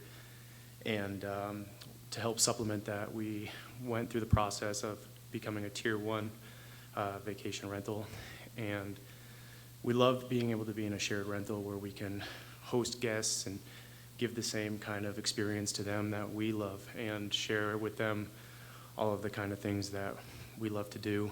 We also employ local cleaners and handymen, and so I definitely, as being a long-term renter for the time I was, understand the need for a governing force to help with these kind of issues with noise complaints and whatnot, because in the neighborhoods that I lived, there was oftentimes some of those things where there was not regulation and it was a nuisance.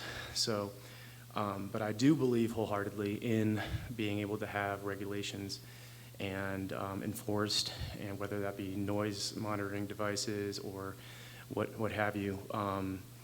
I just think it would be a real shame to take something away that we love and provides revenue to the area. So that's my stance. Thank you.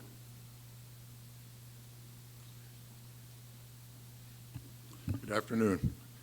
My name is Bill Gordon. I live at 321 Thomas Drive on in the Tahoe Township. My family and I have lived here since 1989. And I can remember in 1989, full schools, a very vibrant Tahoe Township. Now the schools are all one's been closed. They continue to shrink, because there's no housing. And one of the big reasons there's no housing is because of these vacation rentals. We had a vacation rental next to us. The individuals that owned that home sold it to a family, supposedly a family in Michigan. And they were going to be using that as nothing more than sort of their own family compound. Then all of a sudden, Friday night, we started noticing lights on and music playing and music getting louder and music on until 2, 3 o'clock in the morning.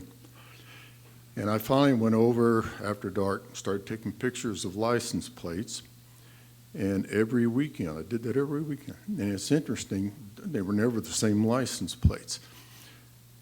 So I was able to, with some help, was able to give this information to the district attorney.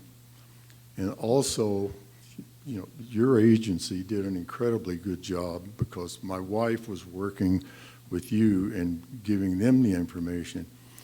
And we ended up eliminating that license, and that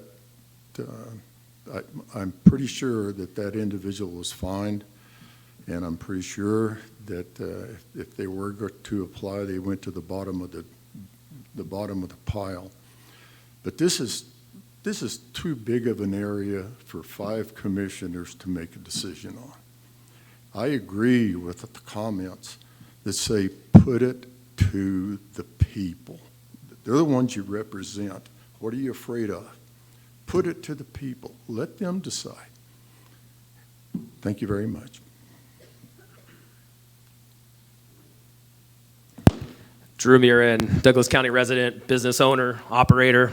Just a couple comments on that previous gentleman's mention there about VHRs taking up vital housing. 30 feet to your left or to the west, you will see that it hasn't affected anything in the way of housing by eliminating the VHRs. Also, you guys, we hire you to make decisions for us. I don't think it needs to go to the people. You guys are qualified enough and able enough to make that decision, so that's why you're there. First things first, I just want to thank all the hard work from Tom Dallaire, Ernie, and his team for putting this together. I think we're learning a lot from the mistakes made in the California side, and they put together a great plan. I do believe in management, but I also don't believe in people making a problem out of not a problem. And that's my biggest issue, is when people move into an area knowing that there's VHRs and then try to change it. It's like you knew there was VHRs there, and you moved there. Move to California, there isn't a VHR. Move to another area. But that's the part that really starts to bug me. And then it's people like Peggy Borland and Linda Dangler who move into the area and then want to change it. It's just like, if you don't like where you live, if you don't like where we live and where we reside and how we run things, go back to where you came from. Also, the point of them trying to run up call volume, I totally object to that. I mean, if it's a serious issue, let's handle it. But trying to run up call volume, which if you look at the call logs, a lot of the numbers are the exact same. Strolling through neighborhoods, searching for violations. Like, all you're doing is wasting time from our valued Douglas County Sheriff's Office, which I rely on as a business owner in the state line area, that have to go up there and respond to a call of 2 people barbecuing, if you look at some of these reports. So, you know what? Thank you to the Sheriff's Office for all they do. I'll tell you what, I rely on them heavily. And for these frivolous complaints that keep coming in, yes, there's issues, and let's handle them, let's manage them. I'm all about that. But to run up call volume with frivolous complaints, wasting this valuable resource that we have that we need down here really starts to bug me. So I know you guys will do the right thing. I want to thank everybody that put this plan together. Let's manage it and not make the same mistakes they made on the California side. Thank you.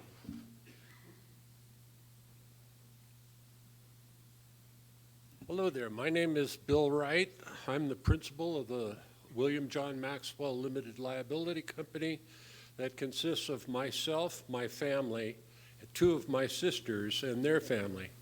We own a piece of property south of Cave Rock in the Lincoln Park development. And my family's been there since 1921. The uncle I'm named for purchased the property from the original developer, Ed Malley. Now, we employ a professional property management company to rent the place for us when the family isn't using it. I'd like to see the VHR, the rental permit, whatever you decide to do with the fees in that. I think they're a little bit exorbitant, but we would like to keep it because that allows us to put the money that we make back into the property so that we can preserve it for my grandchildren and my sister's grandchildren. And I have never not known that I can't come to Lake Tahoe. I was born in '49, so the house had been in the family over 20 years at that point. And I'd like to keep a vacation rental permit so that I can put a metal roof on, so that I can comply with other health and safety code things that I see. And if you take the permits away from me, I won't be able to do that. Thank you.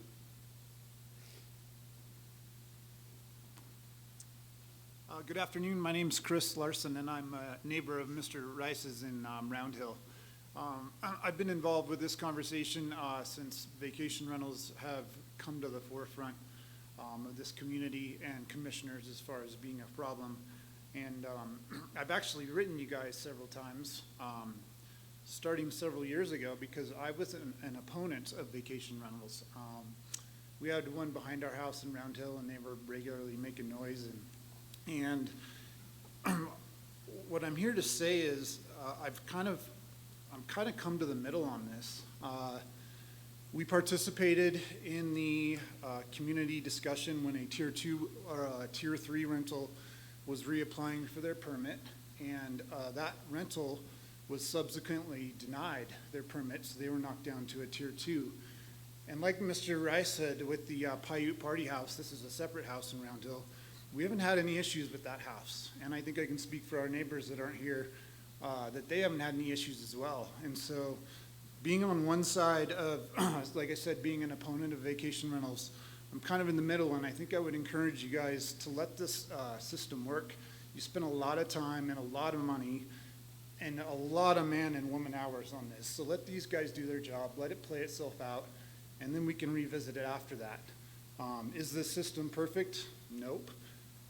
Should the code enforcers be working Monday through Friday from 8 to 5? No. They need to be working Friday, Saturday, and Sunday from 4 to midnight. Just a few examples of how we can change things to make things better, but I think we need to let this system work for a little while, and instead of making any draconian decisions right now. Thanks.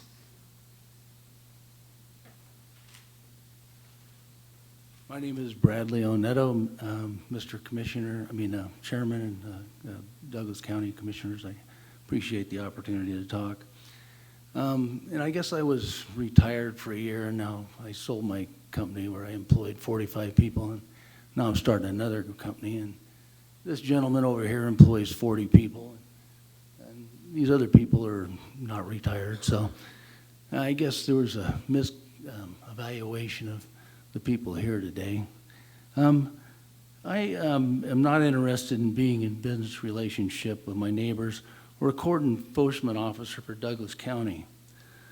In any business relationship, it's always a mutual agreement, not one side imposing their business model on another community member. I have 5 VHRs on the street around me. We have parking issues, garbage issues, excessive noise. The streets are only 8 to 10 feet wide in most places because of in the community because of encroachments, which makes egress parking and parking in the fire lanes a common thing in the daily and so on and so forth. I've made complaints to the Douglas County Sheriff and Douglas County Code Enforcement. All I personally want to do is live in the house that I built, enjoy my home, the surroundings, and not have to deal with commercial issues generated by the VRBOs. Thank you very much.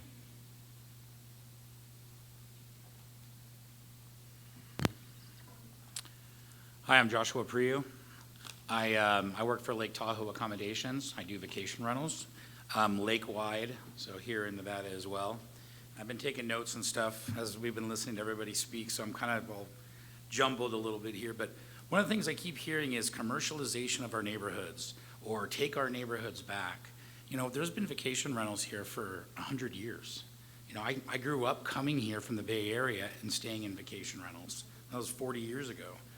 And I think one of the things that I just don't understand is when they were doing the presentation, there was a code enforcement or code call, there was a number of calls, and nobody even discussed it, but there was only 42 noise complaints over an entire year. That's less than 1 a week, and you want to ban all vacation rentals for 1 call a week for noise. And it just doesn't make any sense at all to me. And the other thing is what wasn't presented was how many violations were there? How many citations have you given? Have you revoked anybody's permits? You know, is it bad actors being eliminated? You want to eliminate all of them, eliminate the ones that are being bad. And that goes back to a lot of what people said, that enforcement's the issue, right? I mean, you guys have had an ordinance for almost 20 years. You had the ability to suspend, you know, people from renting their houses or revoke their permits if they were being bad, and Douglas County didn't do it. Let's see here. Oh, and the other thing is I was at the advisory board meeting a few months back, and one of the things that they specifically told us was they're not recommending banning vacation rentals, and they didn't today, so I don't understand why you're not listening to the people that spent all the time and effort in here to do everything they've done and not listening to what they want. But yeah, $4 million in TOT revenue. What about sales tax revenue? You know, I mean, we're talking about people that spend big, big bucks. You know, they're going grocery shopping, they're going out to nice restaurants, you know, that kind of thing. Heidi said it best. She questioned her guest, and 95% said they wouldn't stay in hotels. They're going to go other places. So that money's not going to get spent here. So you're talking about losing TOT, but you're talking about a ton of other, you know, revenue from sales tax and, of course, loss of jobs. Everybody, or the presentation earlier, he said they need time to work it out. Specifically said that to you guys. So let's work it out. No reason to jump to conclusions and do anything just crazy. And also bring up real quick, Peggy Borland talked about Measure T. You know, that's still in a lawsuit right now. It's in the appellate court, 3rd District of California. And that thing's probably going to be overturned. So just want to throw all those little points out there. Please hold back on doing this today. Thank you.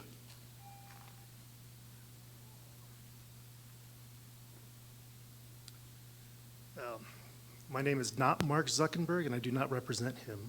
My name is Todd Tano, and you guys are one of the best looking county boards I've ever seen. So thank you, gentlemen, ma'am.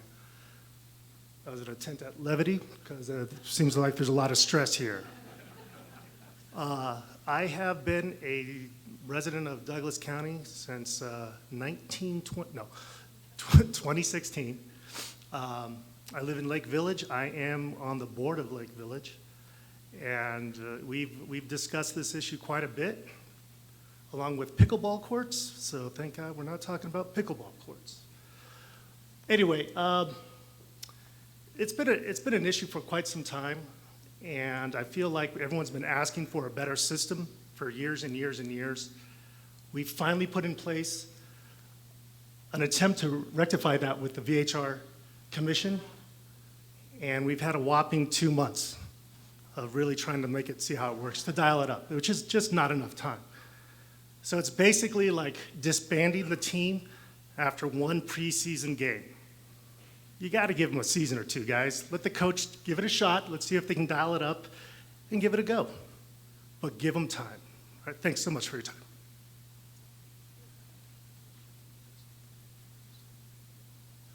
Hi, my name is John Nelson. I've been a resident of Douglas County since about 1977, and I'm only 51, so it was most of my life here. I do own 4 homes in in Douglas County, 3 of which are in Lake Tahoe. I do not vacation rental my homes. I choose not to. They're long-term rentals in my own personal residence. However, we used vacation rentals when my home flooded in 2017, I believe it was.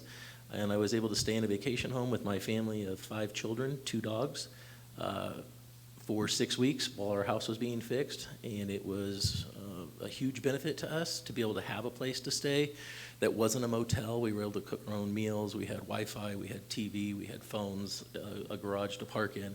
I own a small restoration company and carpet cleaning company. And since that time, we use vacation rentals on a regular basis for our customers who end up with a fire in their house or a flood, and they have somewhere to stay. It's just been a great benefit for those people to be able to stay, once again, not in a hotel, be able to cook meals and still keep their families together. Hotels a lot of times won't allow dogs and their cats or whatever, so it's been good. And then as far as on a business goes, I'm a small business owner here, and probably at least 40% of our business is with vacation rentals, whether it be flooding or just regular cleaning. So it's a benefit to us, and I would hate to see vacation rentals being banned in Douglas County. So thank you for your time. Thank you for the time. My name is Debbie Effenberger. I'm a Tier 2 permit holder in Zephyr Cove. My family bought our lot in 1929 for $750, and our home has been rented 2 months out of the year, July and August, since the early 1930s. Most of our renters are multi-family generational people. The people I have in there right now, some of the families have been renting their week in our home for over 20 years. I believe my family's caused more problems than my renters. We can always try and do a little bit better, but I would ask the board to consider allowing the ordinances that went in last year and these people to give it another shot and see if we can do better. Thank you. Hi, my name is Diane Pride. My husband and I started looking for a home up here in 2016. It took us 2 years to find something large enough that our whole family and children could visit whenever they wanted. We did not realize that the house that we bought had been a vacation rental, and it's a 7-bedroom home, and all of our neighbors came over and thanked us very much for buying it because they were tired of having 20 and 30 people in there at a time. We do have a vacation rental across the street from us. Most of the time, it's not a problem. Occasionally, it has, like when the people drove a 4-wheel ATV through our property, when they bring over their children to sled on our property, and when they set up beer pong in the front yard and play beer pong because there is no backyard in the property, and when there are 20-year-olds and 30-year-olds in the property. But most of the time, it's not a problem. I feel for the people who live up here and own VHRs. I feel for them a lot. I have no problem when it's not, families in the house. The problem may be, I think somebody on one of the slides said, only like 40% of the VHRs owned up here, the people live in Douglas County. Maybe that's the problem. Maybe it's the out-of-state VHRs because the people can't be got a hold of when there are problems. And I agree with the gentleman that said maybe the code enforcement should be working Friday, Saturday, and Sunday so they can be gotten a hold of when there is a problem. Thank you.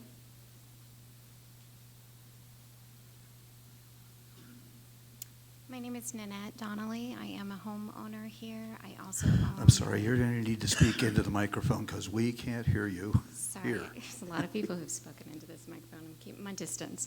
My name is Nanette Donnelly. I am a homeowner here. I'm also a VHR owner. I also work for a VHR company that is global.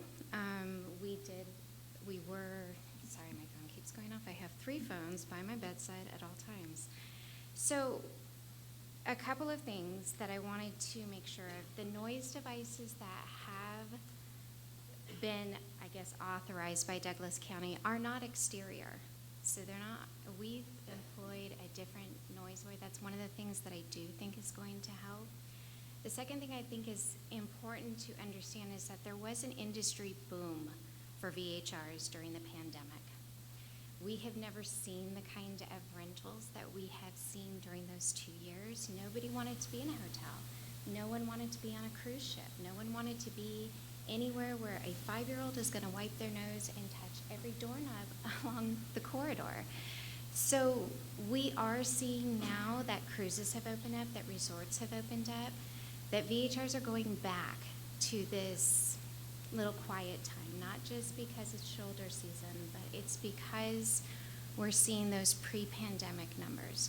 So I do agree that we do need to see the program that's in place, see it work, and see it work in an environment that's somewhat normal and not pandemic. I don't think this is going to stop any illegal. I mean, if you put in a gun law, that's not going to stop somebody from, a criminal from acquiring a gun. You're still going to have to patrol illegal VHRs. It's still going to cost money. You're just not going to have anything coming in to counterbalance that. So the efforts are still going to have to be there no matter what. But I do think we need to kind of look at that pre-pandemic number and see if we can use what we have in place right now and see if we can kind of come to some sort of agreement. But yes, I do agree with the noise, that we need some exterior noise monitors.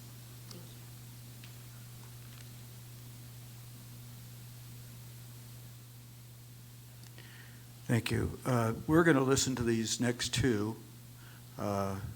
comments. Then we're going to take a hard break until 12:15 to give everybody an opportunity to use the 2:15. 2:15. I don't have the ability to go back in time. 2:15. Not that there are times where I wish I could, but mostly not. But anyways, we'll take a hard break at 2, and we'll come back at 2:15. And then at that time, we will hear the online comments, public comments, and then we'll bring it back to the board. Thank you. Yes, my name is Jimmy Morris, and I own a 40-year management company here at Tahoe. We're the only company that manages in four counties and 1 city. So we've had a little experience. We've asked governments all over the place to consult with us, and we'll tell you how we can solve some of the problems. They never do, because you guys are rulers. That's what you want to do. You want to rule.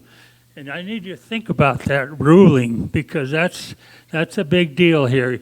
You got 100 people here, and this is not only 1 hearing, but 2 or 3 hearings that we've attended. We went to the gas station down here in Gardnerville and talked to the committee and all that.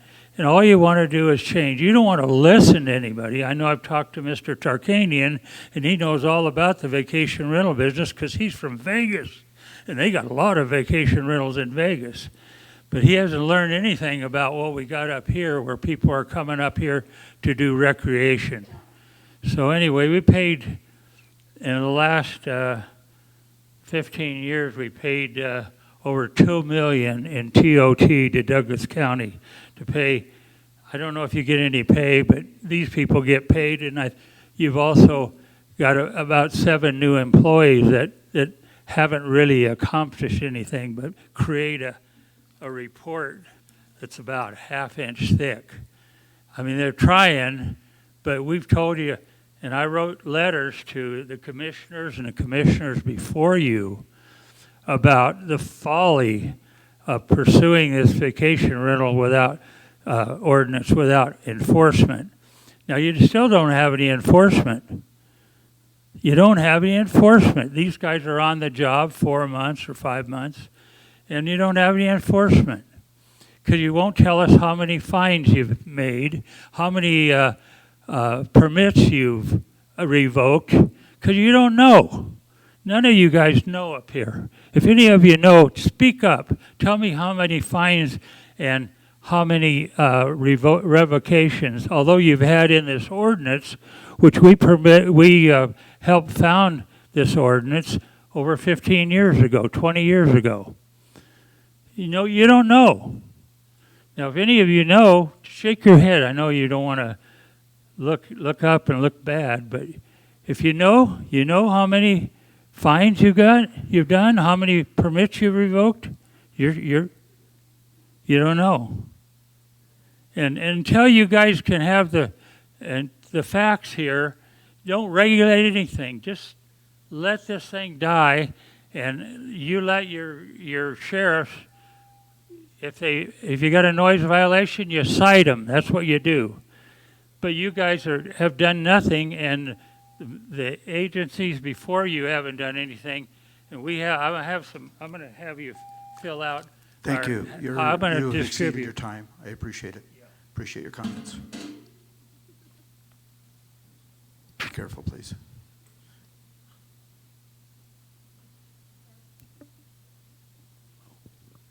Thank you. I'm Fred Madlener. I own a home in Zephyr Heights. I don't have a VHR permit. My wife and I decided that for the current time that it would be counterproductive to what our plans were. That being said, I'm surrounded by vacation home rentals, and very, very, very rarely it's kind of a little bit of a pain, maybe a little bit of noise in the evening. But when I weigh the difference between a minor inconvenience and the number of people who are employed by the VHR setups, who are mostly local folks, who are barely getting by, and this really helps them out.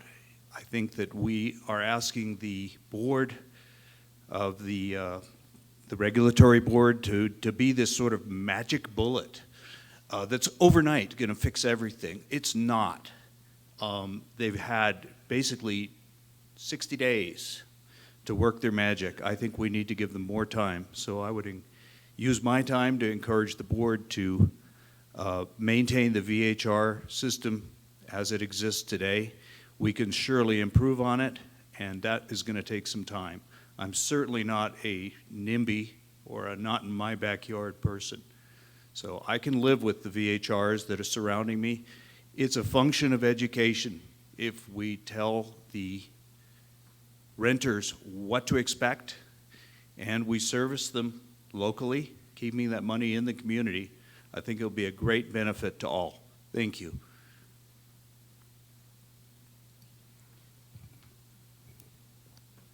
We're going to take one more public comment before we take a break. Thank you.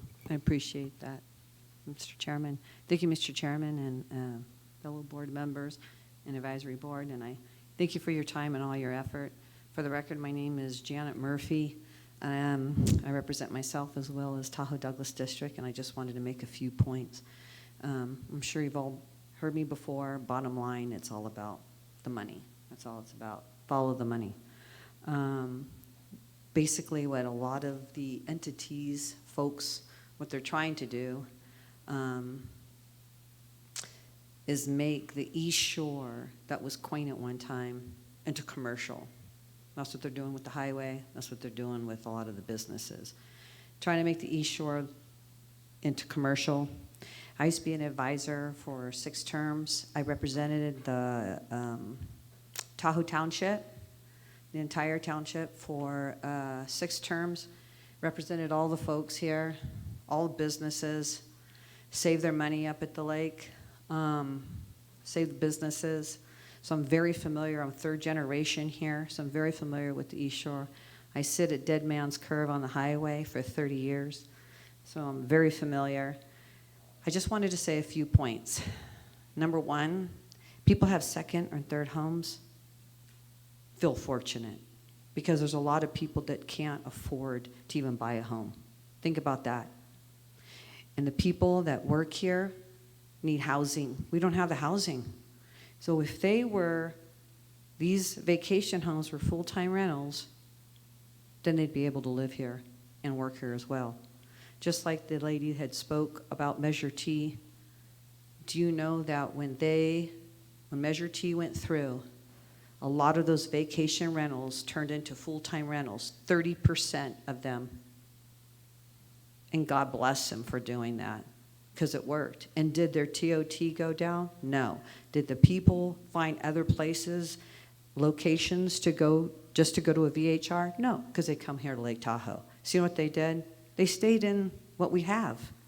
Timeshares, hotels, that's what they did. The revenue did not change.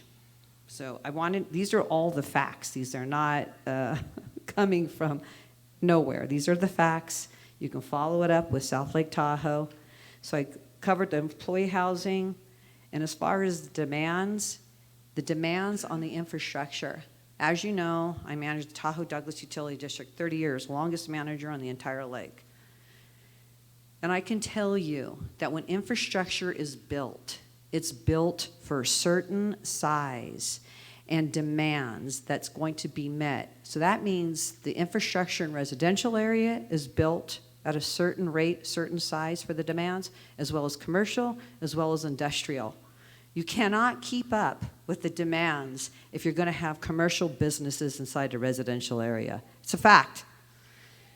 So that is the number one thing, and you cannot stray away from that. Excuse me, Ms. Murphy, your time has expired. Thank you. I'm sorry, but thank you, but that's critical. Thank you. Okay, as I mentioned, we're going to take a hard break right now until 2:15, and at that time, when we return, we'll go to the public comment that's online. Thank you.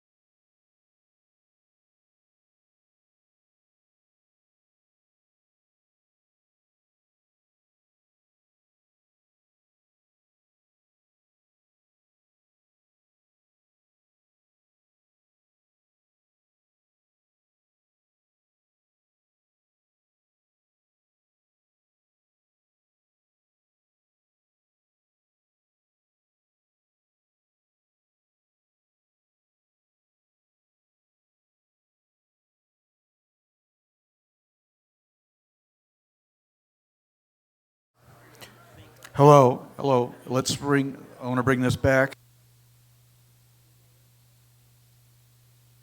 We're at 2:15, so I want to bring this back to order.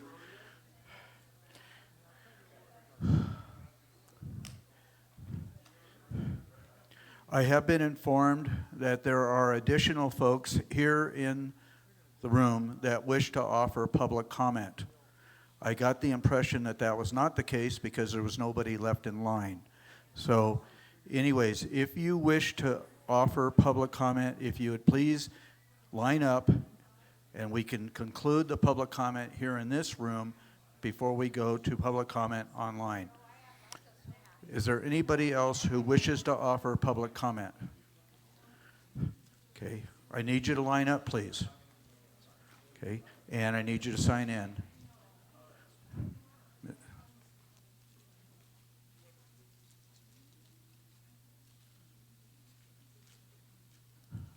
And I'm trustful that we're going to hear some new information.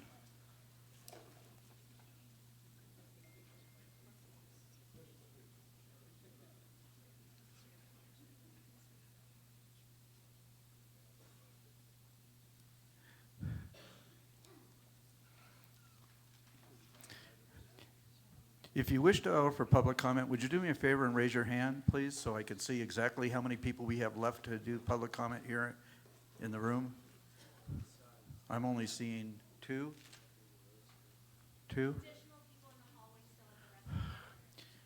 Well, I can't do it. They cannot offer public comment in the hallway.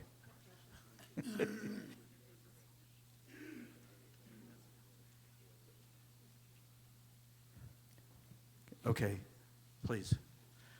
All 5 commissioners are back in session, and the advisory board is back here, so thank you. Yes, thank you, commissioners. My name is Tim Gilbert. I own a cabin with my wife at 464 Elks Avenue in Elk Point. I'm also on the board of directors of the Elk Point Sanitation District.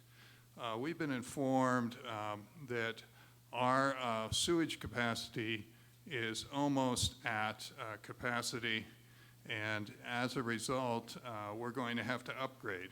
Now, we have 14 VHR licenses in our neighborhood, and those are really commercial businesses. Those were not, the Oak Point neighborhood was not designed to accommodate commercial businesses. They tax the sewage capacity. They also tax the road system, the water system, and everything else that goes with a single-family residence. So I'm asking the board to please eliminate VHRs from single-family residence communities here in Douglas County. Thank you so much.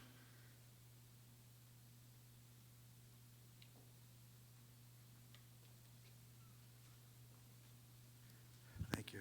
Hello. For the record, my name is Robert Taylor. I bought my first home in State Line 22 years ago in Lower Kingsbury and Juniper Drive.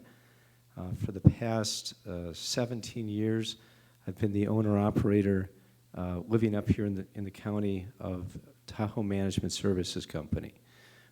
We just celebrated our 40th business year anniversary. I didn't start the company, but I acquired it 17 years ago. And so I've basically been a 20-year Douglas County resident, 17 years as a real estate professional. By way of background, I'm an operations background in real estate. I am a retired U.S. Army colonel. This is my retirement, and so I want to echo a couple really important points that I just don't understand how it seems it's not being heard. You know, obviously there's history. Everybody's got a perspective on things. I'll take a case in point. A home that I have in Lower Kingsbury has been a vacation rental for 24 years. In that time, in particular recently, some people have moved in recently, like in the last 2 to 4 years, and they've decided they don't want a vacation rental in their neighborhood. If you look at the statistics on these homes, we calculated it. We've had over 2,000 bookings. Do the math. Average guest group anywhere from 8 to 12. Thousands of guests. And the statistics in the county in terms of the complaints is 1, and it wasn't even an official complaint. I just got a call from an inspector that came out and said there was a complaint of one car, big truck, had his bumper 2 feet over what was supposed to be the public easement area. So in terms of parsing out the symptoms from the root causes, it seems very clear to me, and it's like a breath of fresh air. Ernie Strelo is just, he's nailing it. I mean, this guy is a jewel. You guys, there's a system. You must let the system work. I've served on many boards. I've sat as zoning board of appeals, plan commission members, president of, okay, so I got to end, but you know, it would be, in my perspective, almost criminally negligent if you guys throw the baby out with the bathwater. And the lawsuits you got before, it's nothing compared to what the firestorm you will unleash. If you unwittingly, with best intentions, pull the trigger and prematurely try to knock out vacation rentals, it would be insane. I can't emphasize it enough. You know, political aspirations aside, you got to rein it in. I mean, seriously, you got to listen to what people are telling you. Let your staff do their job.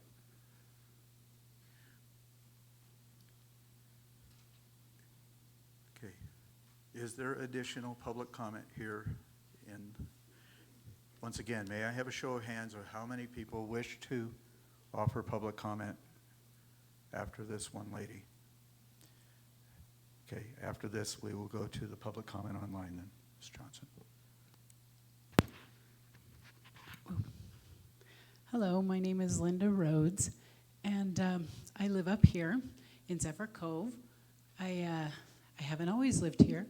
I did live in Las Vegas for 18 years, and then I moved up here and lived in Dayton, Nevada for 15 years, and then I got a great opportunity to move to the lake, and I love it up here. I'm very grateful for the atmosphere because living in the desert most of the time. I was born in California, though, but I will not move back there. But I am grateful for the trees and the beauty up here. I do appreciate the lake. Before I moved up here, when I was living in Dayton, my family would have a family vacation time, and so we would come up to the lake and go to a rental company, a management company, and rent a vacation home. And there were some we stayed in that some of the neighbors weren't very respectful of anyone, much less vacation renters. But we tried to be very respectful. But I want to say this, that my family, when we get together, I only have 3 kids, but when we have a family vacation, it ends up being about 20 people, okay? But we are not partiers. I've always been criticized in my original family of my brothers and sisters as being, you know, kind of a prude. So I'm not the partier or anything. But we vacationed up here quite often because we couldn't afford to live up here by any means. I mean, we bought a home in Dayton, and, you know, we could afford that, but not moving up to the lake. So not everyone that comes up here to vacation is to set out to destroy it, okay, the area, or to disturb the neighbors or anything. Since I have moved up here, I've worked for a company that manages vacation rentals. They used to have 250 vacation rentals that they managed. Now during that, I want to tell you that most of those owners only owned 1 property. In fact, I think there were only like 2 that owned multiple properties. So, you know, that's something to consider. I just want to give a real quick thing. I think that all of you sitting in front of me need to look at what is required by these vacation rental owners, because there's a long list and they have to pass a test to be able to hold a permit. So I think all of you should probably have to pass a test too, the same test, so that you become knowledgeable about what's expected. Thank you. Okay. I am now going to go to public comment online. Ms. Johnson, is there any public comment online? Thank you, Mr. Chair. Marcia Johnson for the record. There are a few people online who have indicated they would like to provide public comment. Robert, do you have public comment on item number 2? Yes, I do. Please. I oppose the proposal to eliminate Robert? vacation home rentals. Please state your name for Yes, the record and we'll start your time. Robert Hudson. I oppose the proposal to eliminate vacation home rentals for the following reasons. A major rationale for borrowing home VHRs is that vacation home rentals have been declared a business enterprise operating improperly in a single-family residence zone. I reject that premise because VHRs are no more a business than a person who works from home or manages a business from their home, as several in my neighborhood do. If VHRs are banned as businesses, then the home offices should also be banned. B, NRS 116.340 specifically allows transient commercial use, that's now a business as declared by the resolution, if the governing documents of the planned community do not prohibit such use. I have no planned community, so we have there's nothing, no restriction to my right there. And C, if VHRs are banned, then the proper way would be to make a legal case for declaring VHR as a business, then delete NRS 116.340, and then change the county codes regarding permissible uses of SFR zones. Number 2, elimination of VHRs would restriction of one of my property rights. 3, my neighborhood has had vacation rentals for more than 75 years. 85% of the current property owners tacitly approve VHRs when they bought their homes, knowing full well that there are VHRs here. Eliminating VHRs now is unreasonable and discriminatory. Number 4, almost all of our renters are small gatherings of family and friends which cannot be accommodated in other than VHRs. Many of them are repeat guests that have been building vacation memories for more than 10 years. They love and respect they love the cove and the lake and are very respectful of our neighbors. It's punitive to punish these people for the sins of others. Number 5, we are good and considerate VHR neighbors. We monitor our guests' noise, parking, and occupancy via webcam, and we ask our neighbors to let us know if our people are out of line in any way, and we react swiftly to rectify any situation. Number 6, on the topic of residents' desire not to have VHRs in their neighborhood, no fewer than 12 of our neighbors or their families and friends have rented or attempted to rent our VHR on multiple occasions every single year. Showing how valuable a resource VHR is to a wide range of people, including residents. Number 7, if VHRs are eliminated, there will likely be many homes for sale, which will glut the market and likely lower property values across the board with possible impact on property tax revenue. And finally, number 8, VHRs contribute greatly to local businesses, restaurants, vendors, and service employees, recreation, and as well as generating sales and occupancy tax revenue. The economic impact of terminating VHRs will be deeply felt. There are many social and economic benefits of VHRs and significant impacts of not having them. The VHR your time has ordinance expired, addresses so many of the concerns. Thank you. Please, your time has expired. We'll now go to the next opportunity. Thank you, Mr. Chair. Marcia Johnson for the record. Stephen, do you have public comment on item number 2?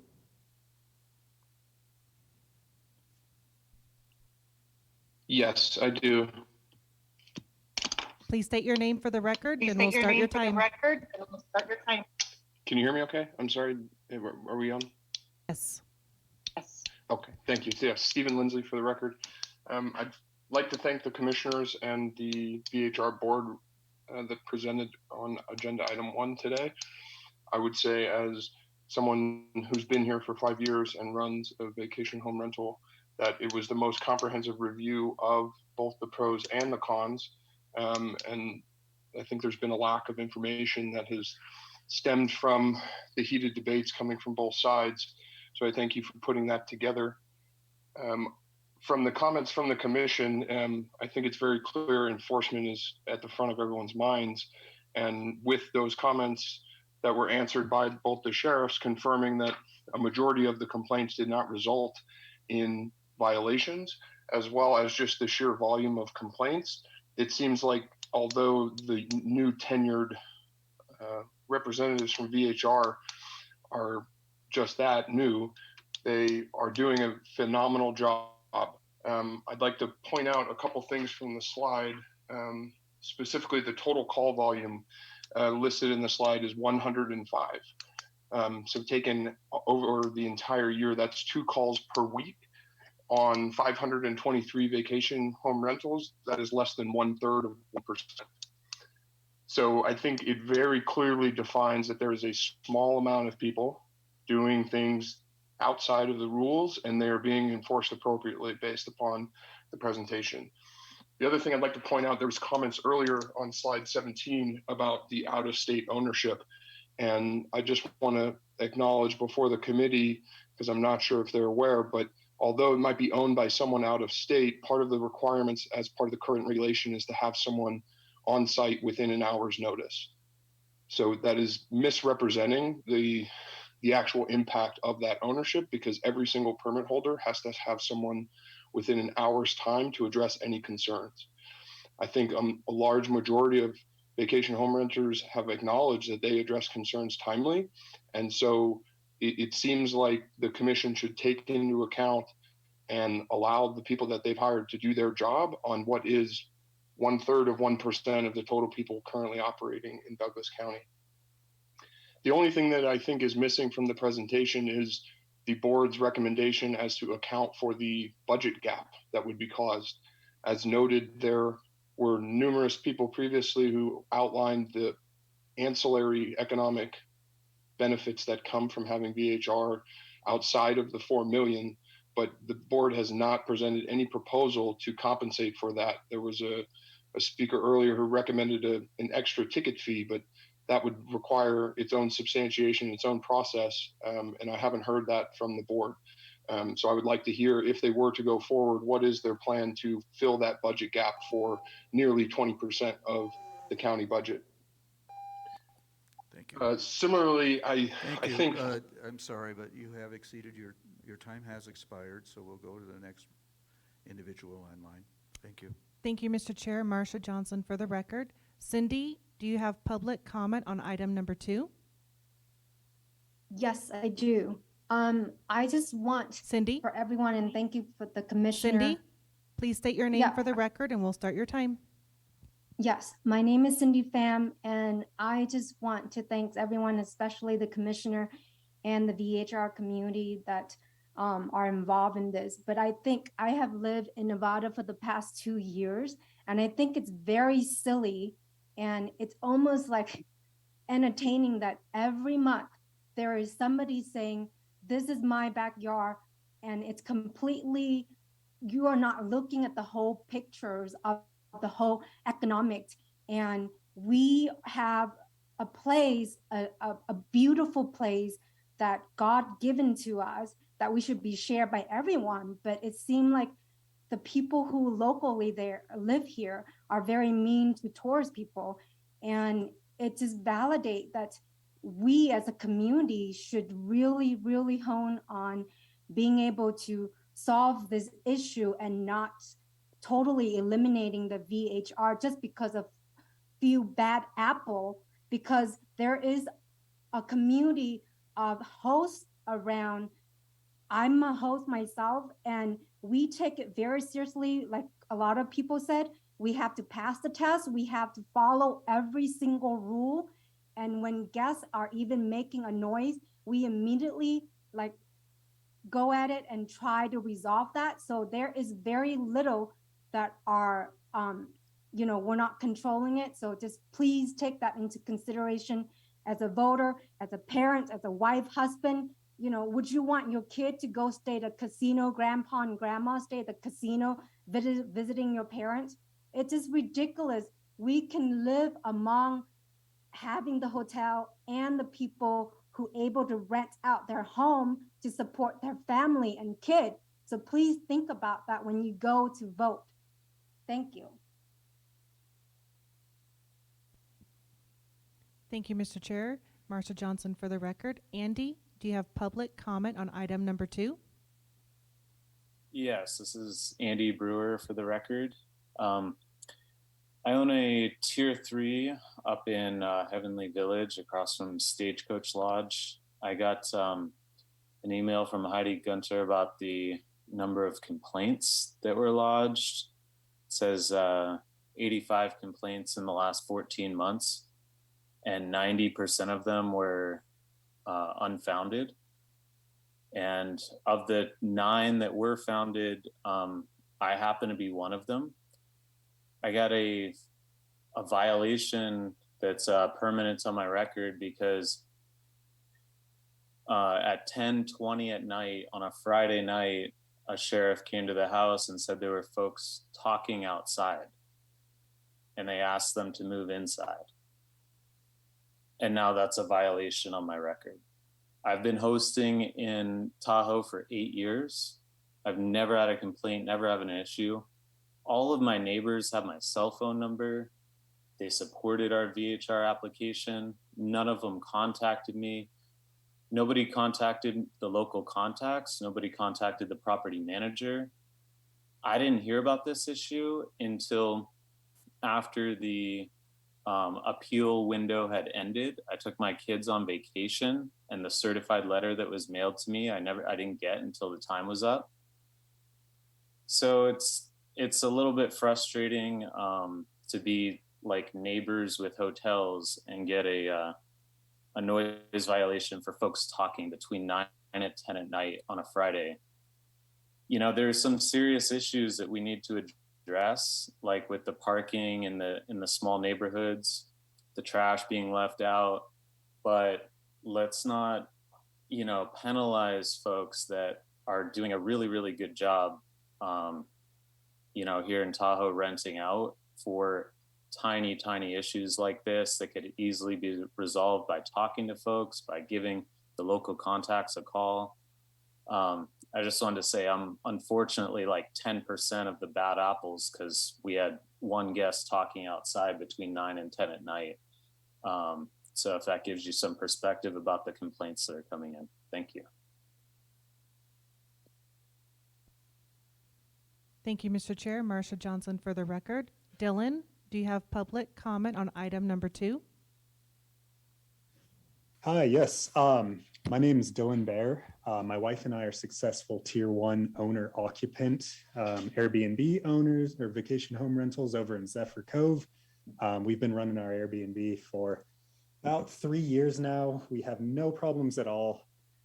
Basically, all of our guests, we have a max 2 occupancy, so it's just quiet couples that come on over, and everyone's super respectful of our neighbors. We never have any problems or complaints. So kind of just wanted to touch on something that basically, as an occupant, we should not be punished by this whole VHR ordinance. We live here all year long. We keep a basically tight watch on the property. All of our people are super respectful. And then not to mention that, I mean, we're pretty much paying 3 full-time people over here. So the economic impacts, it'd pretty much be like economic suicide. I mean, we're paying a full-time cleaner who's a local, paying a full-time snow removal guy, handyman, etc., gardener to keep the property nice. So basically that would just be, I mean, all those jobs would kind of be taken away because we'd no longer need them. And I mean, they serve so many other VHRs in the area as well.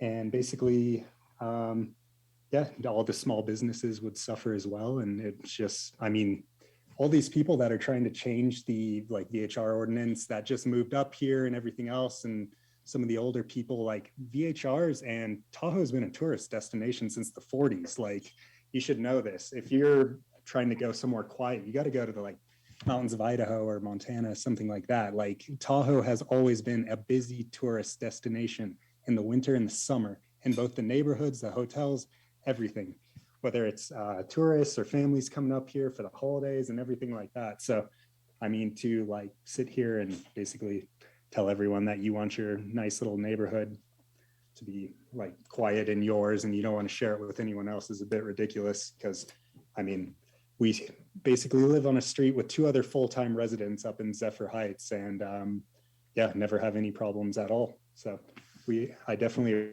to yeah, stand for strong property rights and personal freedoms. Thank you. Thank you, Mr. Chair. Marsha Johnson for the record. Brooke, do you have public comment on item number 2?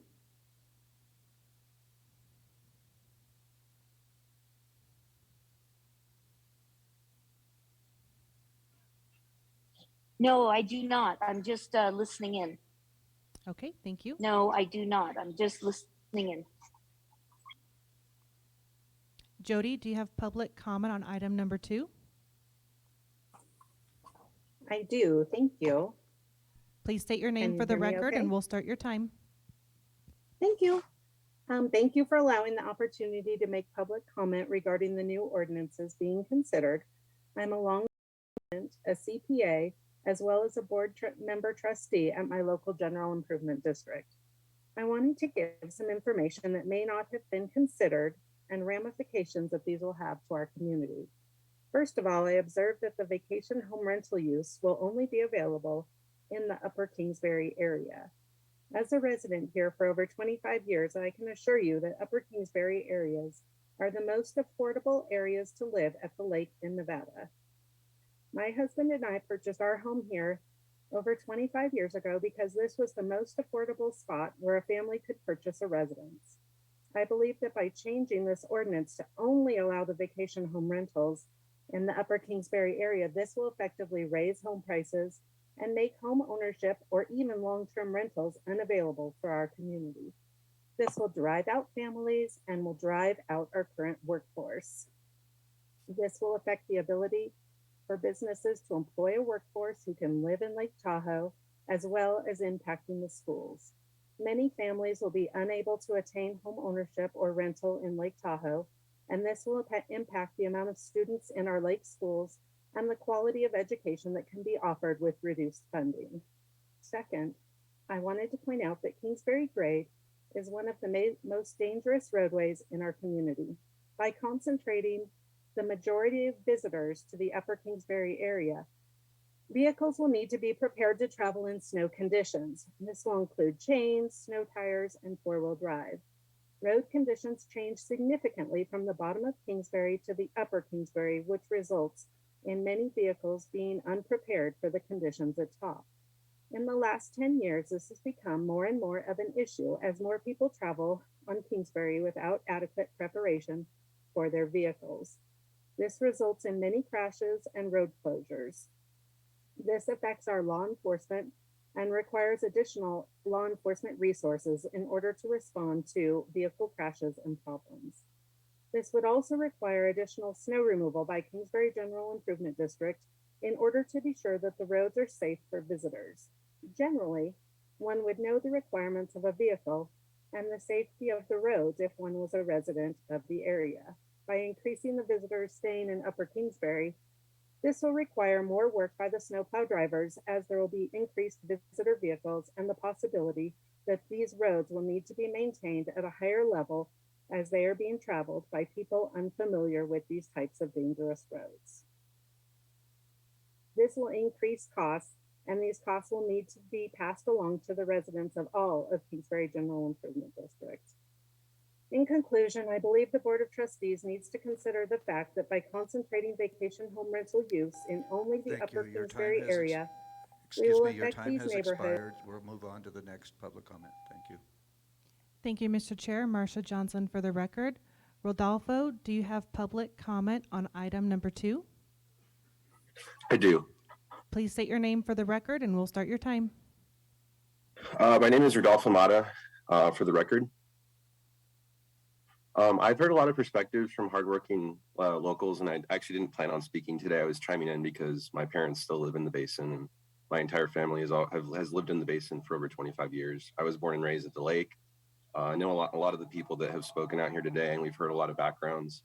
A lot of people from backgrounds including property managers, business owners, VHR owners themselves, and we've alluded a lot to the economic ripple effects that this kind of ban would have on locals. And I wanted to contribute just because my family, I'm the son of 2 working class parents up here in the basin who called this place their home for over 25 years. And quite frankly, when I was young, I recall how much my parents did depend on that supplemental income, and they were actually the people that would get hired full time to clean these vacation homes when I was younger. And I actually didn't really think about it until I hopped on here. And honestly, that really would have had an economic impact on my family. And luckily, they're in a better position now where they don't need to have that supplemental income. But I know that there are tons of people that still do this kind of work. And when I lived up on the lake in high school, I even worked in restaurants where you would talk to a lot of the tourists that would come in. And a lot of time they were older couples, the kind of quiet couples that some of the public statements have already alluded to. And a lot of those people are just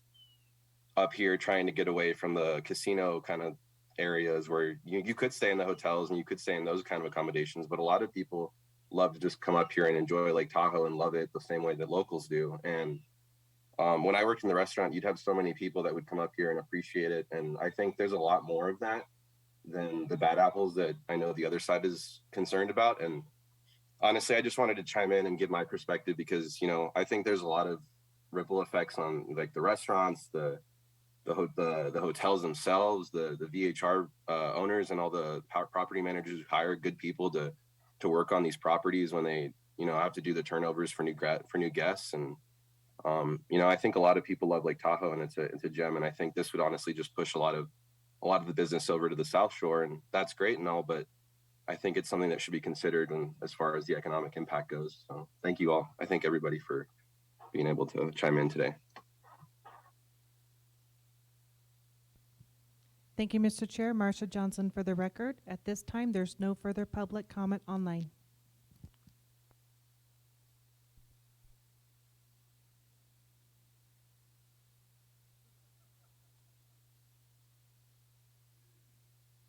Okay, very good. So at this time then, we'll bring it back to the board. And at this time, we would like to hear from the Vacation Home Rental Advisory Board on this proposal and their recommendations to the Board of Commissioners after hearing the public comment on the possible elimination of the VHR program. So I'm going to start with Mr. Sloan, I guess. You're down at the end, and then we'll go to Mr. Byers, and then we'll wrap up your comments. Thank you, Commissioner. I appreciate the opportunity of the board to let me give my views. I want to thank all my VHR family members that come here every meeting, and I see so many familiar faces. It's normally about 20 to 25 people we get every meeting, and from both sides. But I think at the end of the day, when we get finished with our meetings, sometimes they're 2 hours, sometimes there's 8 hours, both sides agree that we're trying to do the best we can. And I submit to you, Board of County Commissioners, that we are a really good board. We're innovative, and I would ask that you give us a chance to proceed with some of the ideas with your direction if we get to item number 3. That we can proceed with this program. Some of the things that we've already dealt with in the 10 meetings we've only had, we've had to deal with many Tier 3 permits, and only about half have been approved at this time. And of that, about half, I believe, have been conditionally approved for just 1 year. So that means they would have to come back to us the next year. And this board is growing. We're improving month by month. We're now meeting twice a month, because we get overtime pay. And we just want a chance to fulfill our obligation of our 2 or 4 year commitment to this and make this program a balanced program. And if you give us a chance to get to item number 3, you're going to be blown away by all the great ideas we have. Thank you. Thank you, Mr. Sloan. Mr. Byers? Thank you, County Commissioners. And I don't envy your authority in this matter. I thank you for taking on this very big issue in the Tahoe Basin. I don't have to tell you this is a complex issue and it has a great deal of passion on both sides, and it asks us to balance peaceful enjoyment of property with the property rights to do with your property as you wish. So there's no simple solution. Simple answers to complex problems are like killing flies with a sledgehammer. It doesn't work very often, and even when it does, it leaves a pretty big mess. This agenda item is about a complete ban of VHRs. It's a binary decision. Life isn't very binary. So as you go through about deciding this up or down, I wanted to give you my perspectives about these issues. First of all, tier ones, because they're owner occupied, don't create the issues with neighbors that others do. I would suggest you encourage them by lowering fees and streamlining the application process. I also think if you're going to consider an outright ban, you have to consider Tahoe Village. Tahoe Village is near the ski resorts, and it doesn't look like the rest of the basin. Of the roughly 1,000 houses, and I'll round these numbers, of the roughly 1,000 housing units, 60% are timeshares. Because the 20% density cap applies to all the housing units, there's another approximately 200 VHR permits. That means that area, 80% are already, of those housing units are already part-time residents. We've had tier three, we've had several tier three permits come from that area. Not a single neighbor complaint has ever been lodged. In fact, one was half of a duplex, and the other half of the owner of the duplex wrote a letter in support. You know, that tells me this is a tourist area. I'd suggest community engagement before you determine that, but I believe that area could exist. I do believe it needs local management, even on tier twos, and local management needs to be people with a local broker, not someone with a secretary in Tahoe. And I think that's for two and three, and more on that if we get to agenda item 3. To be clear, this is the only tourist area in the basin. The rest is residential. Some areas are single family, some are multifamily, but they're all homes, they're all residents. Close proximity tourist area created Tahoe Village. No other area, anywhere in the basin has anywhere near that density. None are over 20% or not much more. They're not semi-tourist, they're residential. They're homes for 80% of the residents. I believe your real vote on this agenda should be for the rest, tier 2s and 3s in residential areas. Those are the majority of VHR permits. I asked to join this board because I thought I could be a fair arbitrator in the matter. While we have VHRs in my neighborhood, the one next to me doesn't rent very often, so I come at this as a complete novice trying to find the right solution for all of our county residents. Coalitions, as you've seen today, coalitions have formed along very bright, definable lines, permit holders versus residents. I wish these coalitions had frayed. I still hope they do. Some residents want all VHRs eliminated. Some may be anti-tourist. Others just don't care how they get peaceful enjoyment. They want peaceful enjoyment. On the other side, of permit holders, some don't even have a permit. They just want that right. Some like the idea of just being able to get one. Some are full-time residents and rent very seldom, but then there are some who provide accommodation 365 days a year. They're not homogeneous, their interests vary, but they've had to join one side or the other. We've heard through our board that from several full-time renters, and I believe they care about their neighbors, but I'll say they're less inclined to care about their neighbors than the ones who basically live there and rent occasionally. When litigation occurred, I wouldn't have been surprised if the occasional renters filed an amicus brief because they do have slightly different perspectives. You know, state enforcement in keeping this permit process alive may have separated their interests from the litigation that we saw. They didn't have parking issues, they didn't have occupancy issues, they wanted enforcement, and they didn't want their neighbors affected. They didn't, because they don't make a lot from renting their homes.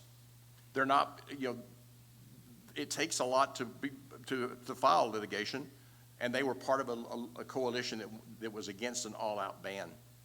So as you decide whether to ban VHRs in residential areas, you either need to ban them, or you need to put your faith in a fundamental change to the program, because it's clear today that the program isn't working as it sits now.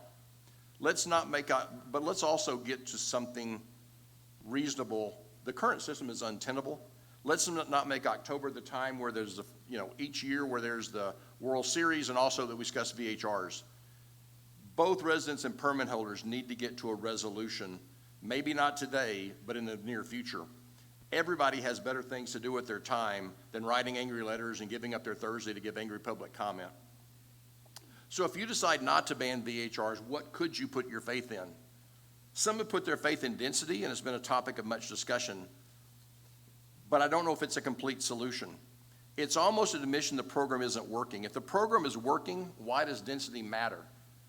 There may be areas where the neighborhood is not compatible with VHRs, but there will be an unintended consequence that the neighborhoods with VHRs will see more and more and more rentals as you lose areas with VHRs in them.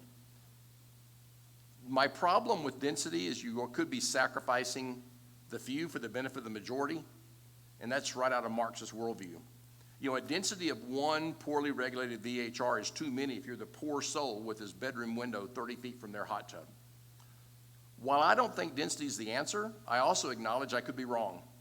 Some members of the BOCC, the advisory board, and a lot of public have said there's something here. So I will pretend I'm wrong, and you have my full support to go through and look at these neighborhoods one by one, if that's what you choose to do. I've looked at solutions. You know, why would you either ban or why would you not ban VHRs? I first looked to enforcement. We've heard about enforcement over and over and over again. I haven't heard anybody against enforcement. But we also saw quick litigation against the original code because of due process and burden of proof. Due process and burden of proof are the rights of every citizen, and the permit holders were justified to defend their rights. But we need to accept that these protections limit the effectiveness of enforcement. And we've heard today over and over, why isn't there better enforcement? Well, if you care to dig in and you actually listen to the sheriff department and code enforcement, you see very justifiable reasons they're doing what they're doing. I don't want code enforcement walking up to a house. That is one of the most dangerous things you can do, and I don't want to put our county employees at risk by having code enforcement walk up to a house. Our sheriff has priorities, and we've heard that, you know, that they do handle noise complaints. But on Friday and Saturday nights, I want them to prioritize our calls, and while noise is a big deal, it may not be the biggest deal our sheriffs deal with. There are drugs, there are fights, we have casinos, and they need to prioritize their calls. When they do prioritize those calls, they often don't get to the scene when those noise violations are occurring. So if you're going to place your faith in enforcement, realize there are some natural limitations.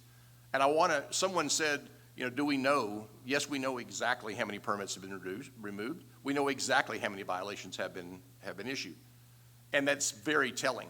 The current status, the current snapshot of this program, there's been 5 trash complaints.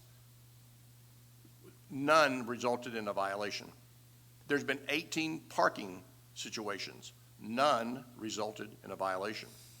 There's been 38 noise violations. 23% were unfounded. That's 60%. That doesn't mean the noise didn't occur. That means that they were not able to prove the noise happened. Of those 38, 9 did result in violations. 5 were ruled to be in compliance. There is only 1 that has 2 violations. So the thought that we are going to get rid of bad apples through litigation, through enforcement, is really, really interesting, but it is a long way from where we currently are.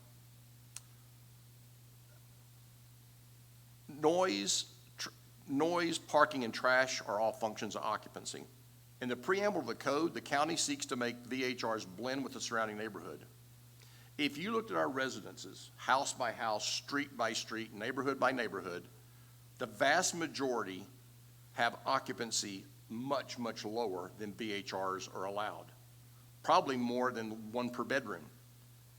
I believe if you were to lower the occupancy to 1 per bedroom plus 2, you'd eliminate much of the noise, parking, and trash because they look like the neighborhoods they're in. Once occupancy is closer to architect's intended use, we'll have fewer issues. Residents build two-car garages because they want to park two cars, not two in the garage and two outside. We all know that tandem parking is a precursor to street parking. Residents build one bedroom per child, not two in every bedroom and two on the couch. Many have bedrooms of our residents, many have bedrooms that are empty, hoping that grown children come back for weekends. I believe dramatically reducing occupancy would be a greater benefit. You could put your faith in this to keep this program alive. The owners who are occasionally renting may like this program. It gives them the opportunity to rent in a sustainable way, to rent where their rentals are going to look like the remaining part of that neighborhood.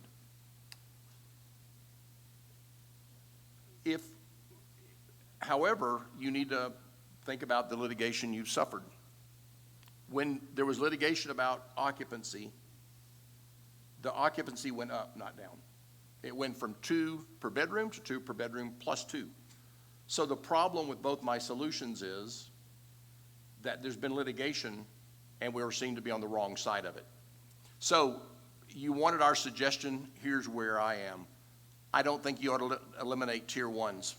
I think you need to really look at the upper area where next to the ski resort, but I think you need to have professional management for anybody who's not in Douglas County. As to eliminating VHRs in residential areas, I don't have an opinion. I think that's up to you. If you believe we can turn enforcement around where people complain and it results in a violation, a number of violations, and you use your license, then that's a reason to keep the program alive. If you don't, it's a reason to kill the program. If you believe that lowering occupancy dramatically to be reflective of the neighborhoods they're in will work and could win through litigation, that's a reason not to kill this program. If you don't, that's a reason to kill the VHRs in non-residential areas. Thank you. Thank you, Mr. Byers. Ms. Hempler. Thank you, Chairman Gardner. I won't be quite that lengthy. Thank you to all the public that came out, wrote the letters. We take the public comment really seriously on this board. I did want to comment about the 2 board members that aren't here. It was unfortunate that they couldn't be here today. They had prior commitments, and this meeting wasn't announced with a great deal of advance notice.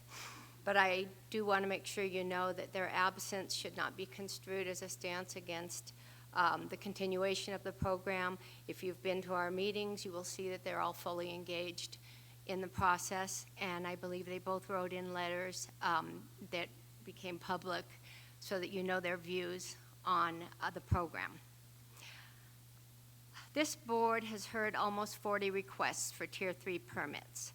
As evidenced by the length of our meetings, each matter is thoroughly discussed, at times ad nauseum. Those of you that attend these meetings know what I mean.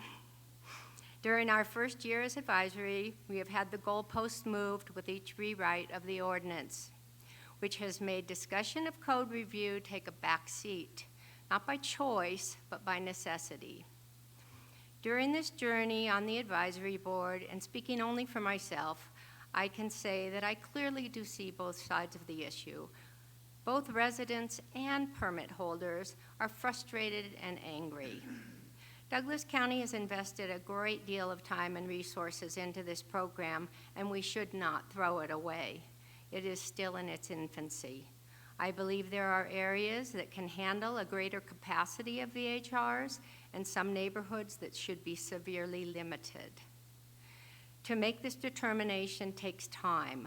We have not yet had the time to debate this factually and hear from all the residents and permit holders that would be affected. The introduction to our ordinance, which you've heard several times today, is that it is the intent of the Lake Tahoe Vacation Home Rental Ordinance to make the transitory lodging activity permitted by this chapter resemble the existing residential uses made by resident owners and lessees. If density and occupancy can be reduced to some fraction of what it is currently in some areas, we can meet that goal. If VHRs are eliminated, illegal renting will be unbridled, and there will be little to no enforcement available because there won't be the permit fees to pay for the enforcement. This isn't fair to the residents. Please let us do the job you appointed us to fulfill. We are now about caught up with Tier 3s, and we will be able to expend the effort necessary for the code review. Thank you. Thank you, Ms. Hempler. So we're asking for your board to make a recommendation to this board regarding the possible elimination of the VHR program. And if I can count right, in hearing from Ms. Romaine and Ms. Graff that they do not desire for the elimination of this program. I heard the same out of Mr. Sloan and yourself, and then it was almost an abstention, I guess, from Mr. Byers. Am I reading that correct? That's correct. I think if you Okay. have the faith that you can make the program work, you keep it alive. So, okay, so it'd be four members not to eliminate and one basic abstention. Okay, very good. Just want to make sure that that's clear to us as we go forward in our deliberations.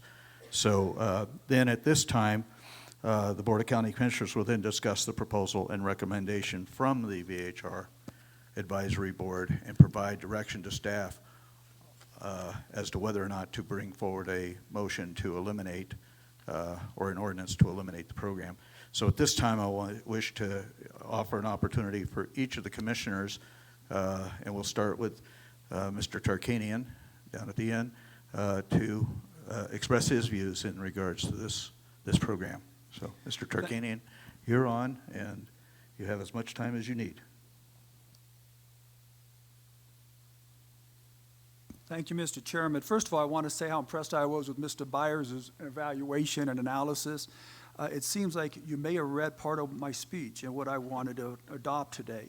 I agree wholeheartedly with Tahoe Village, and I'm going to give you my reasons why when we get there. I agree wholeheartedly that if we're going to have VHRs, we should have local management, some managements that are going to be there 24-hour on call and that could be held accountable for them. I also agree completely with what you stated why enforcement cannot solve all these problems with VHRs. I think that was a great explanation, and enforcement can't. I disagree with your situation about density. If you call determining where VHRs are appropriate and where they're not in the Tahoe Basin, then I would disagree if you call that density. If you don't, then maybe not. And with respect to litigation, we didn't lose any litigation. There was 9 people that filed a lawsuit and spent hundreds of thousands of dollars suing us. The only thing the district court judge said, he was a retired district court judge too, he had no idea what VHRs are probably, and he said, hey, you guys got to eliminate some parking. So you know what we did? We because parking was so important, we wanted the parking back, and we gave them 2 extra people in the rooms because obviously if you have more, the parking is going to increase the density. So I mean, I thought that was a win-win. They wanted 10 years to divest themselves of their permits, and we gave them 2 years. And they paid all their money. I mean, that's a win. And if anybody wants to sue us, I think go ahead and sue us. It's our responsibility as a board to do what's right. Do what's right for our constituents, not because of some threats of litigation. Illegal renting. Okay, and then with respect to Ms. Hempler, she said something about illegal. If we ban them, there'll be a lot of people doing it illegally, and we won't be able to stop them. Well, yeah, we will when we issue the $20,000 fines to them.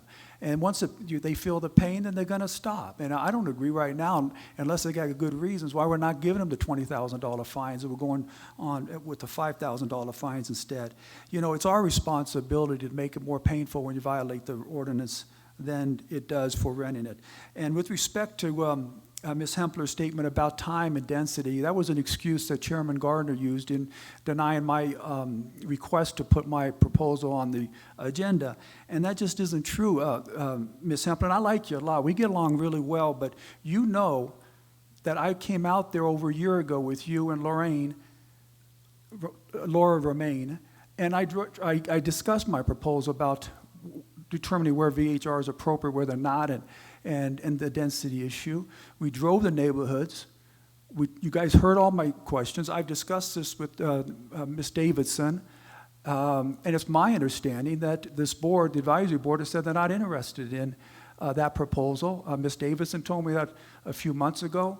Mr. Strello told me that he tried to bring my proposal and the issues up to your board dealing with this, and you guys said you weren't interested.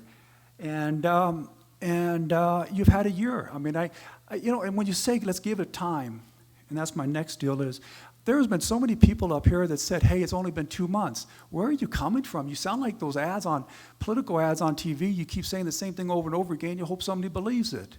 This advisory board took effect over a year ago. They may have had their first meeting a year ago, but they took effect over a year ago. So it hasn't been 2 months. And if you want to say, as my good friend, the assistant DA said, well, it's because they haven't had all the enforcement in there. Well, we had the opportunity to put the enforcement in there at the time we made that change to the ordinance. I suggested and made a motion that we increase the fees at that time to hire more enforcement people, and I was voted down. So because we don't, as a board, do what's right at that time, we're supposed to tell everybody who's living under these, and that's going to be my next deal, the circumstances of VHR's next to them, that that's appropriate? That we need to give them more time to have to live through this, what they call horrendous circumstances? I mean, no, a year's enough. Okay, let me bring up something dealing with, one of the speakers mentioned, I'm going to talk about some things the speaker said, and then I'm going to get into my positions and my vote. But one of the speakers says something about wealthy donors, and he saw my TV ads on Congress. I hope you liked them. I thought they were my best ads I've ever done. They weren't quite as humorous as some other ones, but I thought they were really nice. But the only problem with it, you have a right to give a public comment. You have that right, but you don't have a right to make false statements, particularly when you have no basis to it. My contribution list is public record for Congress. Go through them. There was nobody from Glenbrook that gave me any money. And if it was very minor. I don't even know what it is. So your comments about me taking donor money for Congress, that's a complete lie. Then another guy said something about a Larry Ruvel, and that's something that 2 people had mentioned to me earlier. I never even spoke with Larry Ruvel, who happens to be from Las Vegas, until I moved up here, was elected to the county commission, and the VHR issue came up. Then he contacted me, first time ever. Now, if you want to talk about other people, I mean, there's been members on this board that have had communications with people that have a bigger interest in VHRs than I have, when I hadn't even spoken with this guy. It's my responsibility to speak with everybody who has a concern about these issues, and I did. Okay, I agreed with what, I gotta get her name now, where's she at? I agreed with Heidi Gunter. I appreciate her comments about how you need to look at the different neighborhoods, and I think that's very important. I also agreed with Kathy Oster, who said that that the VHRs in many neighborhoods are not conducive and similar to our master plan, which was just adopted, and those are our responsibilities.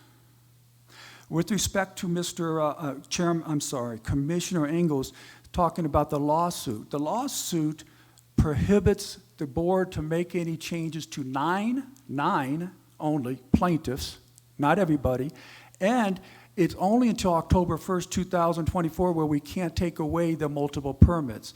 Well, Commissioner Noasad's motion right now would take effect until after October 1st, 2024, so that lawsuit has no bearing whatsoever. And as I mentioned, if anybody wants to file frivolous lawsuits and spend hundreds of thousands of dollars to fight us on it, that's their choice. It's our choice to fight back on it. Someone said, you guys are from the valley. You guys don't know what VHRs are like. You guys, what keeps you up at night? You know what keeps me up at night?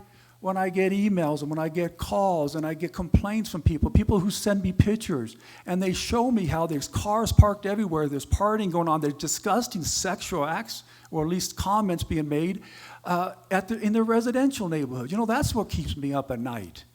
Someone said, well, you only represent Gardnerville Ranchos. Why are you worried about Lake Tahoe? No, I mean, come on.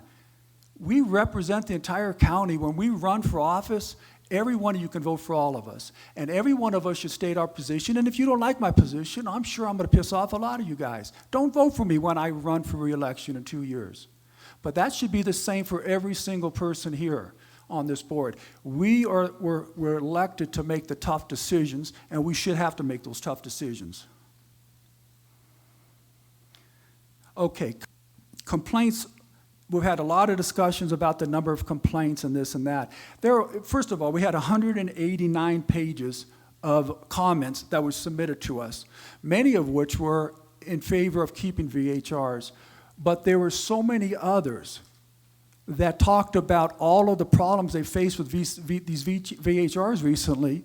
And no, they don't get to make complaints all the time. By the time they call up, I've spoken with Mr. Strelo, I spoke with Ms. Davison, and we discussed these problems that have been going on. By the time they get a VHR person to answer, an enforcement staff, the noise is either over, or the VHR enforcement staff goes up there and they can't go into the room, or by the time they get somebody up there to do it from the sheriff's department, it may be over, or they just don't feel that calling and making a complaint is going to make a difference. That doesn't mean it's not happening. Unless you believe these 50 to 75 plus people who made comments are all lying to us, and the 50 plus people who emailed me are all lying to us, and many of them just sent me pictures, then there are problems going on. And you know what? If you don't live next to it and experience it, then you don't care about it. But when you live next to it and experience it, it does bother you. And I'll tell you another comment that sort of bothered me today. When I hear everybody say, well, you see the people coming up speaking against VHRs are all retired people. Well, what's wrong with retired people? Hell, I'm going to be there pretty soon. But you know, retired people bought homes in residential neighborhoods. And if they bought them in residential neighborhoods where the intent and understanding was there wouldn't be VHRs, why are we forcing it on them? Why? And why should we discount it? I got so much to say, just bear with me. I've been here a long time. Difference between short-term rentals and long-term rentals. Long-term rentals, people are staying there for a month. They get to know their neighbors. They care about their community a little bit more. Short-term rentals are people that are coming up and going to have a big, not all of them, but a lot of them are going to have a big parties and celebrate. They're coming up for graduation or somebody's birthday, or, hey, they're 21, so we're all going to party to it. There's a huge difference between short-term and long-term rentals. Somebody made a comment, I think this was Mr. Gunter. He made a comment that all the HOAs have voted for VHRs, and that's not the case, where we want to talk about banning them, and that's not the case. Glenbrook, which is a big concern of mine, that HOA has banned VHRs for anybody outside the HOA. No outside tourists can come in and rent those VHRs in that HOA.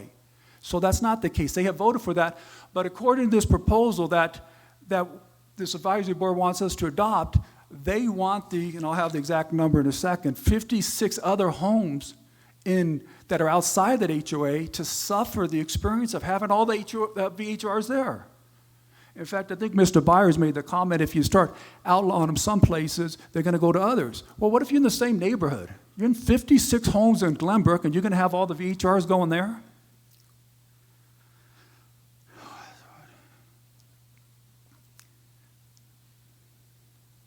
Okay, and then the last thing is, somebody made a comment about, one of the callers did about, they cited the NRS statute and said transient commercial use, it can be appropriate in residential neighborhoods, and that's going to be part of my speech too. And he's right. However, it says specifically that they say if it's not part of the governing documents like CCNRs and bylaws. But what it does say in the NRS is that those units must be properly zoned, and I think we should be changing the zoning where we're going to allow them. And they have to be licensed by the local government, which means we have to license it. And we as a board, if we don't license it, they cannot be in these residential neighborhoods. It is up to the board, and we were elected, and we're going to be responsible for it. Okay, let me get to what I really. Vacation home rentals is an emotional and passionate issue for many. There are some of you who believe that they have a constitutionally protected right to use their home any way they want. That isn't necessarily true. There are many restrictions government puts on the use of homes for the betterment of the community. How many of you think we should have a strip bar should be allowed next to your home? A better example is a bed and breakfast. You cannot operate a bed and breakfast from your home without a special use permit. Bed and breakfasts are very similar to VHRs. There are others of you who would argue that vacation home rentals are an unlawful commercial use in a residential neighborhood. Well, that isn't necessarily true either. In the recent Supreme Court case this past August, the Nevada Supreme Court ruled that homes which are legally restricted to a single-family residential purpose may use their homes for transient commercial use, such as short-term rentals, so long as the governing documents do not prohibit it. Therefore, it is up to us, as a Board of County Commissioners, to determine where transient commercial use or vacation home rentals is appropriate and where it is not. Now, this Douglas County ordinance has been said several times here in the meeting, and I'm going to say it again. Douglas County Ordinance 20.6222.010B7 states, "It is the intent to make the transitory lodging activity to resemble the existing residential uses made by resident owners and lessees." Now, who would disagree with that? Who thinks we should force short-term rentals that would change what the intent and the existing uses of those neighborhoods? Who on the board's going to vote for that? Well, we're going to find out soon. This section makes it clear that neighborhoods are not to be treated the same. This board must look at the intended use of each neighborhood to determine where VHRs are permitted, where they're restricted, and where they are prohibited. This board has previously determined that vacation home rental use is prohibited in the Carson Valley, but it is permitted in Lake Tahoe. The argument used by the people who defend this distinction is that Lake Tahoe is a tourist destination and that Carson Valley isn't. In fact, Advisory Board member and VHR permit holder Patty Graff stated, "VHRs are a great family place for visitors in this vacation destination area, Lake Tahoe." The argument goes that use of VHRs in tourist destinations resemble the existing residential uses in those areas. Well, I would argue that there are areas of the Carson Valley which attracts tourists as well. I would also argue that there's areas in Lake Tahoe that are not tourist destinations. What is the difference from the gated community at Genoa Lakes and the gated community at Glenbrook? Besides a much larger bank account of the owners in Glenbrook, there really isn't. How many of you believe that the owners of Glenbrook intended for their neighborhood to be used for a transient commercial purpose? It is 10 miles from the tourist corridor where the skiing and casinos are. There are homes in the Carson Valley located on Foothill that are closer. Glenbrook has one and in some places 2 private gates. It has its own private security guards. The roads are very narrow and the beaches and other amenities are solely for the use of its residents. They are not available to the public. Do you understand that? Those amenities and beaches are for the use of the residents, the homeowners, not the public. Not where you can rent out to the public to come in and use these things. Imagine what happens to those amenities if you open them up to the public. Was that the intended use of the people of Glenbrook? The closest major public beach is at Zephyr Cove. There are no timeshares in the neighborhood. The Glenbrook Homeowners Association, which governs all but 54 homes in Glenbrook, has banned VHR rentals to people outside the association. It is pretty clear the VHR rentals to tourists do not resemble the existing residential uses in Glenbrook. Are we going to follow the ordinance we passed this board? Imagine the unintended harmful consequences to the 54 homes outside the Douglas County, outside the Homeowners Association. Is a Douglas County really going to force homeowners in this neighborhood to allow VHR permits? The rest of Glenbrook bans VHRs to tourists, but Douglas County forces 54 homes in the same neighborhood to allow them. Douglas County lumps these 54 homes with 53 homes in the Homeowners Association in what is designated as Glenbrook South. There are currently 16 permits allowed in Glenbrook South. If the 53 homes in the homeowners association don't use any of those permits, that means 16 permits will be allowed in the 54 remaining homes, 30+%. What a cluster, you know what? Who on the board thinks that the VHR rentals at these 54 homes resemble the existing residential use in Glenbrook South? Who in the audience thinks it's fair and equitable to the homeowners, those 54 homeowners outside the HOA, that they should shoulder this burden? Elks Point is a 501c7 nonprofit social club founded in 1925. Its bylaws restricts homes to single-family residential purposes. The bylaws prohibit its members from making a commercial profit. The roads in Elks Point are very narrow. Emergency vehicles have a difficult time navigating them. In fact, the International Fire Code requires a minimum of 20 feet in width, yet every road in front of a VHR in Elks Point is less than that. The homes are right on top of each other. There is very little parking, forcing VHR guests to illegally park in the streets, causing additional significant hazards. Elks Point, like Glenbrook, is a gated community. It has no public beaches or public amenities. Is it really fair and equitable to the homeowners of these private, secluded communities to have a plethora of tourists use their exclusive beaches and amenities? How many of you think it's fair and equitable to have VHRs in this neighborhood? Now, I've heard some say that the VHR problems would be resolved if the county just did a better job enforcing the ordinance.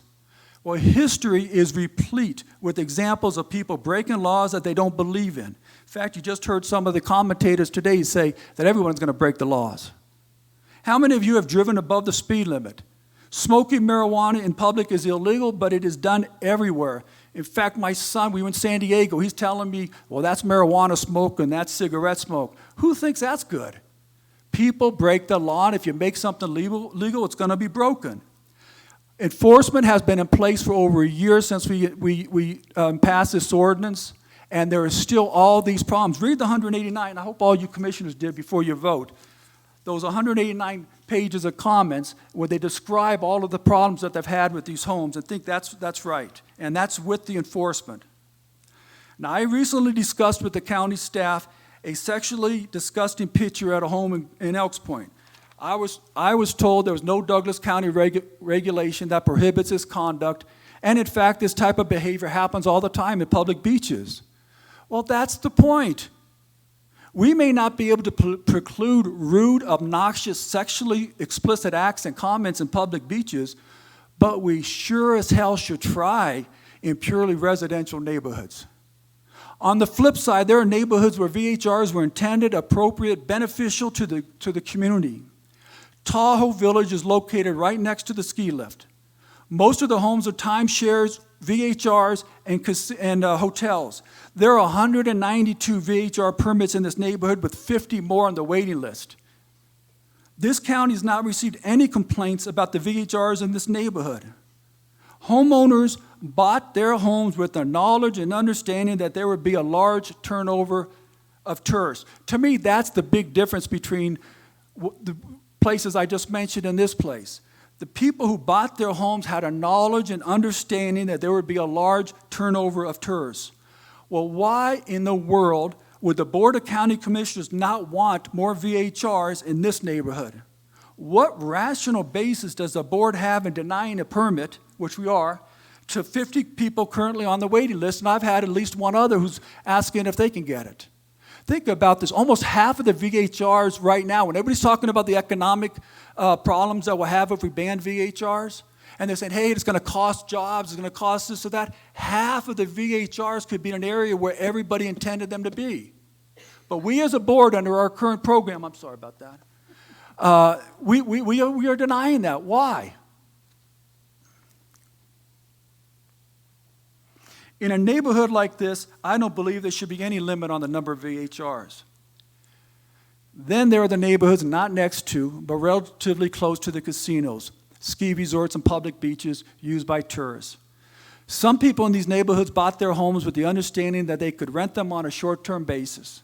Some are relying on this income to make their mortgage payments. Many will see the value of their homes reduced if they are prohibited from renting short-term.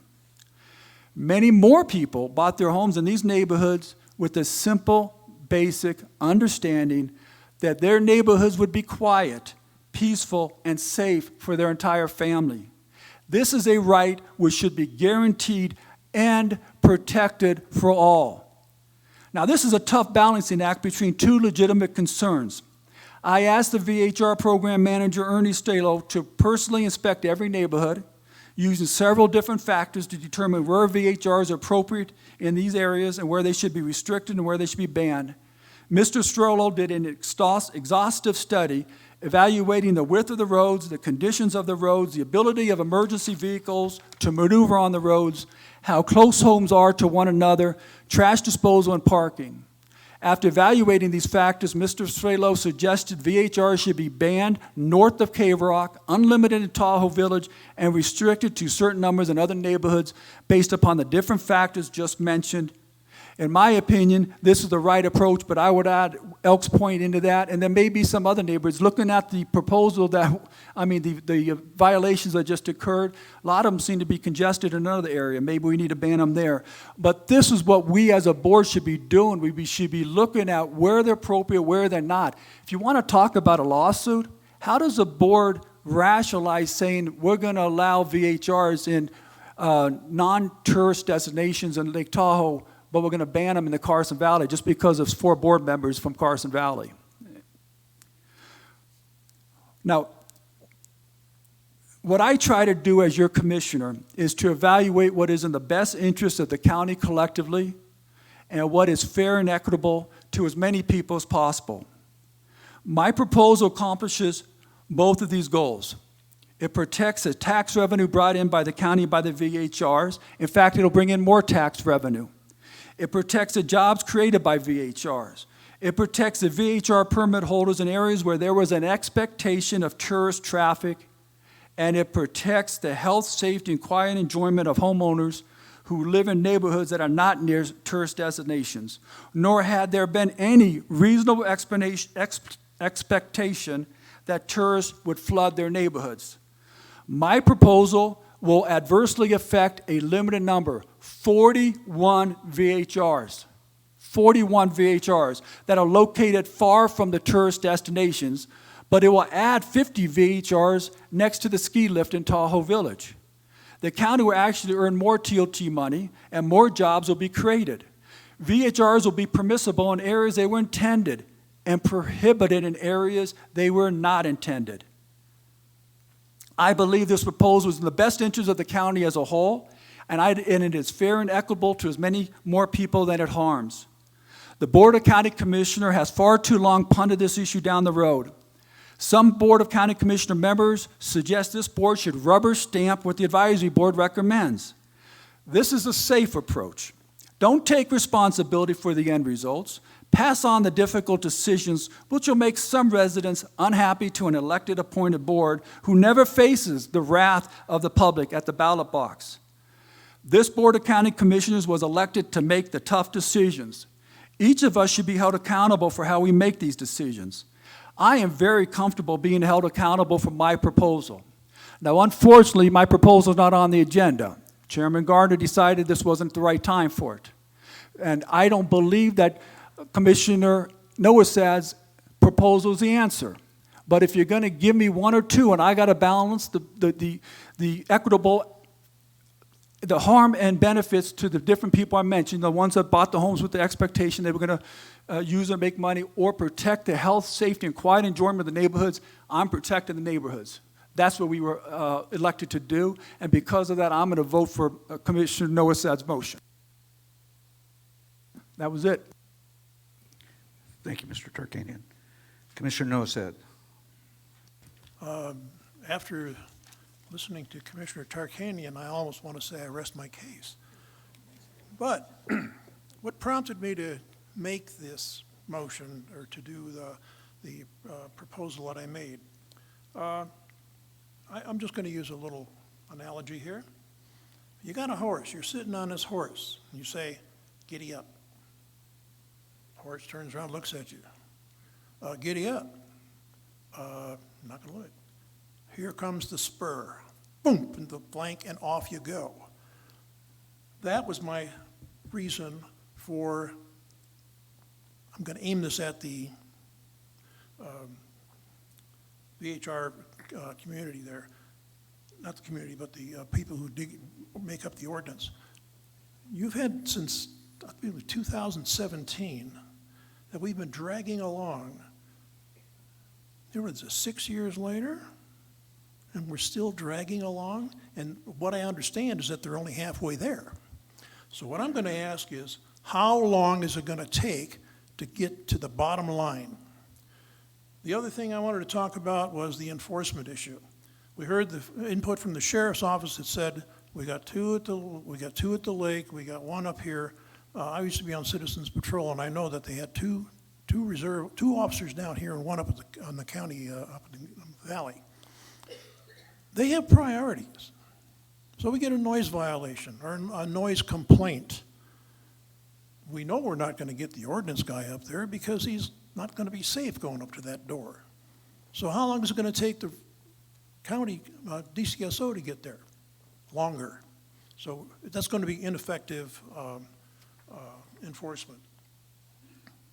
One of the things I would like to make as part of the enforcement. You mess up once, fool me. Mess up twice, no. So if you have a permit and you make a mistake one time, you get a fine. If you mess up the second time, you lose that permit. It's pulled. It's draconian. But we have to get to the point of where the owner of that VHR is going to take responsibility, or his minion will, one of the two. Several times I've gotten several emails from people who are saying, well, I've got this thing going on here. I got this VHR going, but I own a house too, and we bought the VHR to make money. Did you have a plan for when if it didn't work? Like a recession? So I have no sympathy for people who have two residences and depend on one to pay for the other. And so I rest my case. Thank you. Commissioner Engels, do you have anything you wish to add?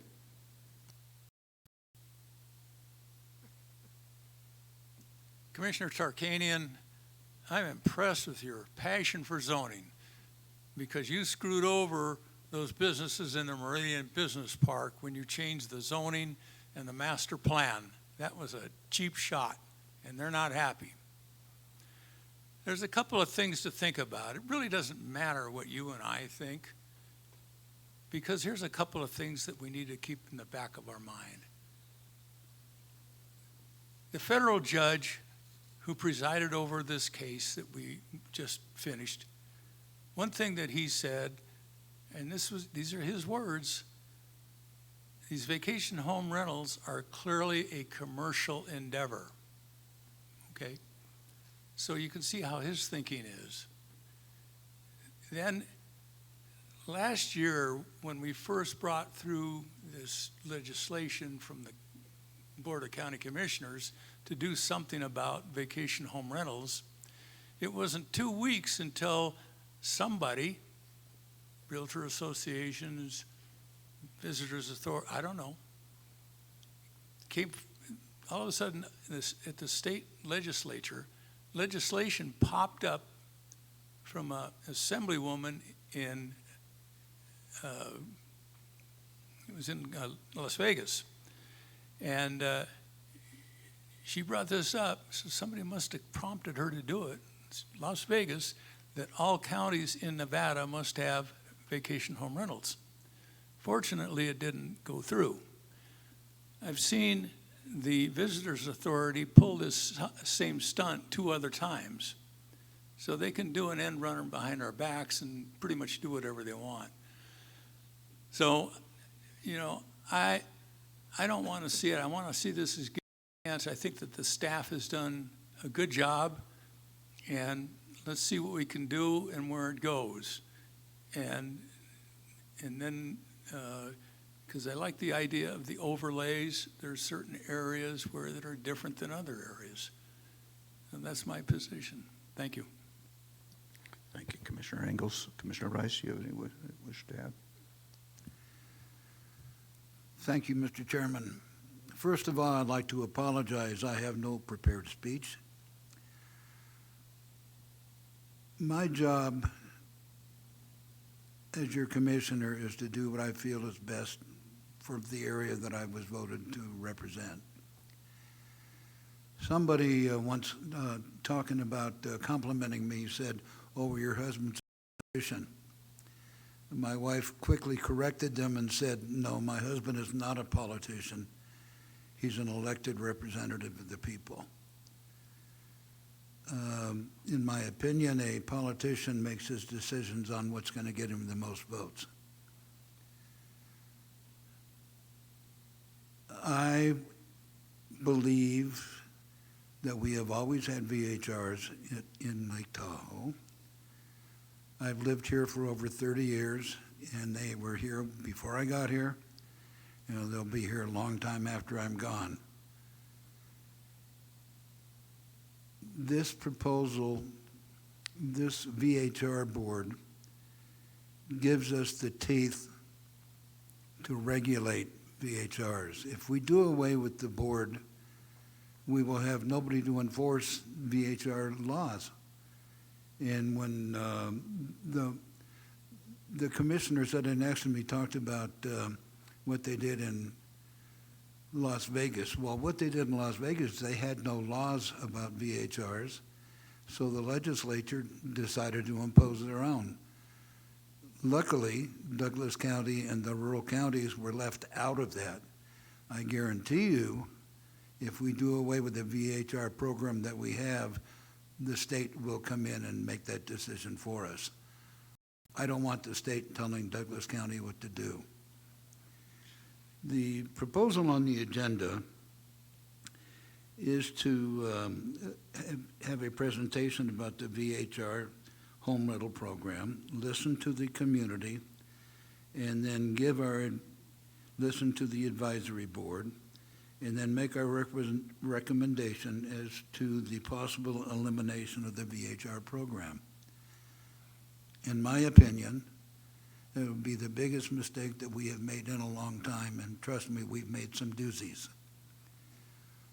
I fully support the VHR program. I support that the work that the people on that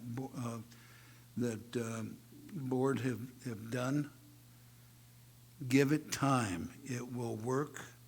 When we moved here, we had a house right around the corner, and somebody spoke about this a little earlier, called the Paiute Party House. And for several years, we endured the party house after numerous calls to the sheriff department because we had nobody other than the sheriff to regulate or control. We now have that power. We now have a board that is willing to do something, and it is starting to work.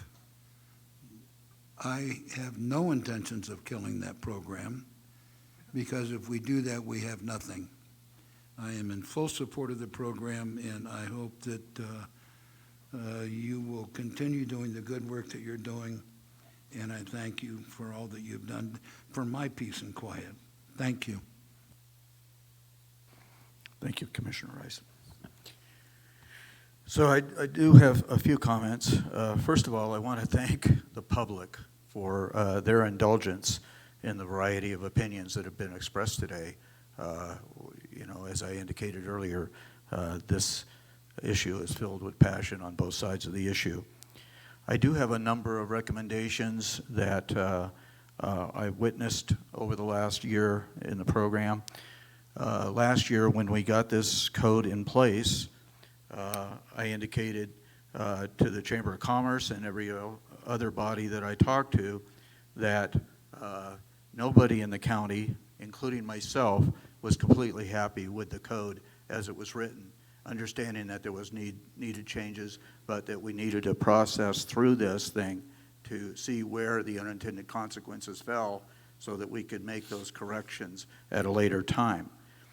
We took a lot of effort in vetting and putting together our vacation home advisory board, and I know that they've had a daunting task over this last year, but I feel like they've done an admirable job, and I wouldn't wish that on anybody.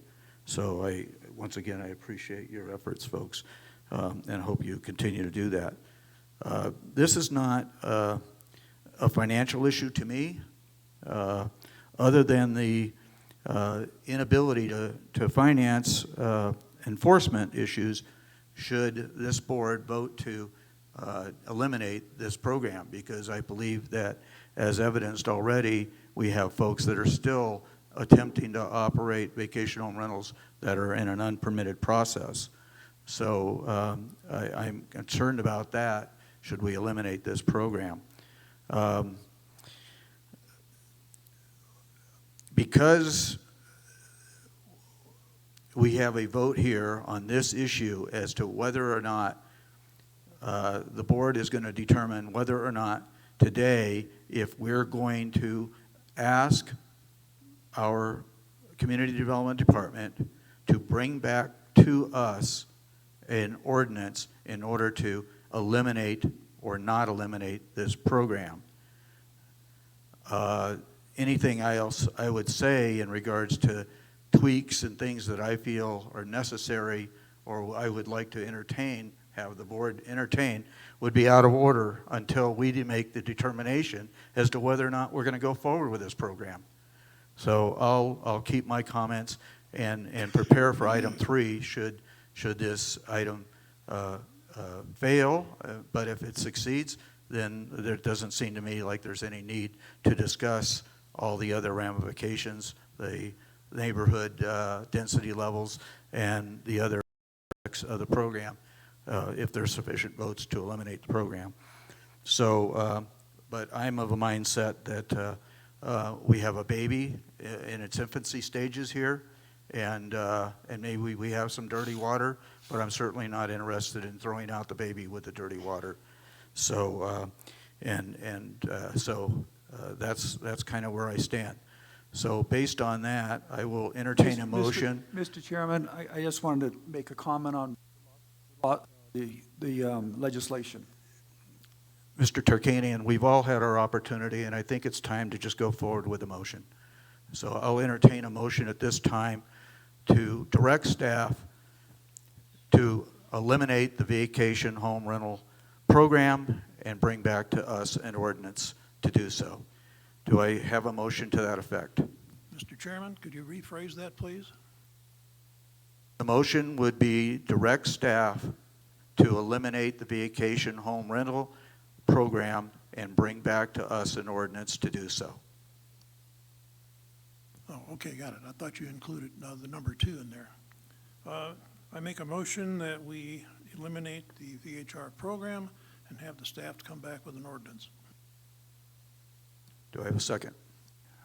I thought your motion was to have unlimited in the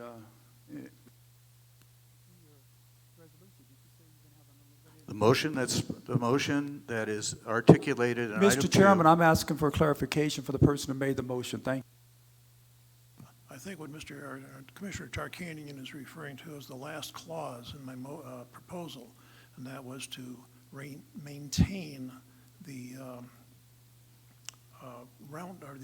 top of the hill there for the ski run up there.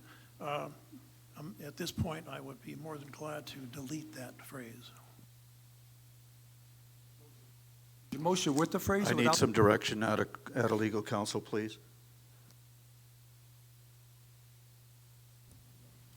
Thank you, Chairman. Doug Ritchie with the Douglas County District Attorney's Office.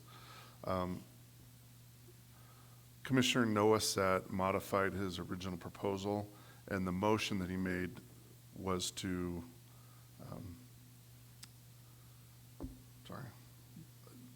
disband or get rid of the VHR program and direct staff to bring back an ordinance to effectuate the elimination of the county's vacation home rental program. That is the current motion. Okay. To direct staff to eliminate the VHR program and bring back an ordinance for this board. Is that right, Mr. Ritchie? Doug Ritchie with the Douglas County District Attorney's Office. That's correct.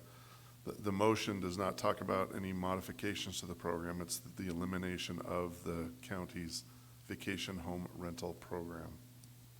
So this is an up or down on elimination of the program? Excuse me, but you're out of order. Okay. So do I have a second to that motion? Just to clarify the motion, it's a motion to end the VHR program and have the staff bring back verbiage in the code to effectuate that. That's correct. Do I have a second to that motion? Sensing no second, the motion dies for a lack of a second. The program remains intact, and now we can go into item number 3 for possible action.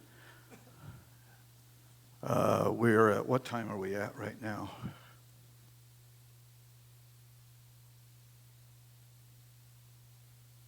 Okay, can we make this a short 9-minute break and get back at 4?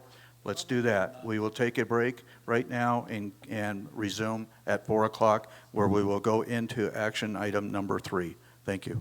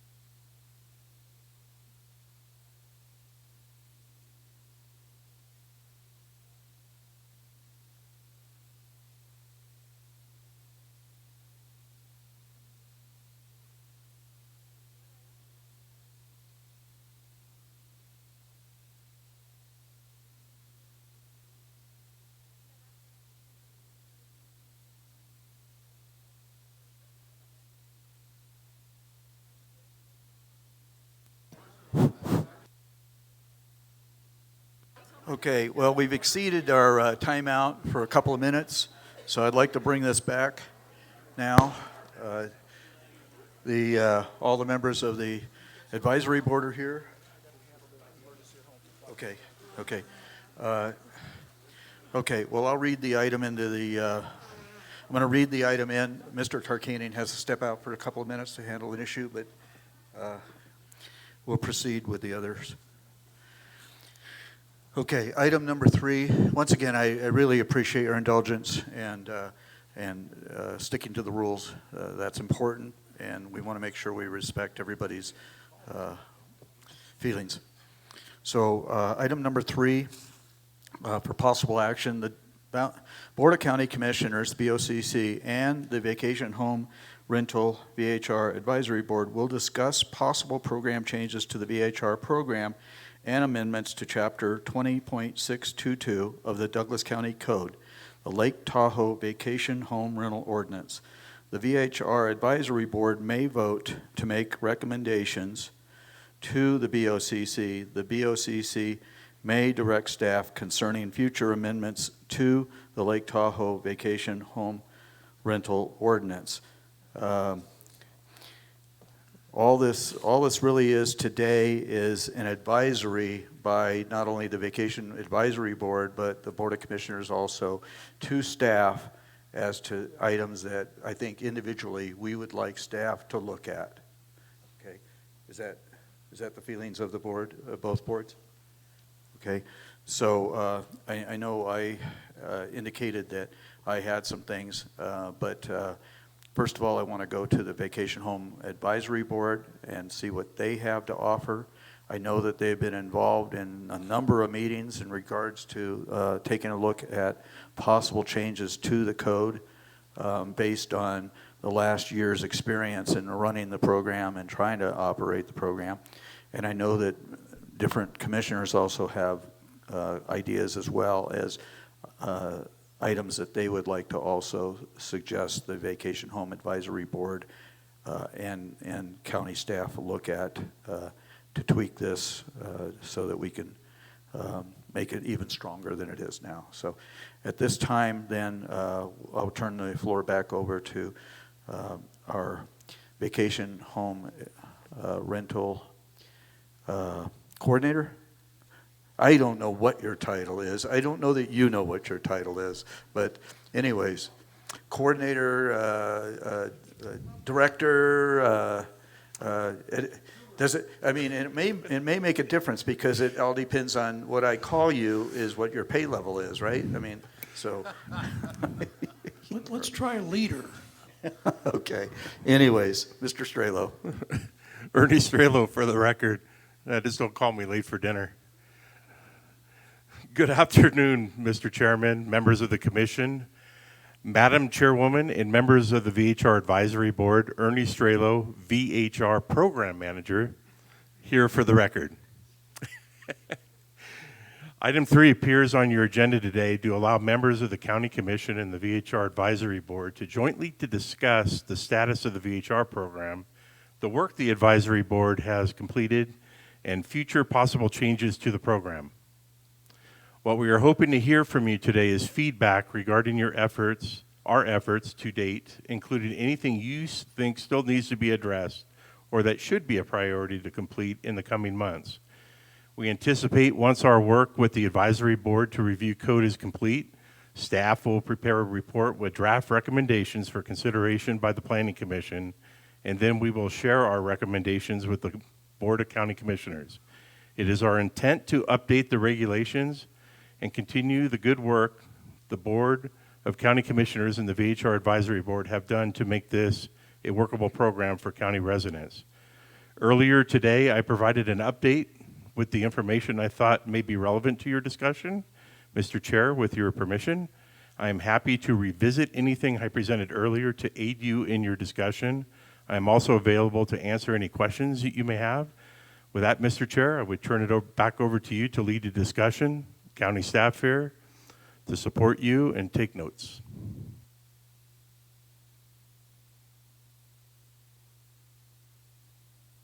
Thank you, Mr. Strelo. I forgot I had to press the button. Anyways, we've heard from, but I want to go back to Mr. Sloan and ask him for some input, and then Mr. Byers, and then Ms. Hempler as well, and then we can bring it over here. And but yes, I do have some observations also that I would like you to consider. So, Mr. Sloan, you have the microphone. Thank you, Mr. Chair. One of the, or two of the issues that are very difficult for our board to justify are what is a tourist or recreational zone. And so by the end of this meeting, or if it's possible, the Board of Commissioners can discuss that, because it is very difficult for us to figure out what is a tourist or recreational zone. And then the second item is that we're having trouble, like everybody else, with the terminology of 622010, the number 7 clause, where it's Michael? Yes. It's Commissioner Engels. Yes. I got a question on what you're talking about. When you say zone, you're talking about this overlay idea? Yes, I'm talking about, well, on, was it page 11, Mr. Strelo, on where you had these different zones on your layout? And let me go back to that then, or if you could put that up on the board. Ernie Strelo for the record. It's just a question of nomenclature is all, that's all. Oh, okay. Yeah. Do we just want a clarification if you feel there is a tourist or recreational zone in Tahoe Township, and where would that be specifically? It would help our discussion on, especially with tier 3s, to be precise. And the second, did that answer your question, sir?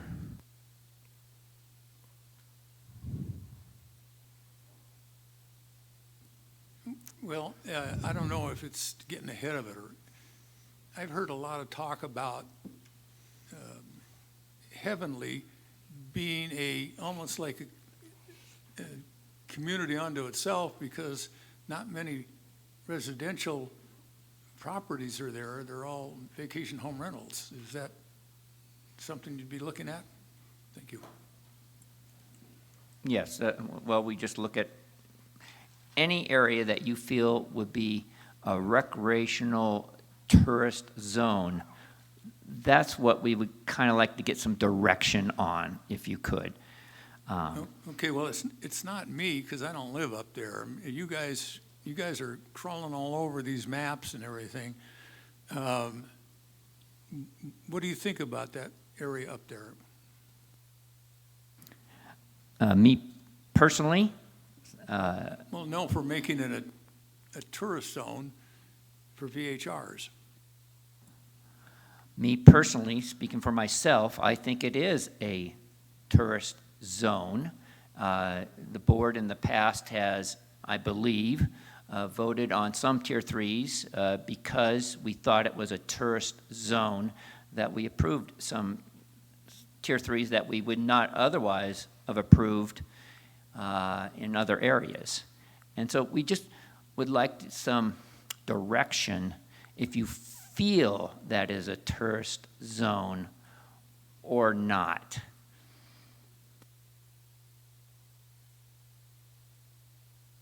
I can give an example if you wish.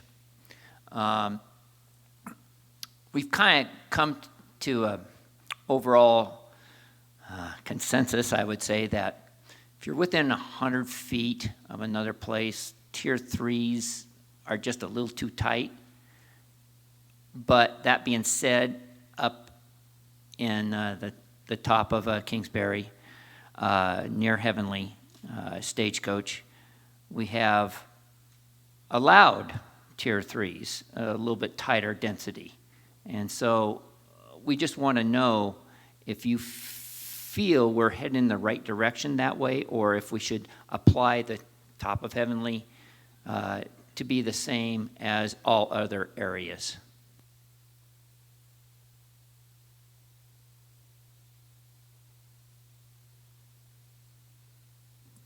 And you don't have to answer, that was just my example. Mr. Chairman? I guess the question, Mr. Sloan, is we're asking for your personal comments, maybe not necessarily the feelings of the entire board.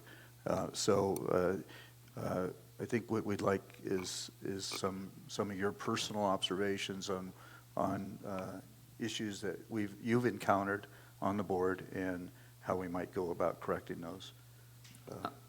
Okay, so I pretty much dialed in with that one. The next one I would have would be, based upon what Mr. Byer had to say, would the board feel more strongly about reducing tier 2 and 3 occupancy levels? Because that would be something that we can work on at our meetings.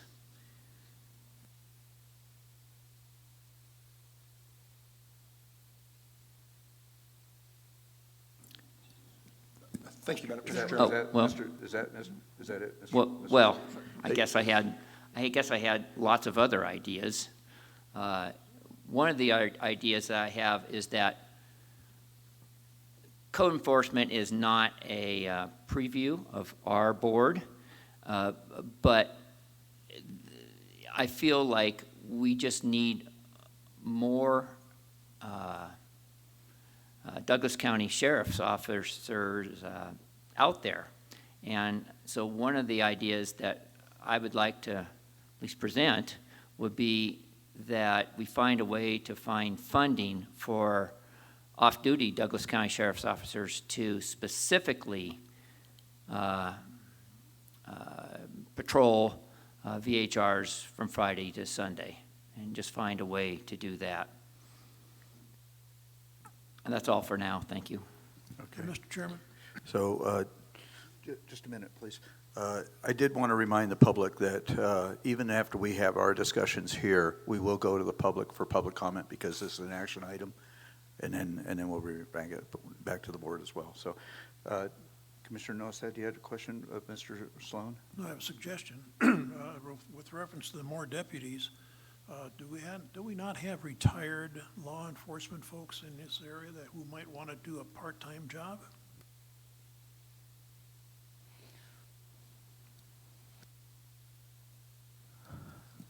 I did it for over 20 years. Yeah, I think those are interesting observations, and it's very possible that perhaps maybe we could take a look at that in some manner. So, sure. Go ahead, Ms. Simpler. Thank you, Chairman Gardner. I know I'm out of order here, but just with this little back and forth that you've seen gives you an idea of how difficult it has been for this board to take on code review, because we all have a lot of ideas and it takes a long time to come to consensus on them. I know there's many of them in the packet that we have agreed on in consensus and have asked for a red line. There's a couple of things we've done that have been approved by us for the red line's been approved. There's so many ideas out there, and we get new ideas at every meeting when we have public comment, that I just wanted you to understand that this is the difficulty we're going through, because there's 5 of us with 5 different opinions. Thank you. Yep, and this is a difficult, and I agree with you, and this is a kind of a difficult item also on an agenda to try to have the free flow of ideas by not only our board but your board back to community development on our thoughts and processes. So I can appreciate exactly what you're saying there. So. Thank you, Mr. Chairman. I almost want to suggest that we're given some extra time to really get some good, clear ideas to the board, rather than, doing a lot of back and forth. I know if there's specific questions maybe some of the board members have, because there's there's so much, occupancy's huge, density's huge. All those things drive the noise, trash, and parking problems. And those are the things that we need, that we've not gotten to yet because we just didn't have the time. And I just hope that we don't waste any of your time today with this kind of banter. Thank you. I'm almost of the mindset that perhaps maybe it would be easier for you if we started on our end of the table and gave you some ideas on what we thought might, observations that we might think you guys should look at in putting together the code. And I see your, AJ is, I don't have your last name. I'm sorry, I don't like. That's all right, thank you.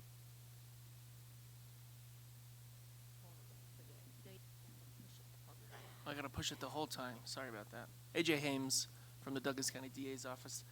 Thank you, Mr. Chairman. I do think it would be helpful by way of background for this board to make sure that you understand there are certain issues that the advisory board has already voted on, and they would like those to go before the Planning Commission, and then ultimately those might reach your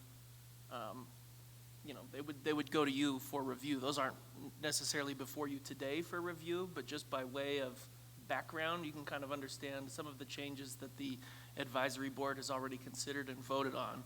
And I think there are really five kind of key items that they have already approved and are going to send to the Planning Commission. The first is the elimination of the provision that allows a vacation home rental unit to host up to 50 guests, and instead adding provisions that impose on a VHR unit a single occupancy limit, particular to each VHR, that would be applicable during all hours. So as you may know now, the code currently allows for a general occupancy, which is for overnight guests, and then there's reference to daytime occupancy, and there's a limit of 50 guests. So the recommendation is to eliminate that. The second item that they have approved would be adding provisions regarding the features required for noise monitors that are installed in Tier 3 VHR units. You may recall from the code that there are requirements that they install noise monitors, but there's not a lot of specificity as to what those noise monitors should do or what kind of data they should collect. And so the board has considered specifically items that they would like to require, and it includes allowing Douglas County to have access to that data so that when somebody calls in and says, hey, my neighbor's being extremely noisy, they've got 50 guests, they're having a party, we would be able to request that data from the homeowner. And so that's something that, again, the advisory board has already voted to present to the Planning Commission. The third item would be adding provisions that require owners to contract with a waste management company for regular trash removal and to accept legal responsibility for trash from the VHR that is illegally dumped. So there's provisions in there now addressing trash, and the recommendation would be to sort of enhance those requirements so that it is considered a violation anytime that trash is placed somewhere where it shouldn't. So whether it's the cleaning lady, whether it's the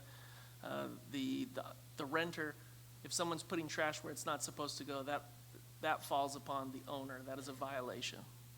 The fourth change that this board has approved would be adding wording to clarify that a VHR owner is ultimately responsible for knowing any applicable homeowners association restrictions or CCNRs related to VHRs.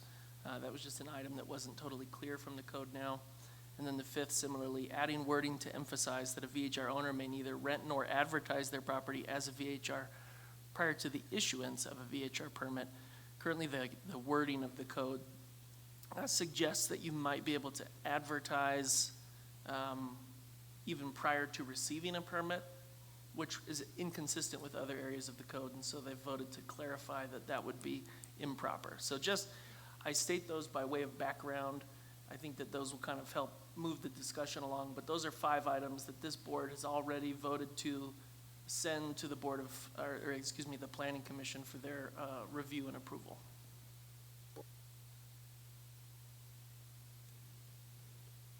I stated the fourth and fifth very quickly, but they both related to fixing wording. The fourth one was adding wording to clarify that the VHR owner is responsible for knowing the HOA and CCNR rules. And the fifth was that we would add wording emphasizing that an owner cannot advertise prior to receiving a permit. Although that is currently the law, it's a little unclear in a certain aspect of the code, so that would just be wording to fix that confusion. Thank you. Thank you. I appreciate you stepping in here and making those comments, because that puts us back on track, and now I kind of feel like I know where we're going with this. So once again, I think it's important for the Board of Commissioners individually to express to you folks and to community development how we each individually, understanding what you are already bringing forward, how that might, how we might have additional ideas.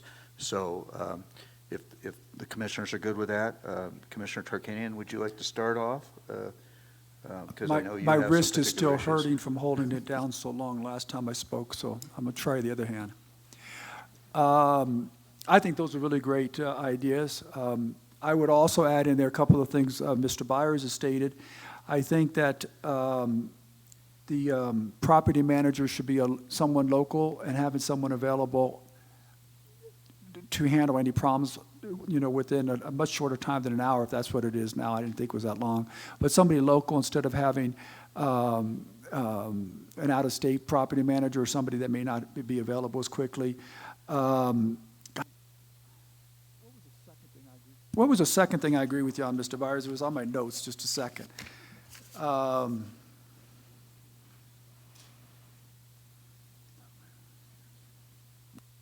It may have been enforcement. Yeah, you know, yeah, that's, well, the second thing is that we should do something about, and I don't quite understand. In fact, I know Ernie, Mr. Stradle pretty well, and I didn't even realize this, that the code enforcement's working Monday through Friday from, 9 to 5, when most of these problems that would happen will be after that. Now, I understand you say it's the sheriff's responsibility to go out there. Well, you know, I think it puts a great burden on the sheriff's department. If we're going to stop all these complaints from happening, and all these people like to say, hey, there's no complaints because we don't have a number of complaints. Well, how do you have them if you only have 2 sheriff's people working up there with 545 or whatever it is VHRs, and they're the only ones that handle complaints? I don't know why code enforcement can't go out there and identify complaints, and maybe they don't have to go into the room.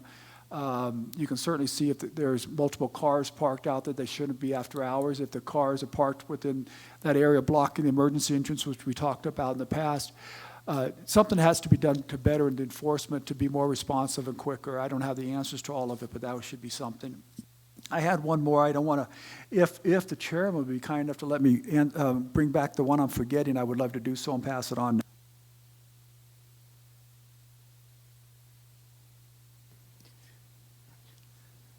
I'm sorry, I missed that. I can't remember one of them. If you let the other commissioners talk, then if you let me the opportunity to say one more thing, I would love that opportunity. Okay.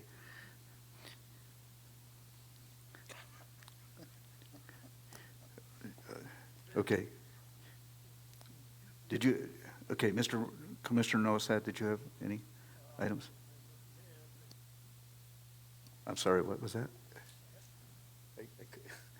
Mr. Chairman, I have nothing to add. Okay. Commissioner Ingles, is there any observations you wish to bring forward and present? I'd like to see an upper limit on the number of vacation home rentals, and over a period of time, as licenses are revoked, there's an attrition to lower the limit. So that thought process. Commissioner Rice, what are your observations? Number one, we've already put a limit on the number of VHRs. And so I don't know that we need to bring the number down further than that. I will say that I like the five rules as presented.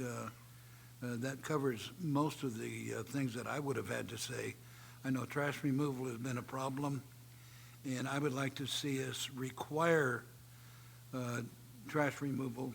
We have a a company that is contracted by the county that comes in. And I think that if you have a VHR, that you should be required to have the trash removal. And I also believe that it ought to be required that we have a property manager that is local, that would be able to respond to complaints, as well as have a owner contact available.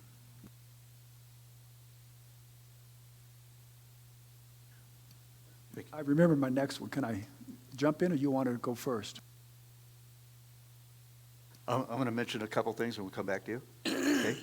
So anyways, I appreciate the changes that you're looking at.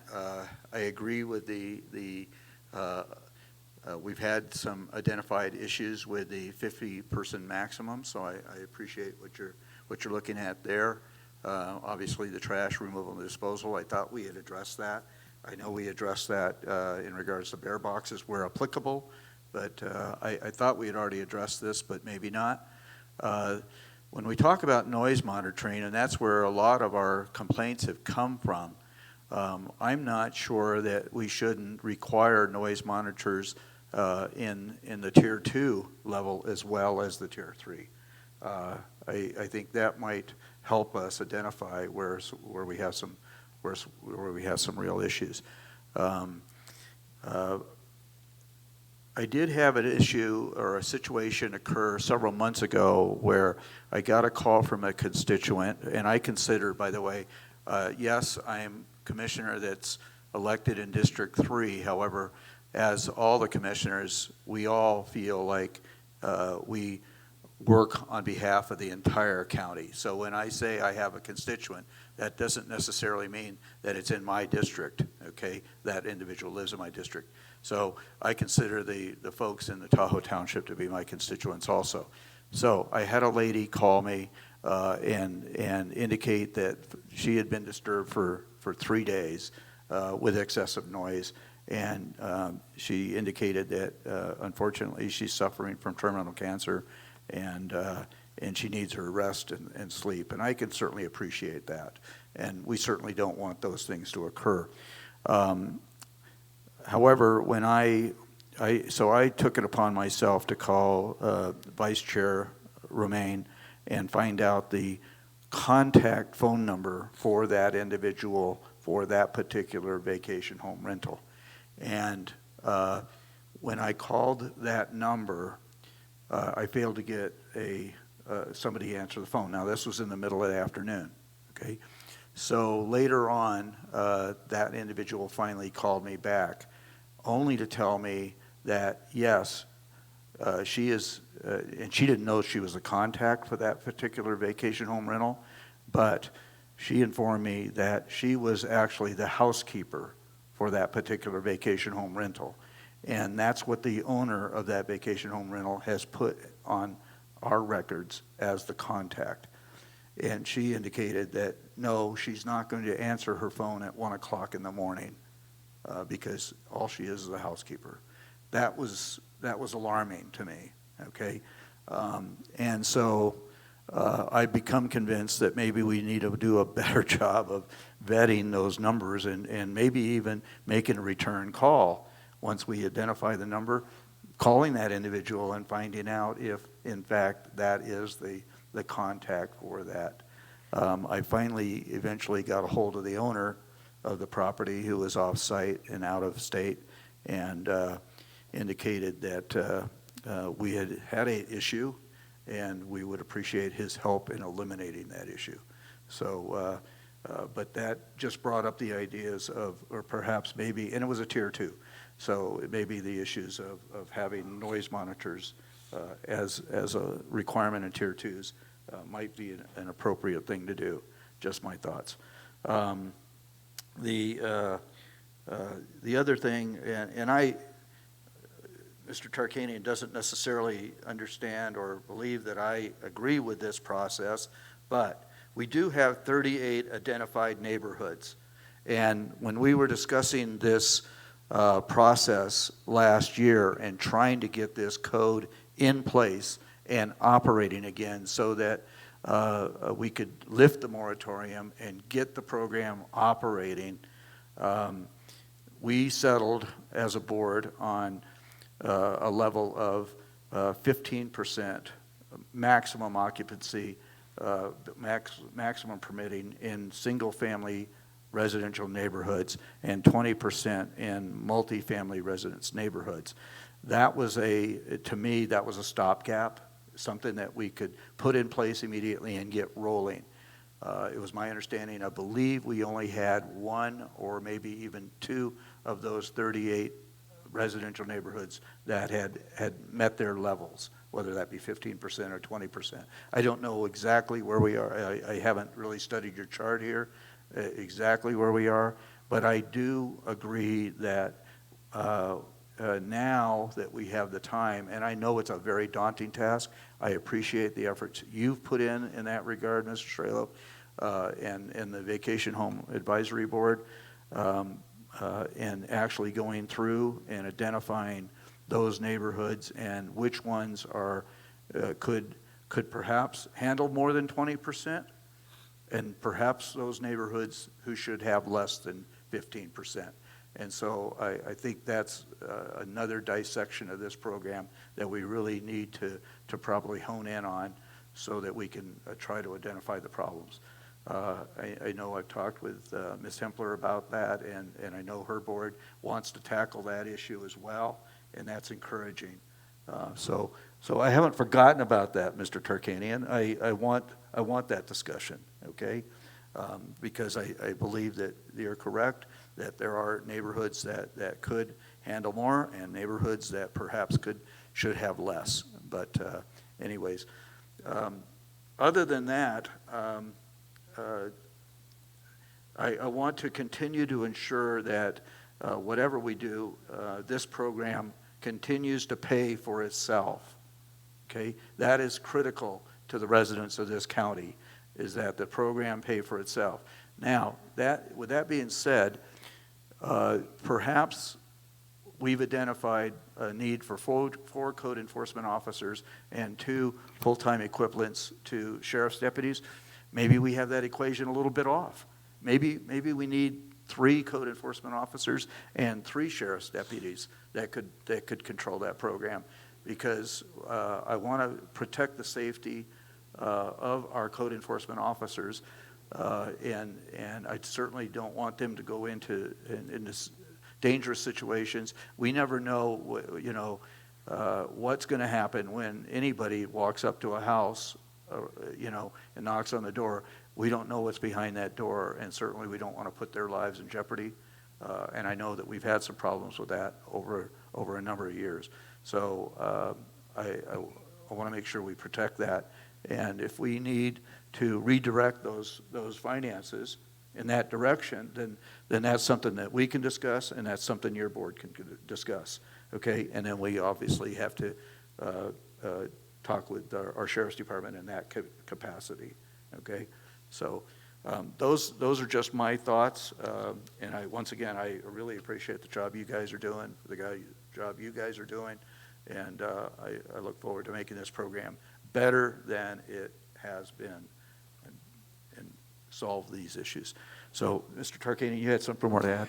Yeah, so first of all, I thought the noise the noise monitors for Tier 2 were something that was going to be recommended by the advisory board. At least I thought I was told that. I don't know if that was from Ms. Davidson or Mr. Strelo, but I think that's very important. I forgot to mention that when the person came up and spoke about Lincoln Park, I get more complaints from people that say the number of VHRs in Lincoln Park is horrendous, particularly for that neighborhood. I certainly hope that that's a neighborhood, because it wasn't one that I addressed in my talk, but that should be looked at too. My final proposal that I think that we should look at, and I think it's very important for the liability of the county, is the International Fire Code, if I am correct and have this right, requires a 20-foot width for them to be able to maneuver on the streets. I don't believe we should be having any VHRs permits if the road is not at least 20 feet in width, and that's another thing that I would suggest.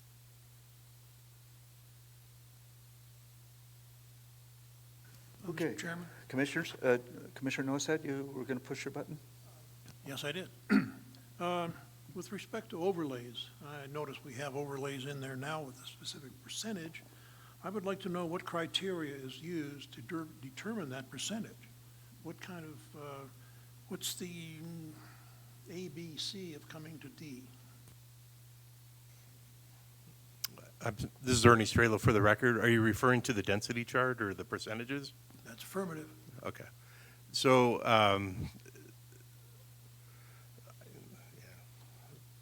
yeah, I have a spreadsheet that I went through when I went through all the neighborhoods. We measured each of the neighborhoods that I went through to figure out the road widths. We looked at how close the houses were together, the characteristics of the neighborhood and so forth, and applied it to a Likert scale. So we used a scoring on a scale of 1 to 5, depending on the category. This doesn't have the Likert on it, but this is kind of how I came up with the numbers. So when in some neighborhoods, so for instance, it is an example, when I was going through Lincoln Park, if the roads were 13 feet wide or less, on a Likert scale, we would give it a low score. We'd give it a 1 or a 2. And the lower the score, the lower the overall scores with the housing density, characteristics of the neighborhood, access from Highway 50 into that neighborhood, and a few other characteristics. We just did the math, and anything under a 30 was either a 5% or a 0, based on what we felt that how many houses or how many people should be renting VHRs in those type of neighborhoods, because a lot of these tier 2 permits tend to be 6, 8, or 10, and trying to get 4 cars per tier 2 into those kind of neighborhoods, it's very dangerous. You can also see that on this chart that I also had winter, and I didn't emphasize it as much in this meeting today, but I actually had originally went into this looking at a different scale, a different density for the winter months because of the snow. And as you know, when you drive around Tahoe, some neighborhoods, if you have a 9-foot or a 10-foot road, and then you have a snowplow go down it, and on top of that, shrink the width of the road. Elks Point was brought up a lot today. That's a very good neighborhood for this example. It makes it very difficult to traverse that particular area. So the score and the density suggestions were much lower in the winter months. So I have at the office, I have a spreadsheet that has kind of the calculations on how I went about this, but I tried to take a math approach when I was looking at the density of the neighborhoods.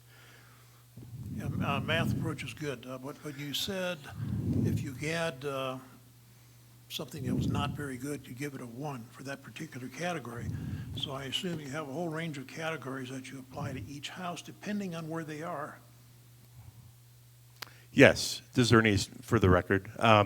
Yeah, so there was several categories. So road width, the curvature of the road, the angles of the road. So on the east side of Highway 50, a lot of the neighborhoods are very hilly. You go up into Cave Rock, you have 90-degree turns. I was driving, I have a special name for the little county car I have, but I won't use it here. But I have a very small car that I drive around when I'm traversing the neighborhoods. And I have a hard time getting through some of these neighborhoods in that car. And I have a 3/4 ton Dodge. And so if I was driving down some of these roads in my truck, I know I couldn't get down them very well. Or if I was in Mickey's neighborhood, I would lose a mirror. So, it's kind of common sense. The other areas I looked at, like I said, was acceleration on Highway 50. Some of these neighborhoods, you have to come to a complete stop to turn into it, right? So, so there was a scoring based on if you had to stop in the middle of the traffic to make a right-hand turn into one of the neighborhoods, or if you had to accelerate to get out of the neighborhood. And it happens on both sides of Highway 50, by the way. And then some other areas, there are, can emergency vehicles make a turn in the neighborhood? And obviously, we've talked about some of those. No, some of them you can't. So they were all scored based on those criteria. So with reference to the east side of Highway 50, up in the highlands, I guess you'd call it, you have snow and no snow. If you consider it during the snow period, I would wonder if you would issue a VHR permit for that. I could see that you would in the easier months of the year, the 9 months of the year that we don't have snow. So how do you work that out? Well, yeah, and that's, right now I'm guessing because, I haven't driven through these neighborhoods in the winter. But as I drive down these neighborhoods and I continue the winter analysis, it could be that our permit structure changes. We're, one of the ideas that we talked about, I think in the advisory board meeting when I presented was following the GID snow removal map, where they have certain times of the year from May to, I think it's October 1st or October 31st, whereas it's the warm months, and then the rest of the year would be the snow removal months, and you just have permits or no permits based on that. Okay, so then it sounds to me like the east side of 50 would be excluded for a permit during the winter. Some parts of it would. And I then don't just know if all would. And then just issue the permit for a 9-month period. Could be. Future permits, yes.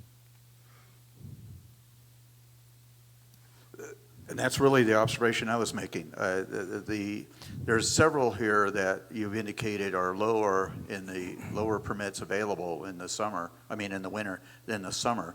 And so trying to determine how you'd go about doing that assignment to me, because when you get a permit, you get a year-long permit, and so you'd almost have to say everybody has to not rent during that particular period.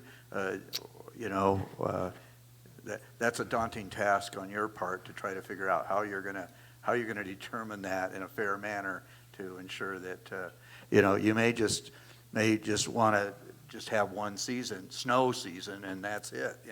I don't know. That's why you get paid the big bucks. Yeah. To come up with those decisions. But There's Ernie Strelo for the record. I don't know yet. This is a conversation that the VHR board and all of us will have discussions on. So. Sure, Ms. Hempler, please. Sorry, Mickey Hempler for the record. I'm sorry to interrupt, but this study has been in our packet. We've not yet discussed the seasonal part of it. It does seem cumbersome, I will say that, and the few comments I've heard from some of the board members, but we have not discussed it as a board yet as far as seasonal. It's an interesting concept, though, because there are different conditions, especially in the Tahoe Township in that regard, seasonally. So, commissioners, Commissioner Rice? When you're talking about seasonal permits like that, I know in the GIDs, we have rules that during winter months, you may not park your car in the street if it'll block a snowplow. So that could resolve some of those problems where you could still have the VHR, however, allow no parking on the street, no off-site parking.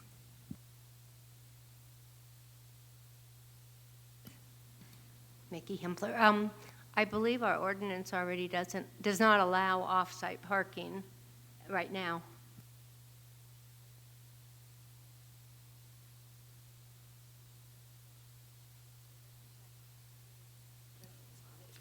Okay.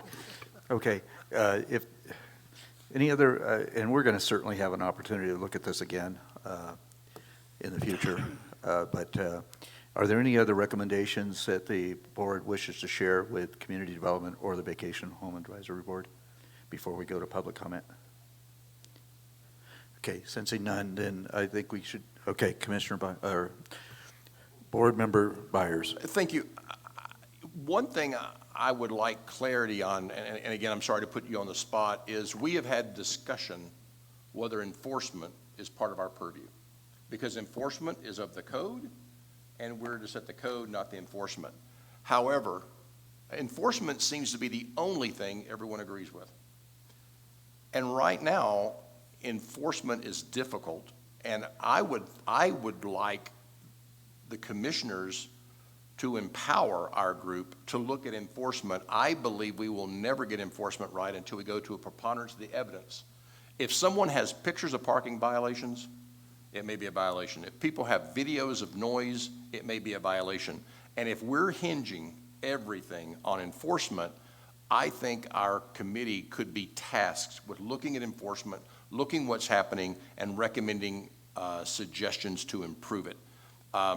You know, the rest of the stuff is there. And again, density, I think I would like you to give that to us and let us come back with some solutions and what that means and how the permits would work and how the advertising would work. I would like, you know, that purview from you, but enforcement has been the one area that there's been conversations whether we can talk about enforcement or not, since it's the county enforcing the code, not us writing new code.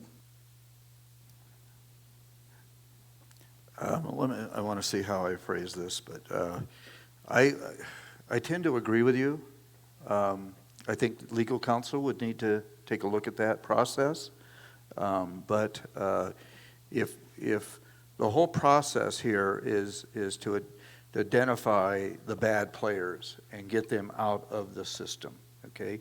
And if we have no method of doing that through the enforcement process or the multiple complaint process, I don't know how we go about eliminating the bad apples out of the cart, so to speak. So, Mr. Hames, I think maybe you and Mr. Dallaire and Strelo can take a look at, you know, how we want to incorporate that into the code. Commissioners, is there any disagreement on that, commissioners? No.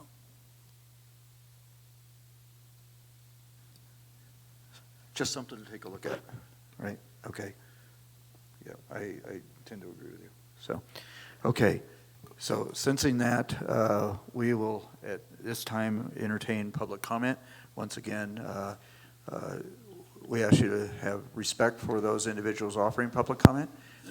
You'll have 3 minutes each. Mr. Rice will be working the clock here, and then after we hear from the public, we'll go to online public comment, Ms. Johnson, and then we'll bring it back to the board.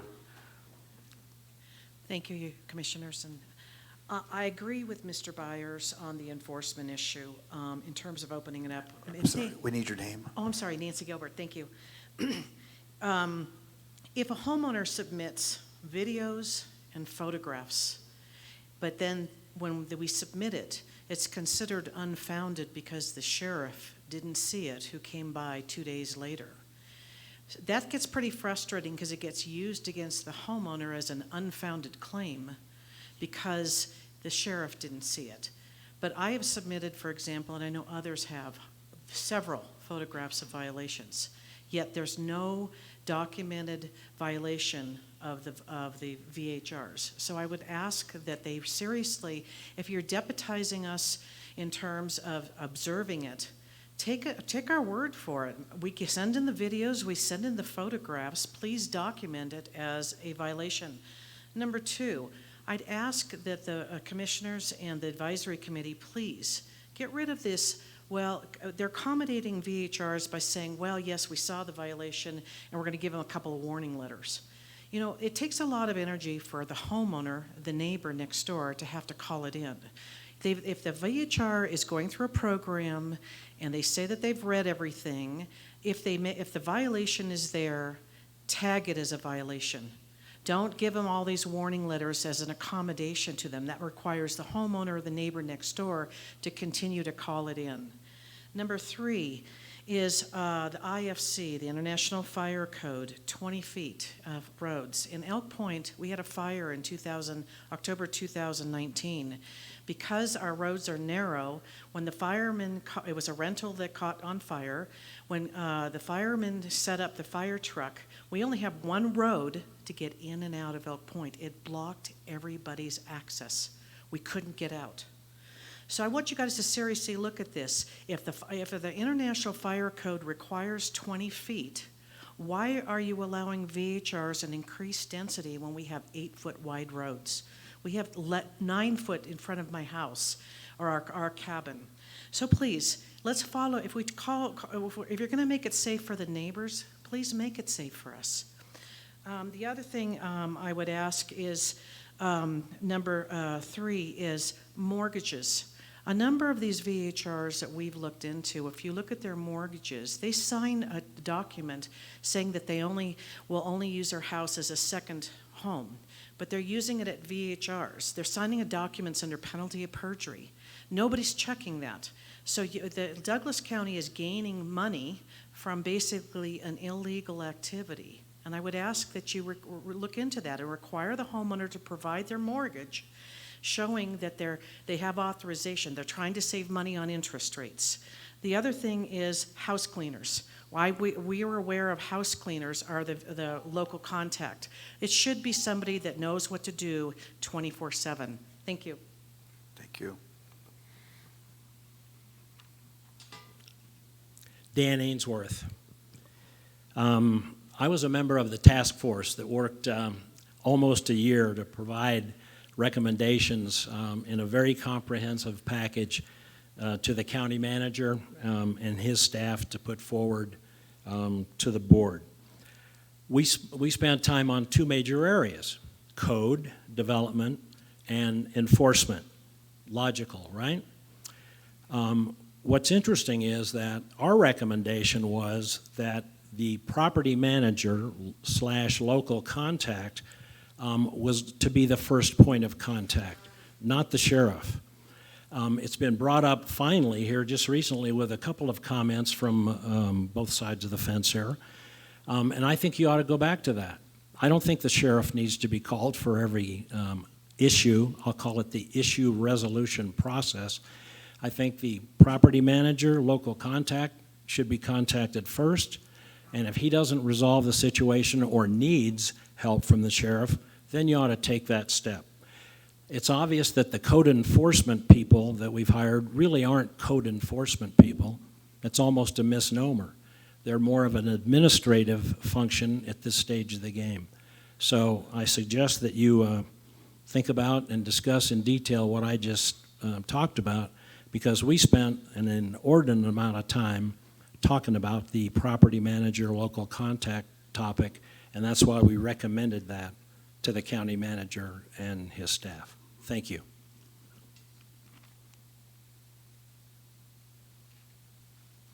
Hi, I'm Christopher Ireland, and I represent a community down the road called Pine. Sorry? Okay, how's that? All right, I'm Christopher Ireland. I live in a community down the road called Pine Wild. We're 135 homeowners, and your regulation actually greatly helped us. So I want to explain how it helped us and then point out a few things that are not working yet. The way it helped us was, even though we considered ourselves a residential community, 35% of our units, before your regulation was passed, 35% of our units were short-term rentals. And realtors were coming in and selling our units as short-term rentals. They wanted that to happen. In fact, one realtor, one of the very prominent ones in town, said he would only be happy if every single unit at Pine Wild was a short-term rental. He told our board that. Your organization, or your board, allowed us to have some teeth. You brought it down with your cap to 20%. But we felt it should be 15%. We're a very tight social community. We have young families, we have working people, and we have retirees. We are townhomes. That's just because we don't want to do that outdoor work. We don't want to shovel our own snow. It doesn't mean we aren't there living full time.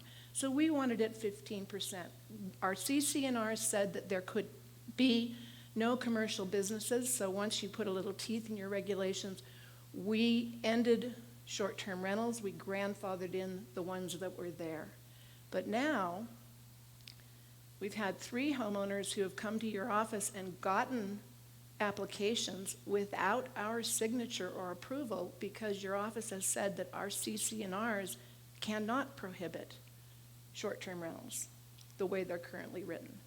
So we're at a loss. You're saying that HOAs can control their own communities, but we're not seeing that actually happen. Another problem we're seeing is that Even though these are often referred to as owned by mom and pops or families, they are managed by very large commercial businesses. One in particular sends notices to our homeowners, monthly at least, encouraging them to become a vacation home rental. These agents also rarely tell us when they change the contact. The contact may be changed every week. We don't know that. We have to solicit it ourselves. So they're perhaps owned by homeowners, but they're managed by large commercial enterprises, and something has to be fixed there. Finally, we have really limited parking. We don't even have garages. We have parking spaces, so you have to get used to having 4 feet of snow on your car when you come out. We've told your office repeatedly, every unit has 1 parking spot, but your office continues to send out multiple permits for parking because we have guest spots, but the guest spots are first come, first serve. There's no guarantee of parking. So we need some clarity on that. So in short, what we're looking for is really clear regulations, very consistent answers to our questions, and very good communication so that we know what's happening when you make these changes. And thank you for helping us get to this point. You solved a lot of fighting in our community. We no longer are cleaning up vomit on our sidewalks, and the bachelor parties have disappeared. So we're thankful for that.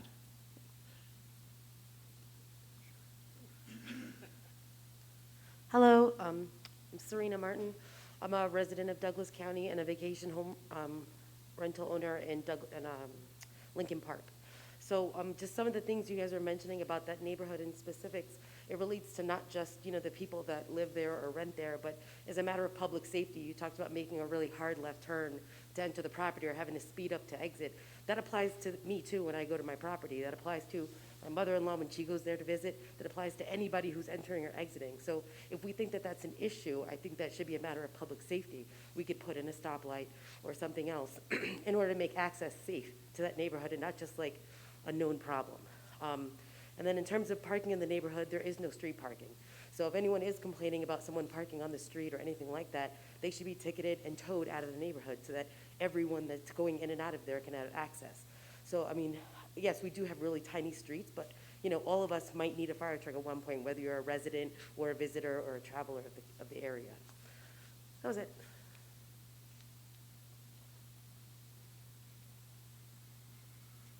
Hi, Doug Kraus again, for the record. I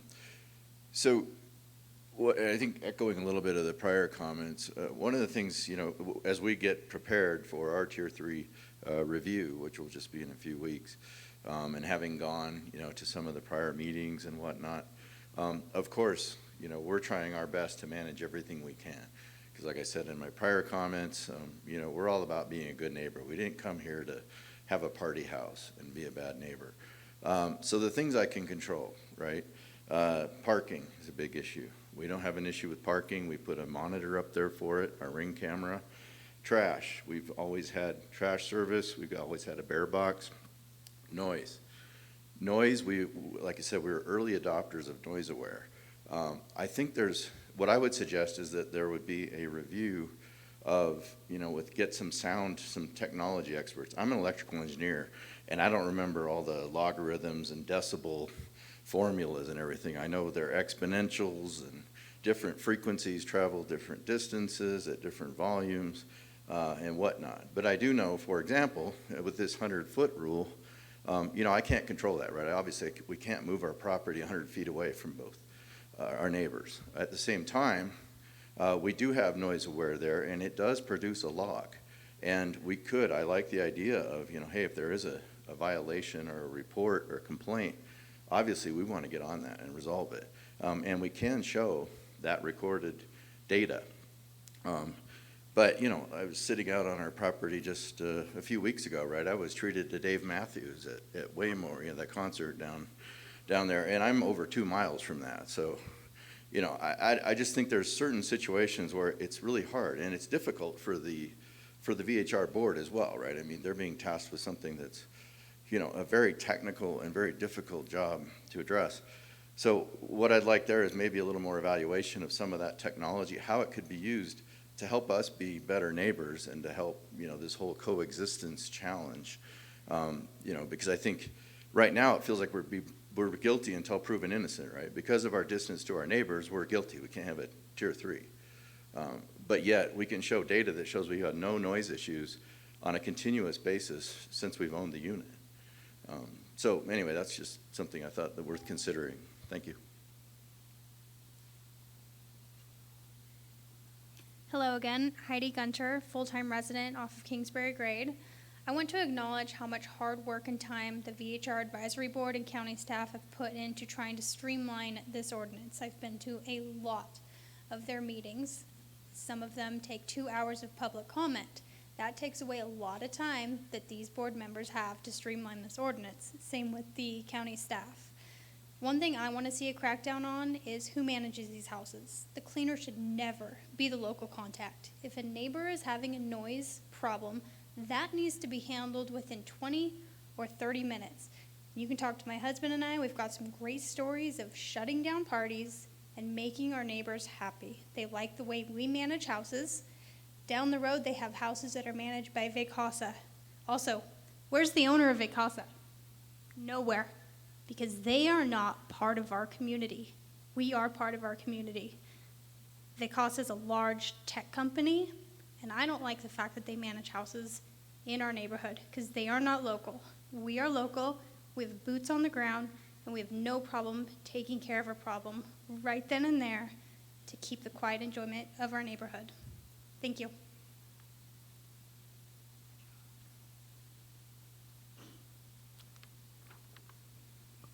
Good afternoon, Ellie Waller. Where do I start? First, I want to caution you on zoning.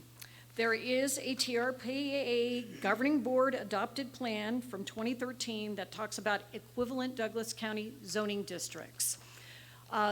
Community development is overloaded now.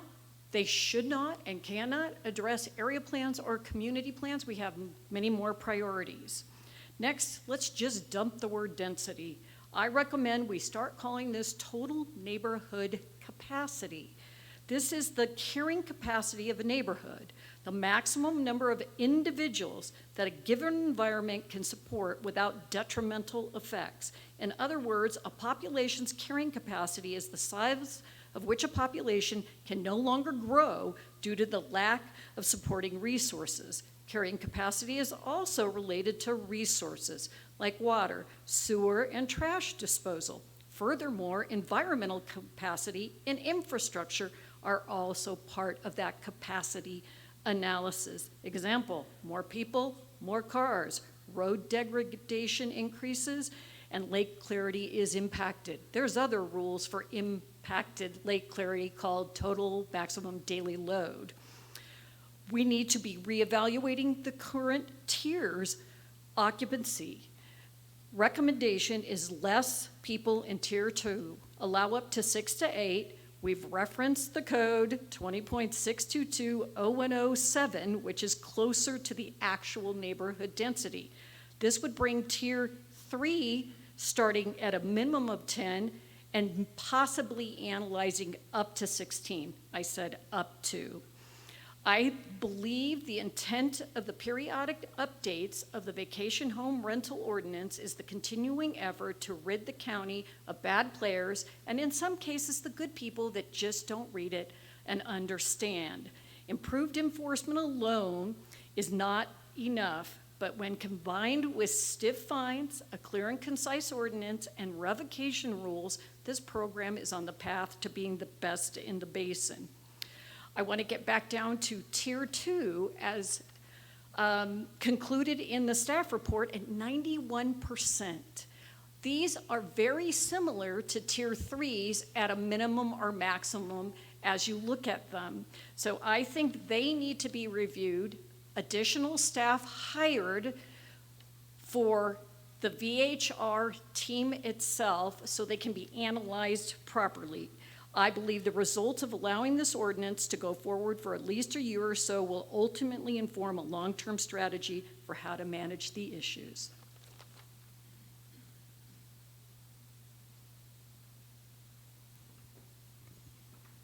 Hello again, Jaron Gunter for the record.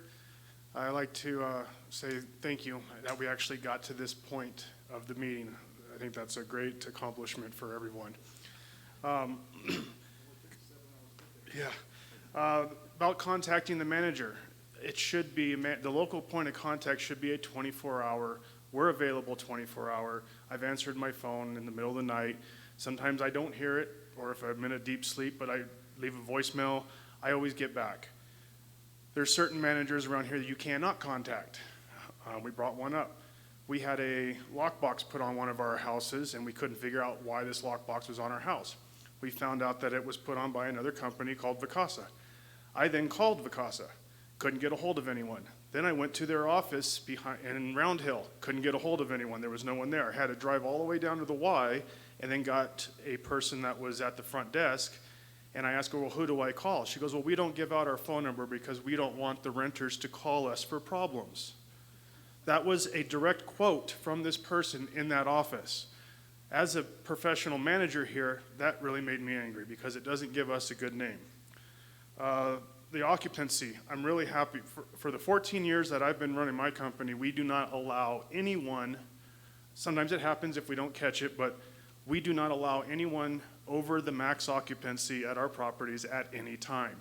If it's 8, you can have 8. You can't have 12 there for a cocktail party or dinner. You can have 8. Just last weekend, we had a neighbor call where they had a rental rented down the street that wasn't ours, and they were staying at ours, but they had everyone come from that house over to ours. Instant phone call to that renter says, do not do that again or you're gonna be asked to leave. Didn't happen again for the next 2 days of their stay. So again, proper management of these properties is key. I have a question about the roads. These roads that are saying that are 6, 8, 9 feet wide that aren't supposed to be, that's not a safety issue for vacation rentals. That's a safety issue for everyone that lives there. A person that lives there full time can catch their house on fire. If you're not allowed to have a vacation rental there because the road's too short or too narrow, you shouldn't have houses and people living there if the house is, or if the road is too narrow and can't get through. And also anywhere in Tahoe, as far as I know, you're not supposed to park on the streets, even at my house. I'm a full-time resident. I'm technically not supposed to park on the streets. It says during snow removal, but if you look at, I believe the ordinance says you're not supposed to park on the streets at any time in the Tahoe Township. That's not a vacation rental, and that's supposed to be for everyone. I have a neighbor around the corner from me that's got 7 cars parked on his street. It's not a vacation rental. He lives there full time, and half of them don't even run. I've called county ordinance on him, and nothing's been done about that. Thank you.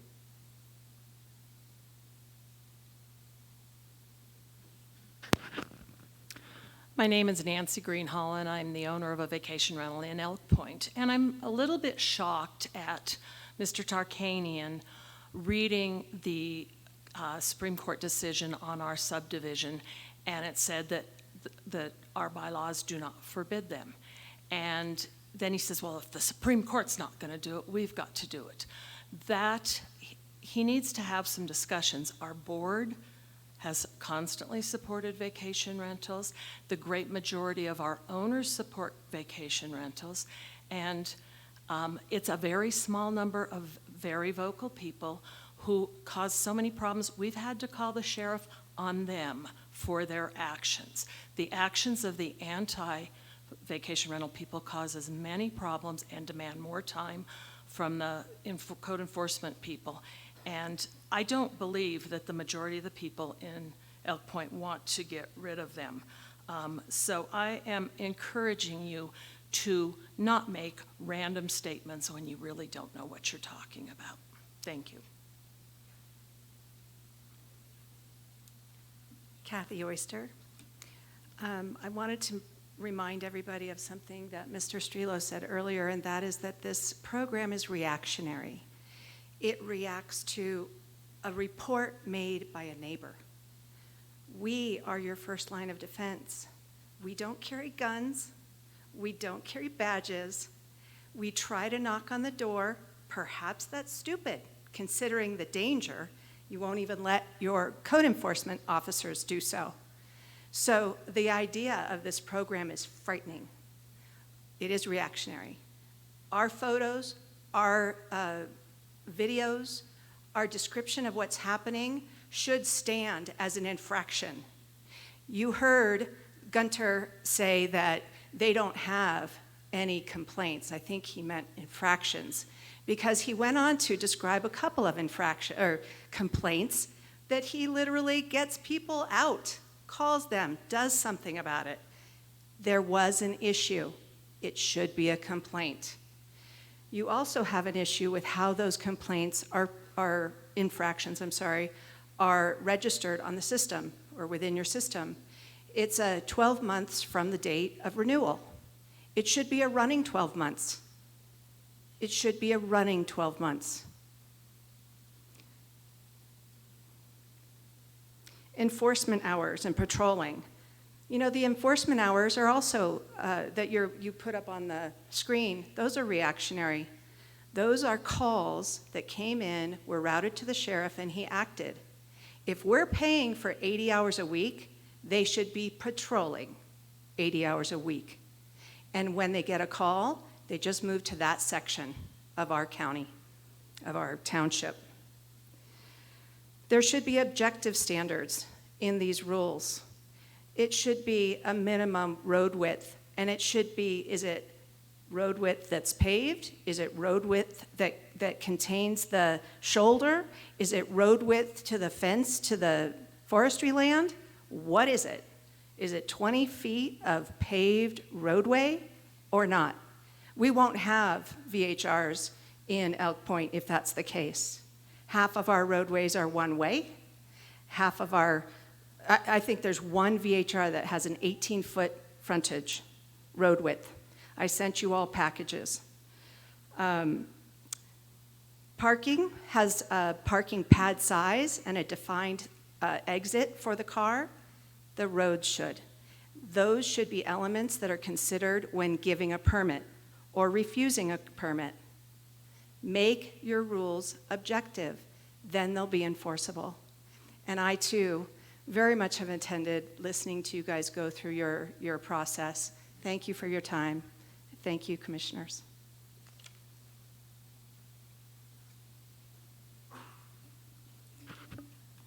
I'm Linda Dangler, and I'd like to discuss this 50-person issue.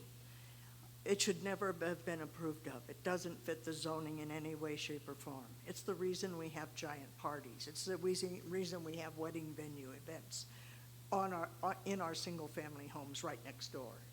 Okay, that has to be eliminated. They've approved of it. If you guys would please approve of it and get rid of the excess people, because that's that many more cars, and they stay overnight. I have submitted numerous photographed, time date stamped things to violations, and not one of them has received a violation, not one. In one day, I photographed 14 people in the evening staying overnight in an 8-person house. In the daytime, I photographed their 2 cars on the street and the cars blocking the bridge driveway for egress. So I photographed the blocking the driveway, which is a safety. I photographed the cars in the day, the middle of the night, the next morning on the street, which is against the code. And I photographed the 14 people. Not one code violation. I sent that mail to send it. Not one code violation. I have taken numerous photographs of where the cars are blocking the bridge driveways for the safety. If there's a fire and that house burns down, it's going to burn down the forest and it's going to burn down my house. And that's because there are too many people blocking it. So I send in those. Not one violation for all of this. And the one person, what their favorite pastime is, well, you know, we're having, you know, the code enforcement calls them, we're having our family in this weekend. It's not renters. I'd love to see their books, their financials, because then they give this excuse that it's family, so therefore it can't be a code violation. The next weekend is family, and it can't be a code violation. Different cars, can't be a code violation. Oh, they have a ski lease. Well, we got a ski lease, so So the ski lease gets different people every weekend. So is it really being rented as a VHR when supposedly that they have it in their power instead of having it in the VHR program? When I moved many years ago, and guess what? I ran a business out of my home for many years, and yes, I'm retired now, but you know what? I did that. And I've been here 23 years, so I'm not some newbie to Lake Tahoe. There were 2, 4, and 6 people living in my neighborhood, and the majority of the houses were people's second homes, and they would come occasionally, and not once in all these years I've lived there was there ever a wedding party or bachelor party or 50 people at a party, not once. Since this has occurred, I get these wedding parties every weekend at the Wedding Event Center that's right in my neighborhood because you allow 50 people. Those people want you to give them a grandfather in if you approve of the 50. So anyway, thank you for your time. Thank you, everybody. Thank you.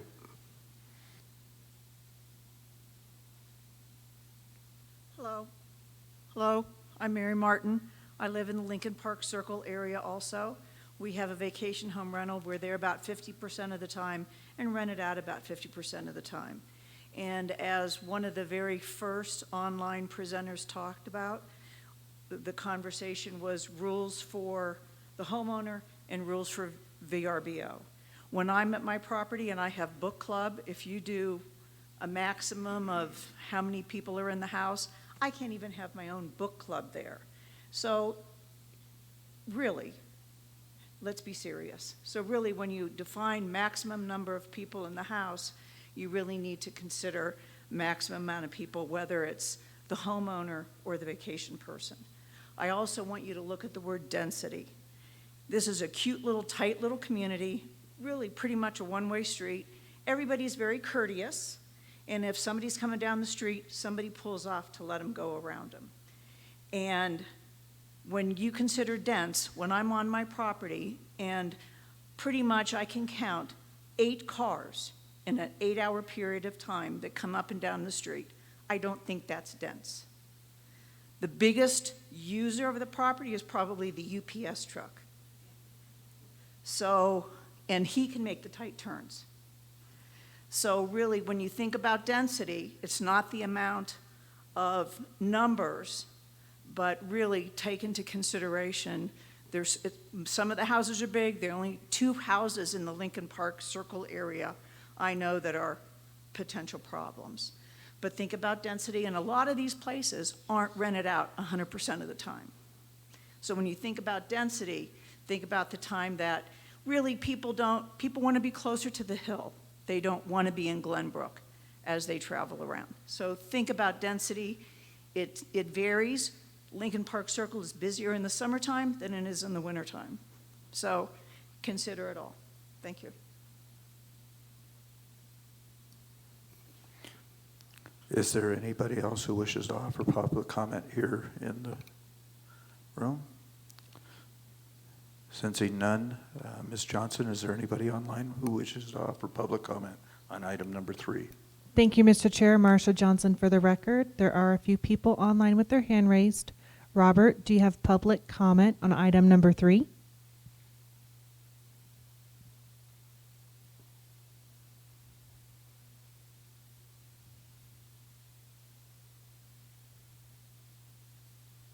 Robert, do you have public comment on item number 3?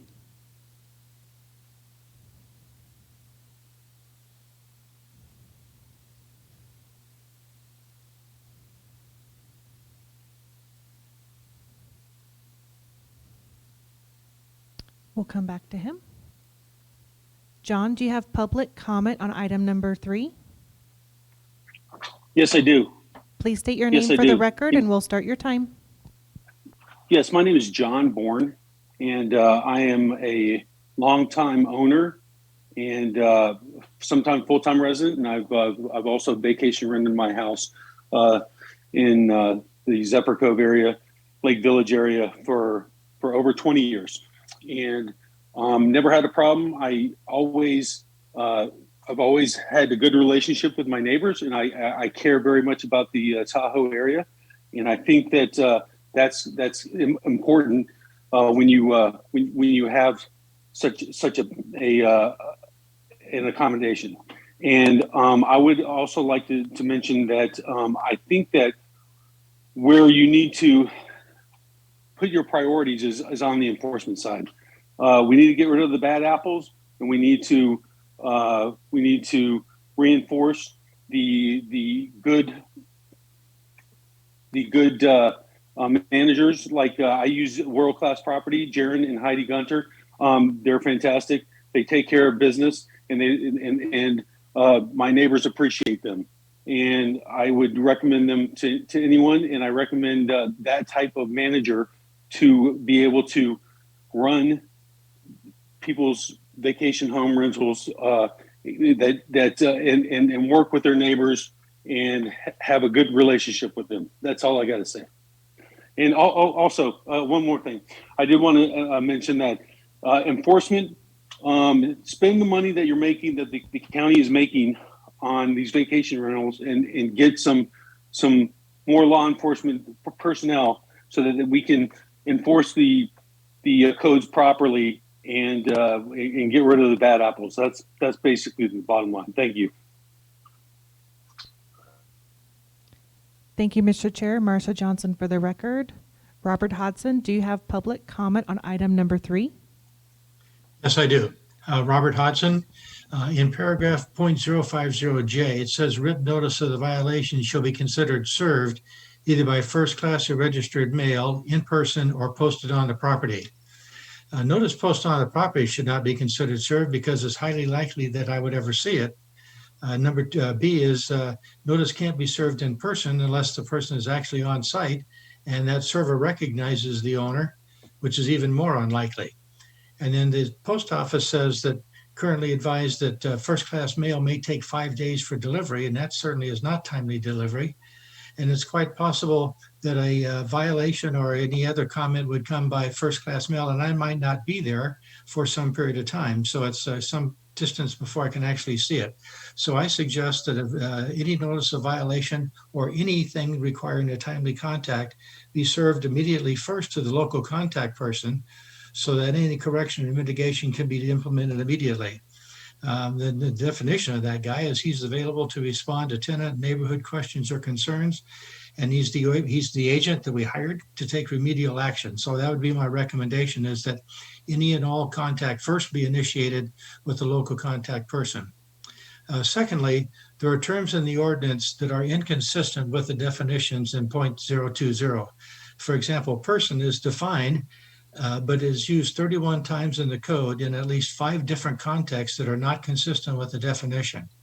Another one is rent is defined in 0.020, and it's used times but never in the context of the definition. And so the term renter is not defined anywhere, but it's used 14 times in various contexts. Likewise, the undefined terms of tenant is used 7 times, occupant is used 25 times, guest is used 6 times, and it looks like the terms renter, tenant, occupant, and guest appear to be synonymous and interchangeable in most cases. So I would suggest tightening up the language and use the terms in the context in which they're defined. That's my comment. Thank you. Thank you, Mr. Chair. Marcia Johnson for the record. Megan, do you have public comment on item number 3?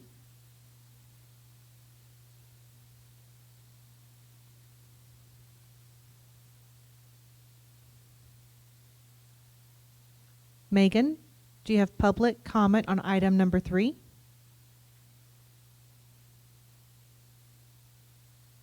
I'm sorry. Can you hear me? Yes, we can. Please state your name for the record. We'll start your time. This is Megan Emery for the record. I live in Zephyr Heights. My husband spoke earlier this morning and he came home. We've been watching it on YouTube.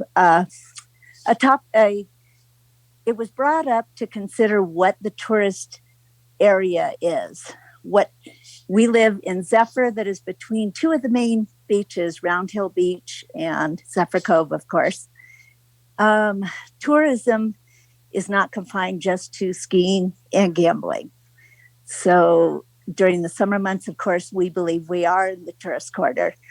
Um, furthermore, sorry, I'm a bit nervous. Furthermore, the statements about the 8-foot access for emergency vehicles and for snow removal. I could, or any resident could just as easily have a fire as a renter could. And why would it be, as far as snow removal goes, it's my safety is important as any renter. And me, having to stop on 50 to come up the hill is renter or resident, it's irrelevant. And that's my statement. Thank you.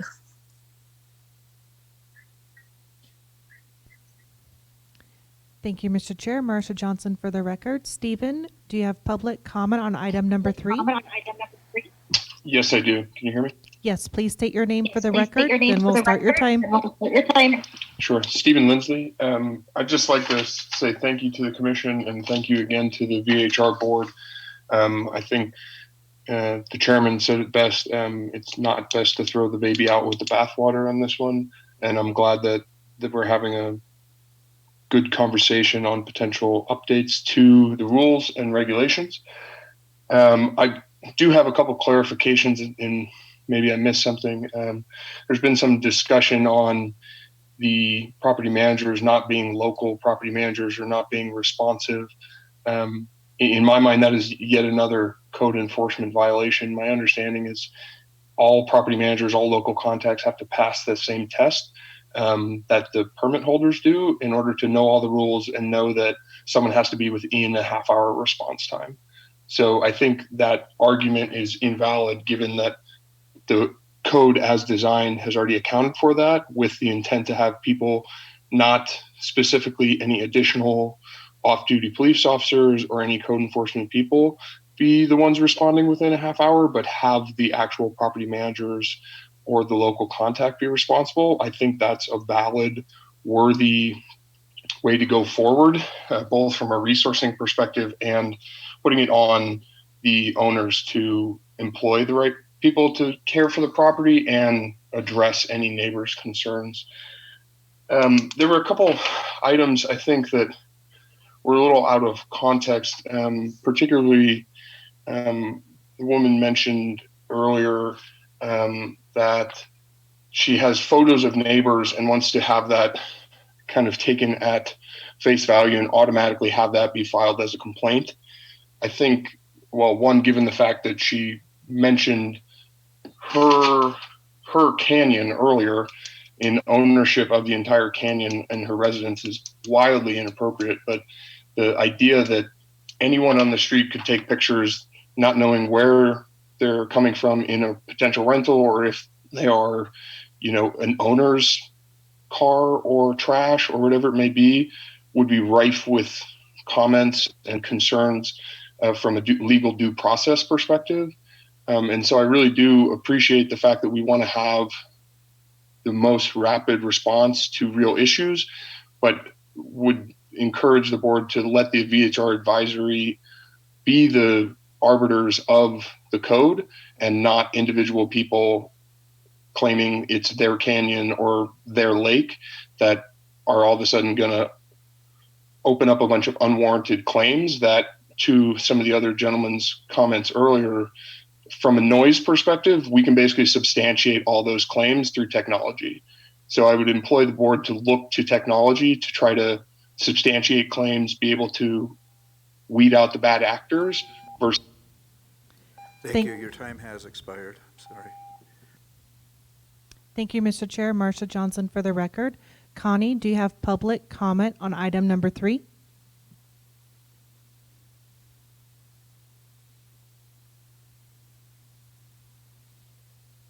Oh, can you hear me? Yes, we can. Please state your name for the record, then we'll start your Yes, time. my name is Connie Peng. That's spelled CONNIEPENG. And I'm a 20-year resident here at Lake Village. And I'd just like to echo what the earlier Pinewell owner spoke about.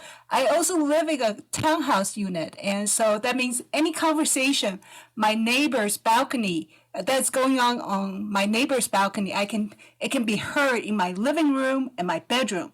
So I just want to voice the concern about having 20% allocate for Lake Village versus the 15% in other neighborhoods really creates a lot of noises for many of us that live here. And another thing I want to point out is that since rentals are operating as business, as we all know, all the hotels or motels, there is such a thing as handicap compliances, and that is not being enforced at all. In fact, I would probably guess most of the vacation home rentals have no handicap compliances. And so that is something I believe the county should take into consideration. And so those are my 2 cents. Thank you. Thank you, Mr. Chair. Marcia Johnson for the record. I'll go back to Robert. Robert Drabant, do you have public comment on item number 3?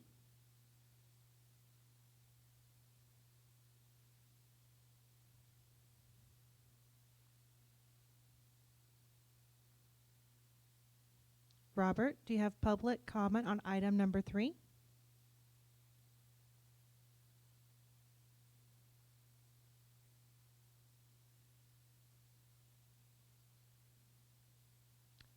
There's no response, and there's no additional public comment online at this time. Thank you, Ms. Johnson. We'll bring it back to the board.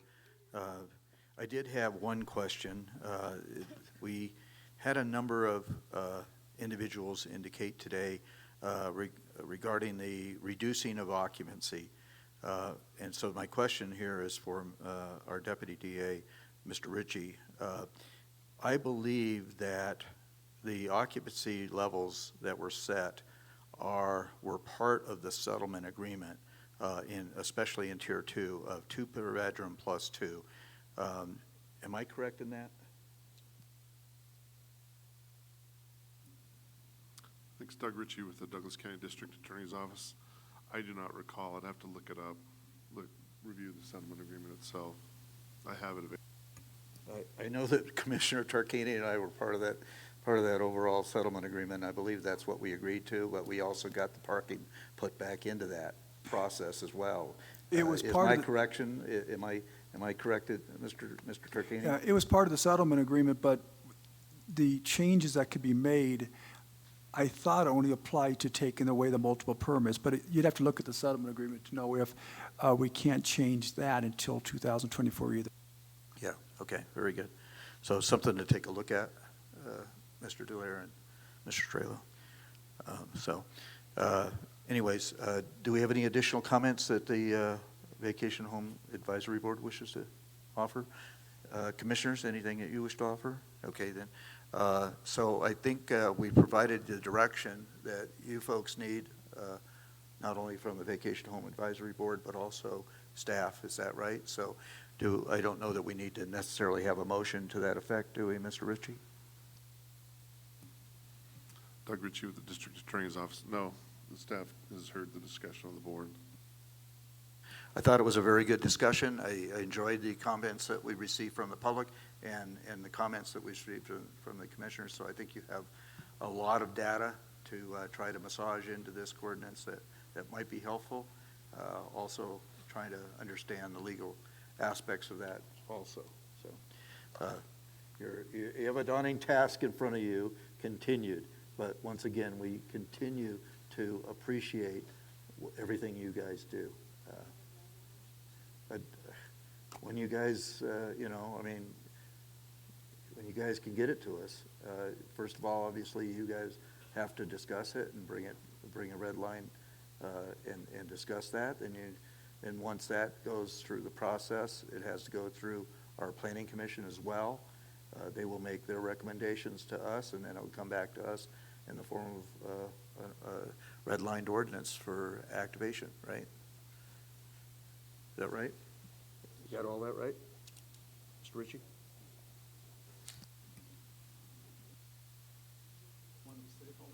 Just say yes. Yes. Thank you. Okay, so we've reached that point in the meeting where we'll go to closing public comment. So at this time, public comment will be taken on those items that are within the jurisdiction and control of the Board of Commissioners, or those items where public comment has not already been taken. We would hope that the members of the public would refrain from chiming in again on this particular issue, but is there anybody here in chambers who wishes, Ms. Waller, What a surprise. to offer public comment, understanding the hour is getting late? I know, my husband's hungry. He's been dinging me all day. This is rather short. Ellie Waller, Code Section 20.622.0108, Introduction. Obtaining a VHR permit is not a right. Thus, Douglas County reserves the right to determine which permit locations are appropriate and when the permit may be revoked or denied. Very appropriate. Code Section 20.622.010.9, Introduction. The Board of County Commissioners at a duly noticed meeting has the authority to impose additional standard conditions applicable to vacation home rentals as necessary to achieve the objectives of this chapter. I appreciate everybody's time at this marathon meeting. Most of us haven't attended a lot of these meetings. I think for future reference, as I stated at your October meeting, I think it's very valuable for you to at least sit in your home with your coffee or your happy hour cocktail and listen to some of the complexity of the issues and what this advisory board goes through. Lastly, many people have asked me why I participate in Tahoe issues where I don't live here. I did live here for 20 years. A dear friend of mine departed, and I wear this badge in honor. It says Timby. Tahoe is my backyard. Douglas County is part of the entire Tahoe Basin. Thank you. Thank you. Is there any additional public comment here in chambers? In the room? Linda Dengler. I just want to talk about the noise monitors and that. You know, they really aren't effective. They take a bunch of noise for an entire week or day or whatever, and you can't identify it. What it has to do is identify the moment that it happens. If it's only 2 minutes and they're screaming and yelling and a DJ's on the mic yelling, they've disturbed my ability to live peacefully in my home.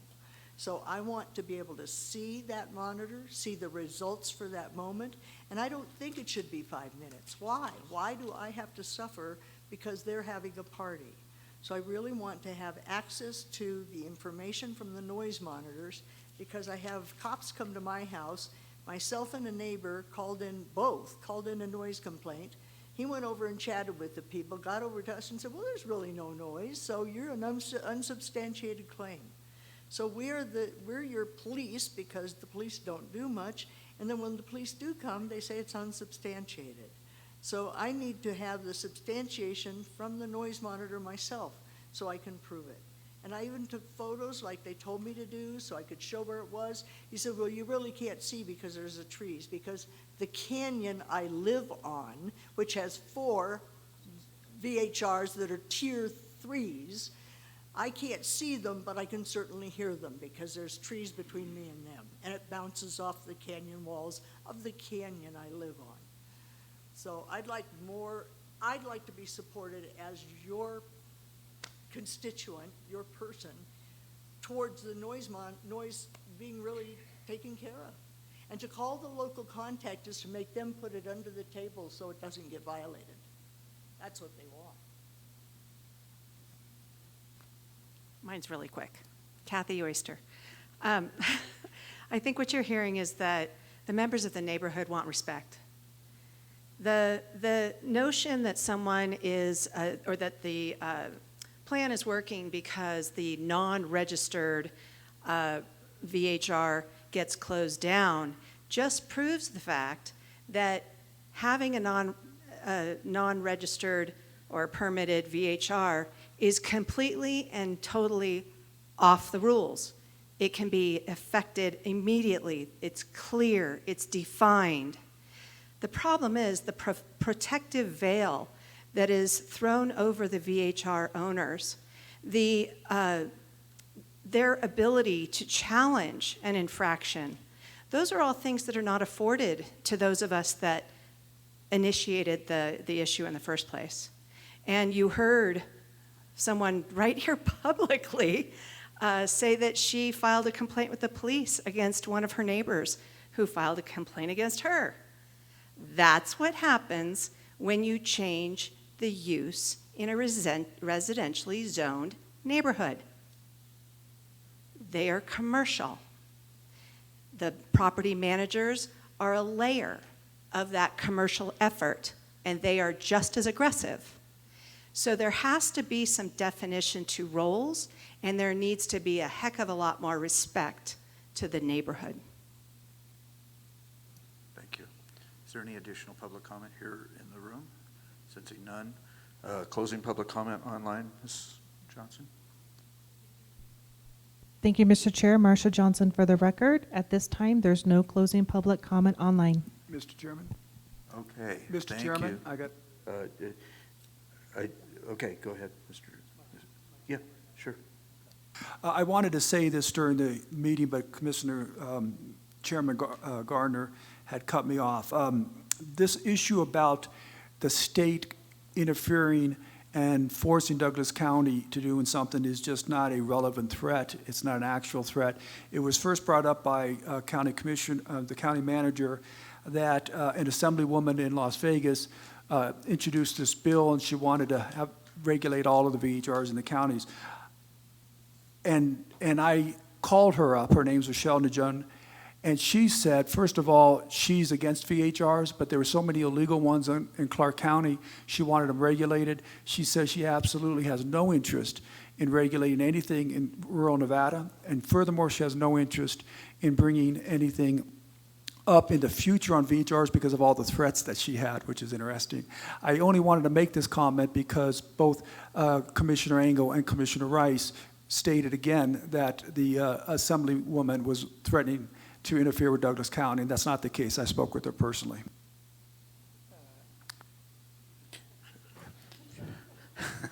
And that has encouraged Mr. Engels to have a public comment. The legislation that she brought forward is all northern Nevada counties, not just one. Okay. Anyways, we're about ready to adjourn, but I wanted to make one final announcement. Once again, if you're in the room and you've parked in the parking structure and you need to get a voucher that will allow you out of the parking structure without having to pay, Ms. Pauling, our Community Development Assistant Director, is over here up. So please see her for a parking voucher so that you can avoid having to pay. Otherwise, I really want to once again thank the public for their indulgence today, for their showing respect to the different speakers, and also I appreciate the attendance and the long meeting, folks, of the Vacation Home Advisory Board. I appreciate once again your diligence in making this program work. I think it's our objective as yours to make this program work to the benefit of all of our residents in Douglas County. Thank you, Mr. Dallaire and Mr. Strelo, for your presentations and working through this program. And then once again, also to the board for your 7 hours here plus, and staff for coming up and taking care of this, setting this up. So once again, thank you everybody for getting through this today. Appreciate it. The meeting is hereby adjourned.